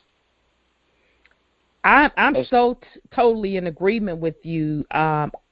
Yes, I believe that the righteous, we do exist in parallel universes, especially if you are numbered among the stars. That's pretty deep. Yes. So absolutely, I believe that we do. Absolutely. And I believe those of us that are upon that number of the stars, that we made an agreement to come back during this time. Yes. And we wrote the contract. Yes. To come back during this time to to help assist in the journey with the Son of Man, because he's leading the effort, but to assist him to free this planet from this lower density realm. So yes, absolutely, I think so. Absolutely.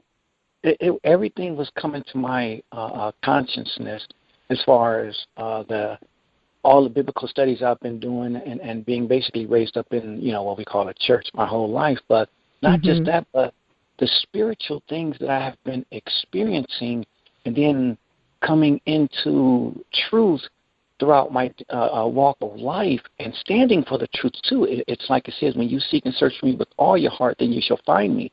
So you're only led to that truth when you're that thirsty and you hunger for it, and you're led down that path of truth. And after hearing that today, the reading of the Book of Enoch, it made my heart just rejoice, and my spirit, it's like it almost just leaped out of me. I realized that, okay, so the fire that I've always had in me that they've tried to dim, that they tried to pour water on, absolutely, they tried to distinguish, and they never could. And I've always told people I have an an internal fire that will never let me die and quit and give up. And I've always told people that I felt ancient, that I was somewhere else before I was here, and now Absolutely, I know. beloved. Now you know. Absolutely. Now you know, because they know who we are.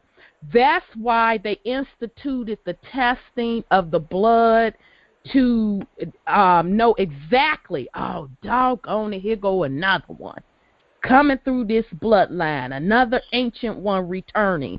Absolutely, they know.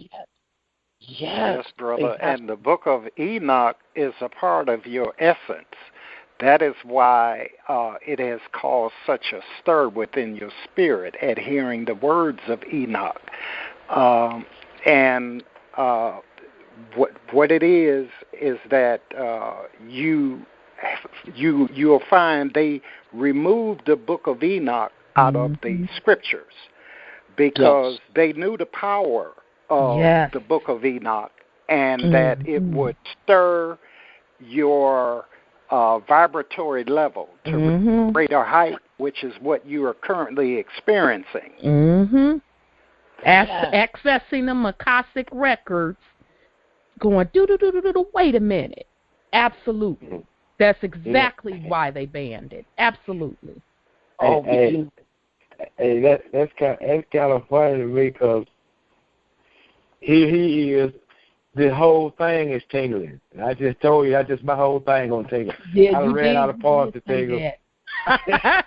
So here goes somebody verifying that his whole thing is tingling. You did say that, brother. You did. Yes. You did. Yeah. Well, and I'm just so thankful to be on these calls. I don't call much and I don't say much because I just listen because I'm actually new to these conference calls, but I'm not new to the kingdom. I've always stood and walked in the righteous my entire life and knew I was different from everybody else. I see things different. I see things upside down, inside out. I have a total different insight and a walk compared to the average person. And once again, that journey of truth has led me to all of this, and now I know. I can honestly say now I know. Well, I know who that's wonderful, beloved. I know who I am. I know what I am, and I know where I've come from, and I know my Father. And I just want to be thankful and say I'm grateful for my new family, you all, because I can truly say I have a universal family, and we all truly show truth, peace, freedom, justice, and love, one heart, one mind, and one accord to everybody. Indeed, brother. That was beautiful, beloved. Thank you. Thank you so much for that. And I truly, truly appreciate it. And I'm glad to hear someone else say that the Book of Enoch made them feel the way that's how I felt when I read it for the first time and started reading it, and I'm like, oh my goodness, I see why they banned this book. Oh my goodness. So yes, very great, powerful. beloved. Yes, very, you. very powerful. And I yield. Okay, thank you, beloved. Thank you so much. Peace and love. Peace and love. Okay, 256, your line is open. Oh, yes. Good morning. Is it morning? Almost. We have like 4 minutes, boy. I tell you, boy, we've been shutting it down lately. This is Amira in Alabama. Good evening, Brother Tahuti. Good evening. Brother Wendell. Sister Rhonda. Yeah, I fell asleep. And when I woke up, I heard that recording, and I'm like, how did I get this program? Because I was listening to Sister Rhonda. Well, you fell asleep, so you wouldn't know where we left off if you fell asleep. I mean, I had to go in there and heat up me some food. I got hungry. I know. This was a long one. I know. And then all I know is I heard those two voices, And I'm like, what program done come in on my phone? Because if Sister Rhonda went off, how'd they get on this? Anyway, I figured it out real fast what was going on. You were playing a clip. Mm-hmm. But anyway, anywho, back down on the farm where I am, this is amazing. I love it. And Brother Wendell, he's smarter than the average bear. And that's why we love him so much. Mm-hmm. Brother Tahuti is an intellectual. Yes. And That's it just come across. Yeah, that's why he's one of the oracles. Absolutely. And Brother Wendell is also in his own unique way. Mm-hmm. That's why he relates to good old country folks like me. Because I can understand. Indeed. When I be scratching my head with Brother Tahuti, what?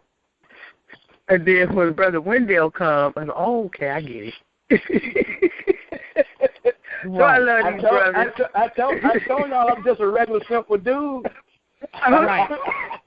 And everybody hears the message differently. So that is why we're all gathered together to deliver the message from our perspective, because that's the way the divine works. So however we're delivering it, whoever learns that particular way will be able to hear the message. Absolutely. And they complement each other. All these brothers and sisters complement each other on all these calls, because the more I listen to Brother Tahuti and Sister Denise, my understanding goes up. Oh, yeah. That's why they're the oracles. That's why they have been deemed the oracles.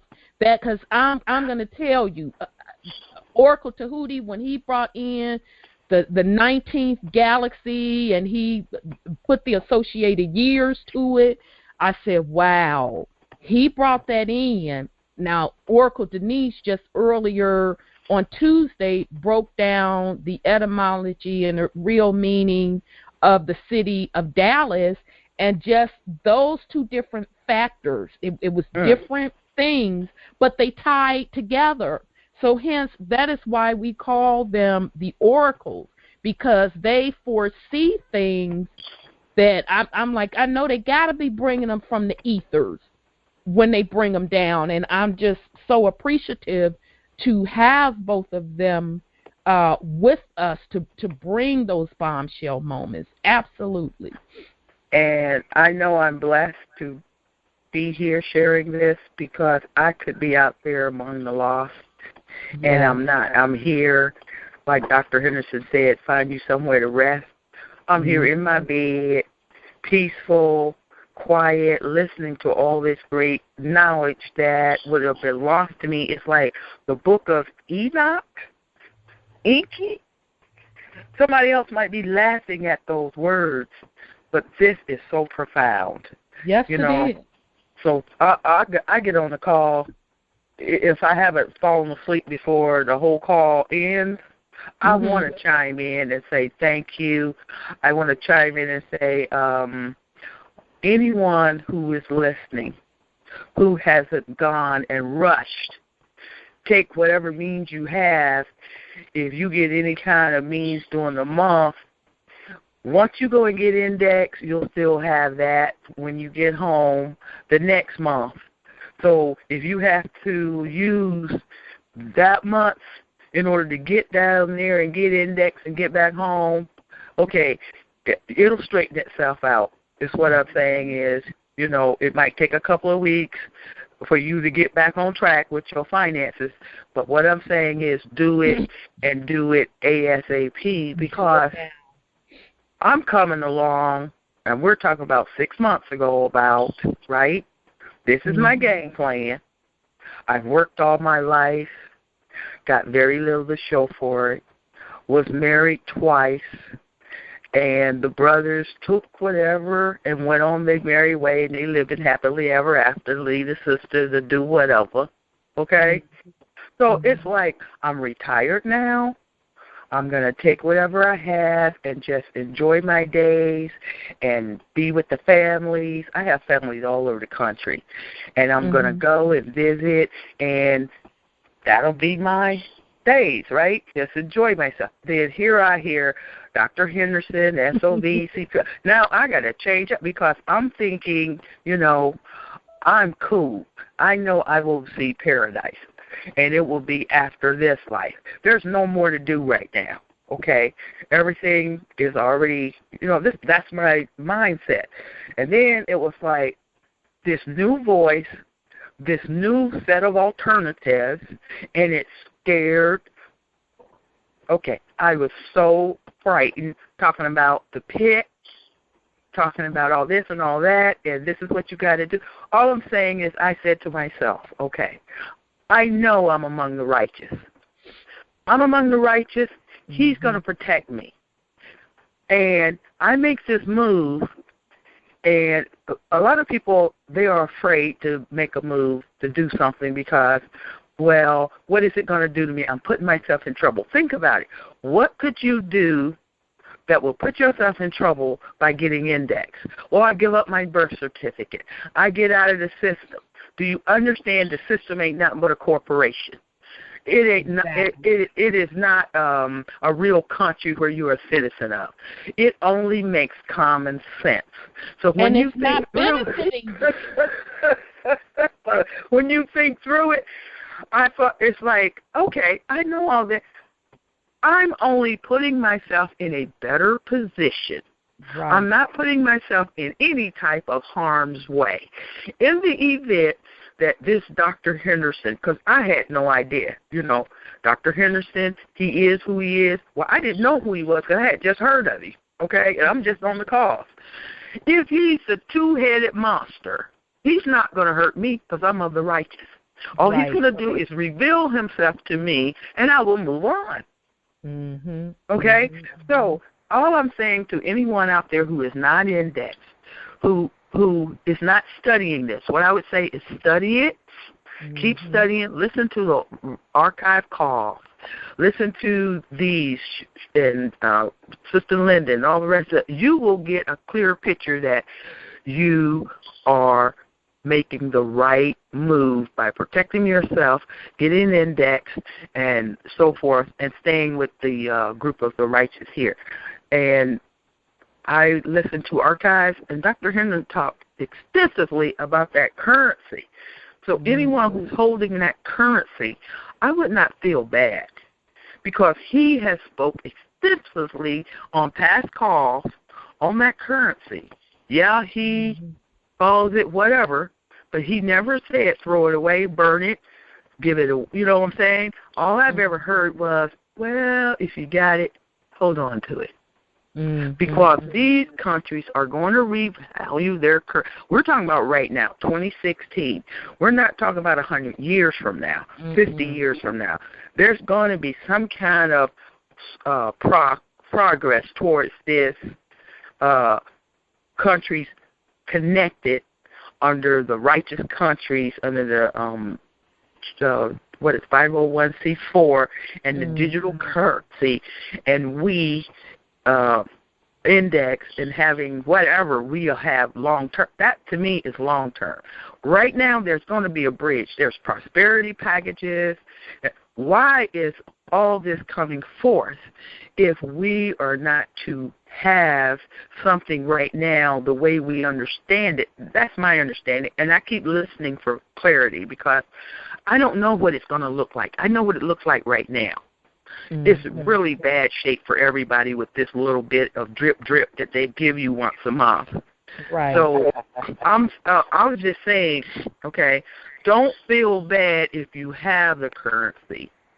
And my understanding, I've only heard is hold on to it. Eventually, I know it's KG working it, and it'll happen some kind of way. And my last question, this is my question is,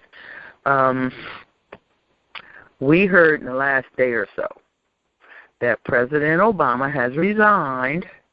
An announcement is supposed to be coming forth with the Speaker of the House.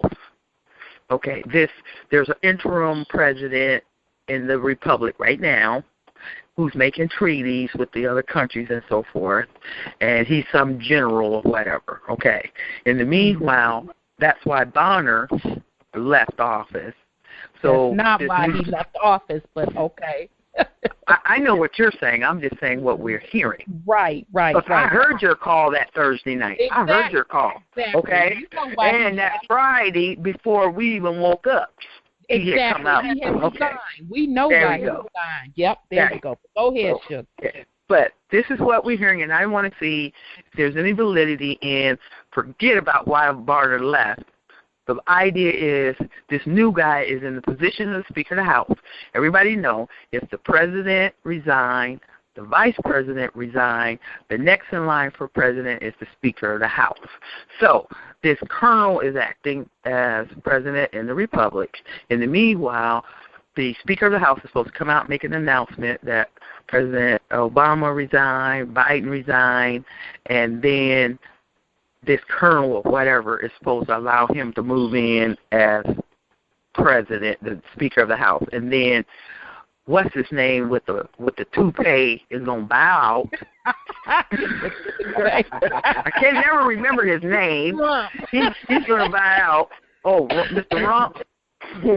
He's gonna bow out, and now the Speaker of the House, who will be the interim president, will be on the ticket, and then he'll get swept in the office. Is there any validity in this? And then that's all. Only question I have for tonight. Thank you so much. One heart, one mind, one spirit. And I'm going to say, nightfall. Nightfall, beloved. Well, as far as I'm concerned, I mean, of course, I don't know for sure. That would need to be definitely verified by Dr. Henderson. I don't think it's true, personally, because we were told that no one would go in that seat. So that's the way I view it. As far as Prez O resigning, he had already had his powers taken from him anyway. So he was only serving as a figurehead. Now, is there chaos behind the scenes at the White House? Absolutely, I believe that it is, because they have been served their eviction notice by Dr. Henderson. But I don't believe it's that he turned in his resignation, Biden turned in his resignation, and Dunham is going to step into that position. That I don't believe. But that does not mean that's not the case. Dr. Henderson, all I'm saying is it has to come from Dr. Henderson for me to believe it. That's all I'm saying, because it's been a lot of people out there putting a disinformation, and some for good reasons, some for bad reasons, because people are vying for positions and power. They're jockeying for it because they do know that things are going to change. So these different groups are propping up, talking about this republic and how this general is going to restore the republic, this, that, and the third. And all I keep thinking of, a republic for whom? Because it definitely ain't for me. I don't want no parts of what y'all talking about. But now, that's just my opinion in the matter. Dr. Henderson would definitely need to confirm that. Ronnie. Yes, sir. I'd like to say this about that. These folk better stop trying to claim this land. That's all that's about. That's what I think too, brother. And it goes back to a certain group of people, and because of the system of white supremacy, the Caucasian brothers and sisters still feeling that this is their land and they have the right to set up a republic, and this is not their land. You have to tie back to the land through your bloodline. And those that do not tie back to the land through the bloodline, you were on this land at the courtesy of contracts that were set forth by the ones that are of the bloodline's ancestors. And those contracts have ran out. So you don't have a say on a republic being set up. That is not your call. So I would agree with you, Brother Wendell. It's all about jockeying for position to really set up another, quote, quote, government to try to stake claim and land, and it's not going to happen. It's not going to happen. They don't have that authority. So, but that's just my opinion. They know it, but they want to hang on to that dream. Right, want to hang on to the dream and thinking, well, if we could still set it up, but this time make it equitable for everybody, everything will be okay. No, that's not what the prophecy said. It did not say, well, you know, we just going to go on ahead and let them set it up because we know that they're going to do the right thing. That's not what the prophecy says. It says restoration, restoring people back to what was taken from them and actually putting them in a better place. So that does not fit the bill. What they talking about don't fit the bill of the prophecy. So that's just my opinion. It would be wise of them to do something real simple. Ain't but 3 words. Read the book. Yeah, read the book. You absolutely right. Absolutely right. Read the book. But the only way that would even possibly happen is they would have to strike a deal or sign contracts with Dr. Henderson, but even then, the people under the 501c4 trust and that was indexed still would not be under their particular republic that they're talking about.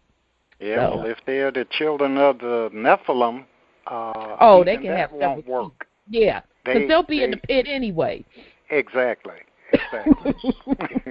So, okay, we had another caller come in. I want to. Can I say something to Amir? Yeah, absolutely. Sister, just hang in there. You're coming on real good. Just hang in there and stay in the mode of being informed and staying informed. Coming along real nice. Yes, she is. Absolutely, she is. Okay, 917, your line is open. Greetings. God is love. Oh, Lincoln, Brother Lincoln. Brother Lincoln.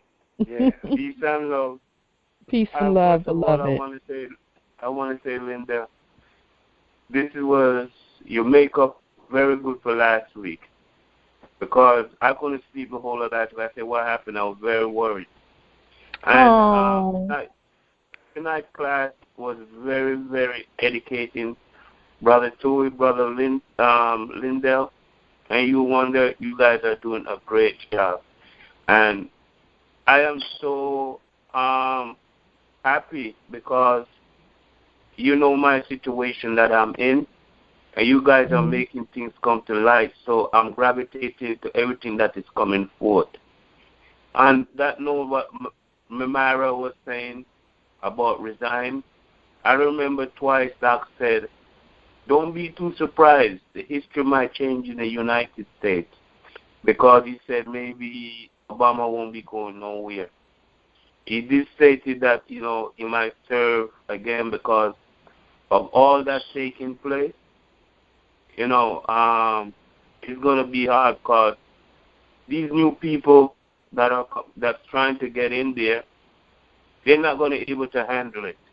Mm-hmm. So he already there, so he has to finish it up. That's what he's here to do. The next question I would like, Sister Wanda, Brother Tuiti, and my brother Lindell, I'd like to get their telephone numbers. So if you could reach out to them. And let me write your number down because I didn't have it. I see it on the screen, so let me write it down, and I'll pass it on because I was asked for it, and I'm like, oh, I don't have it. So I'm going to write it down right now, brother. Brother Tuiti, your knowledge is so, I don't know how to explain it. And Brother Lindell, the way how you put things into place, man, and thank you, Sister Wanda, for making this be possible, that we could all be in school learning, because the book of, I got the book of this book that you just read. Enoch. Mm-hmm. Enoch. I got the thick one. I didn't get the small one. I paid okay. like $30. I got the thick one, and I got a dictionary for it. I don't know if you interpret of it. So, yeah, it's putting these things into my hand that when the right time comes, I'll be able to join you guys into the school of knowledge. Oh, beautiful. You know, you are more than welcome, and you let us know when you're ready, and you most certainly may join the panel because I love the Book of Enoch a lot. I really, really like the book. I started out with the PDF, and then I just recently bought the actual book, and I'm actually looking for a collector's item of it because there's several versions of it out there. It still has the same information. It's just that some of them may, like you said, Brother Lincoln, you have one that has a dictionary with it. Some versions may provide a lot more behind-the-scenes information, but it still doesn't take away from the content of Enoch's words. So, yeah, I'm still going to search out for another version that's a collector's item. So I'm glad that you found a great use and love for the book as well. Brother Linda do Nikki. I remember once seeing something with Nikki on YouTube. That's when my vision was up there. And when I hear you guys talk about why I wasn't interested in Nikki, there were so many things with the sexual acts and stuff like that, and the giants and all of that. So it didn't dawn on me. But now when I hear, by me being on the call with you guys, and the way how you guys communicate with it, and the way you guys, trying to relate what's taking place, and the changes of the gods and stuff like that, I find it very, very enlightening. I should have hold on to that videos when I used to watch it. But this is all good. It's just the beginning. Peace and love. Night for. Brother Lincoln. Peace and love. Peace yes, and love. Sir. Brother Lincoln. Yes, sir. I didn't forget what you asked me when we was down there indexing. I got that other piece. I see you got the book. I got the other piece for you. You got the other piece for it? I got the other piece for you. Yeah. I just didn't have your contact. I just didn't have your contact information to let you know, so I could get it to you. Yeah. So I have it. I wrote it down, Brother Lincoln. So I'll make sure I give it to Brother Wendell. I'll give him your number. Okay. And I want to say I'm glad that I met my family.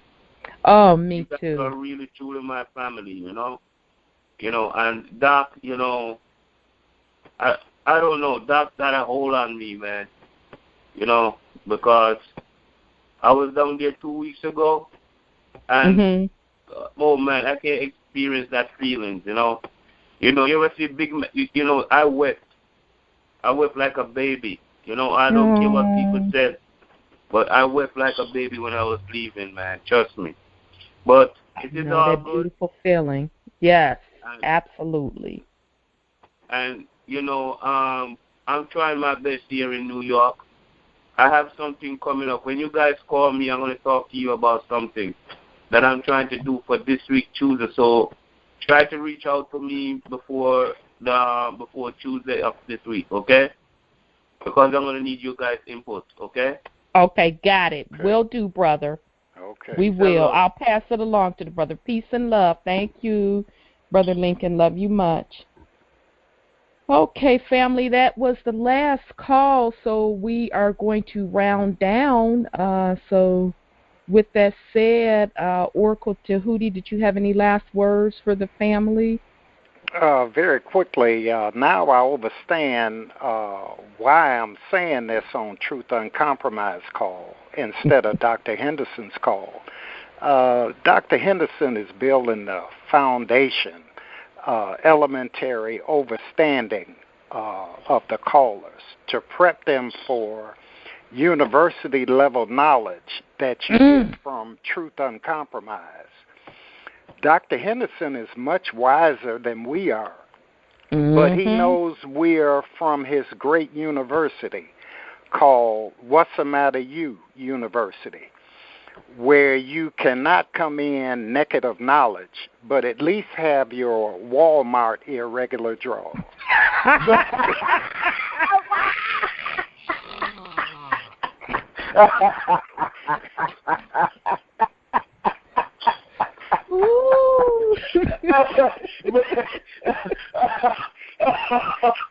And I yield. Oh man, I tell you, that was a good one.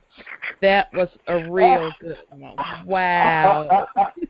He put that all together, didn't he? Yes, he did. Yes, he did. Oracle with the heck of a sense of humor. That is funny. Man, I don't even know what to say after that. You don't say it. Man, I tell you. That's a prestigious university now. What's the matter, you? Yeah, you're right. I tell you, y'all, you know, we so bad we can go up to the ethers, get information, come back, tell it to the family, and still tell you about them irregular pack of drugs. I'm just boy, look at here. Oh man, you know, hey, I was just happy to be a part of this thing, man, and very, very humble to be in the presence of some great, great people, man. I'm telling you, I can't say this enough. I'm having a ball, man. I'm having a ball.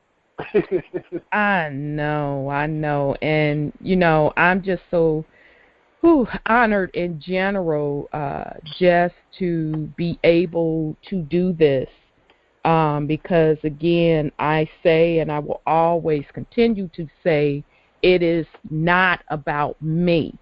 That is not what this is about at all. I enter and understand what it is truly about. It is for the greater good of us all, and it is through the divine order of the Most Highest Father, Yah Allah, to get His message out. So I take that responsibility seriously, but with that I am still ever so humble because it is a role of service.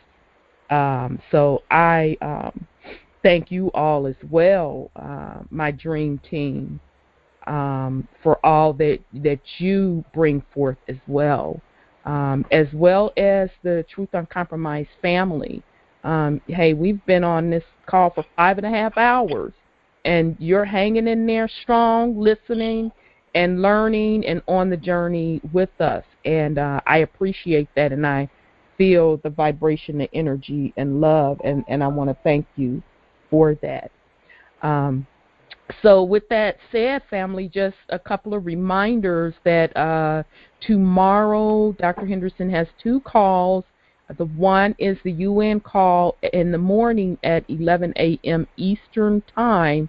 So check the SOV CPR site for that dial-in information. And then tomorrow night is the U.S. update at 9:30 p.m. Eastern Time. Check SOV CPR for that particular information as well. And then next week, of course, we'll be back with a bunch of calls. So family, just get ready. You're not going to have a lot of time for TV because we are all ramping up, putting out a lot of information to prepare the family. So Monday night, we have 2 calls. Empress Shama has the indexing update for the family that starts at 8 p.m. Eastern Time. Check the SOV CPR site for that. And then Sis Linda, Oracle Denise, and Sis Beverly will be back on Monday night at 9 p.m. Eastern Time on Truth Uncompromised for the prophecy call. And then we will finish up, well, not finish up, we're going to have actually 2 more shows. We'll be back Tuesday on When Rocks Cry Out, because it got so hot on Tuesday that we didn't get through everything, so we added an extra show. So Sis Divinity, myself, and Oracle Denise, and Brother Wendell, if you want to join us as well, we'll be back Tuesday night at 7 p.m. Eastern Time for When Rocks Cry Out. It all ties in, family, because we were just going into the part of Brother Horace describing Exodus and tying back how Exodus happened over here. So, like I said on the call Tuesday that we had this week, that now we're at the cheesy grits and shrimp part. So that's something, if you can join us, you'll be in for a wealth of knowledge as well. Okay, so those are the upcoming calls for the next couple of days. Again, I do want to thank the family so much for hanging in there with us tonight. Actually, we're in the morning now. I don't take your time lightly. And with that said, we're going to sign off by saying, you ready, family? Peace, love, truth, freedom, and justice. One heart, one mind, and one spirit. And with that, we're going to say nightfall, family. Love you very much.